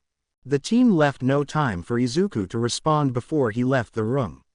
His two followers looked back and forth at Izuku and the door before realizing Bakugo was leaving them behind. Hey, Bauko, wait for us man. Izuku just looked at the door where Bakugo left. He was confused by the ash blonde's actions but listened to his words and steeled his resolve. Yeah, we'll settle it there, Bakugo. Izuku returned to packing away his things. He rummaged through his backpack and took out his headphones, placing them around his neck as he made his way to the door. Right as he stepped through, he was suddenly surprised by the appearance of Shinso, who just seemed to materialize out of nowhere. Ah, sup, Izuku, Shinso replied dryly. Izuku clutched at his heart as he steadied his breathing. Shinso, what the hell? Practicing my Aizawa impression, obviously, Shinso stated matter-of-factly. You have your weird ass All Might face morphing. I figured I was already halfway there for an Aizawa one. He shrugged. Izuku stared at his friend blankly before erupting into a laughing fit. Shinso gave him a tired grin and the two began to leave. So, how was your day? Did your teacher give you the think of your future speech? Shinso asked his friend. Yeah, Izuku answered, got everyone excited about it. Bakugo talked about going to UA and gave his whole, you all are extras spiel. Sounds like him, Shinso commented. The two had changed out of their shoes, put on their regular footwear, and left the school. Izuku continued, yeah, but he talked to me after class. Like talked, didn't yell or anything, just said that I better make it into UA. Shinso hummed in thought at what Izuku said. The two reached the gates when Shinso spoke up, maybe what you said did something. Who knows, might actually just be an asshole instead of an absolute asshole now. Izuku chuckled, hey, maybe, guess we'll see when we get to UA. Shinso nodded, yeah, well sorry to say I can't hang out today. Need to get home for a family dinner later. Izuku waved to his friend, no worries Shinso. Say hello to your parents for me. Will do. Later, Izuku, Shinso said as he began his way home. Later, Shinso. Izuku waved to his friend as he watched him walk away. Izuku turned the other way and walked aimlessly, thinking of what to do. Haven't been to the park in a while, he thought. He stopped when he got a notification from his phone. He pulled it out of his pocket and quickly opened Hero Scramble, navigating to his chat logs. Lady Materia. Hello again.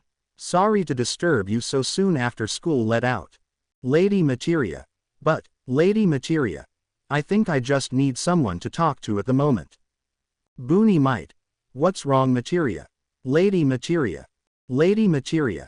It seems that I had my hopes up when I told my classmates the news about my recommendation. Izuku could already tell where this conversation was going. He couldn't help but feel frustrated knowing what Lady Materia was talking about. Boony might. Don't listen to them. Boony might. I know you earned your spot on the recommended exam. I learned that by just talking with you. Boonie might. You just need to trust in yourself that you earned it. Lady Materia. I wish I could. Lady Materia. It gets hard to ignore the noise when that's all you hear. Izuku stopped and thought about what to say. It reminded him a little of Shinso when he first met him. He let out a mirthless chuckle at that. Seems Aizawa is right. I'm a problem child, who likes to look out for other problem children. But it seems he couldn't help but do what he can to help out a friend. Boonie might. Yeah, I know it can be tough. Boonie might. But I learned a long time ago when I had to deal with it, that having one person saying otherwise can help. Boonie might. My mentor helped me learn to believe in myself. Boonie might. So until you believe in yourself, I will believe in you. Boonie might. And when you do, I will still believe in you. Izuku waited for Lady Materia to respond. He knew it could be a while, but he didn't mind the wait. Soon, his phone chimed. Lady Materia. Thank you. You seem to always help me in my time of need. To think it all started because of a raid. Boonie might. Strange things happen every day. Just up to us to interpret it in a way that makes sense to us. Lady Materia. Quite. Then I better do my best. I have a friend to meet when we get into Ua. Boonie might. I will see you there, Materia. I still need to take you to Cafe Wildcat when we get there. Lady Materia. Yaoyorozu Momo.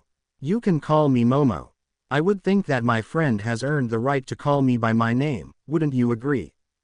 Boonie might. Izuku. Midoriya Izuku. Lady Materia. It is a pleasure to finally know you, Izuku. Boonie might. Same here, Momo. Izuku struggled to maintain his cool at the moment. Because he realized something important. I was talking to a girl. And he failed. To be continued. I hope you enjoyed this story. Also remember to subscribe and like this video. See you in the next video.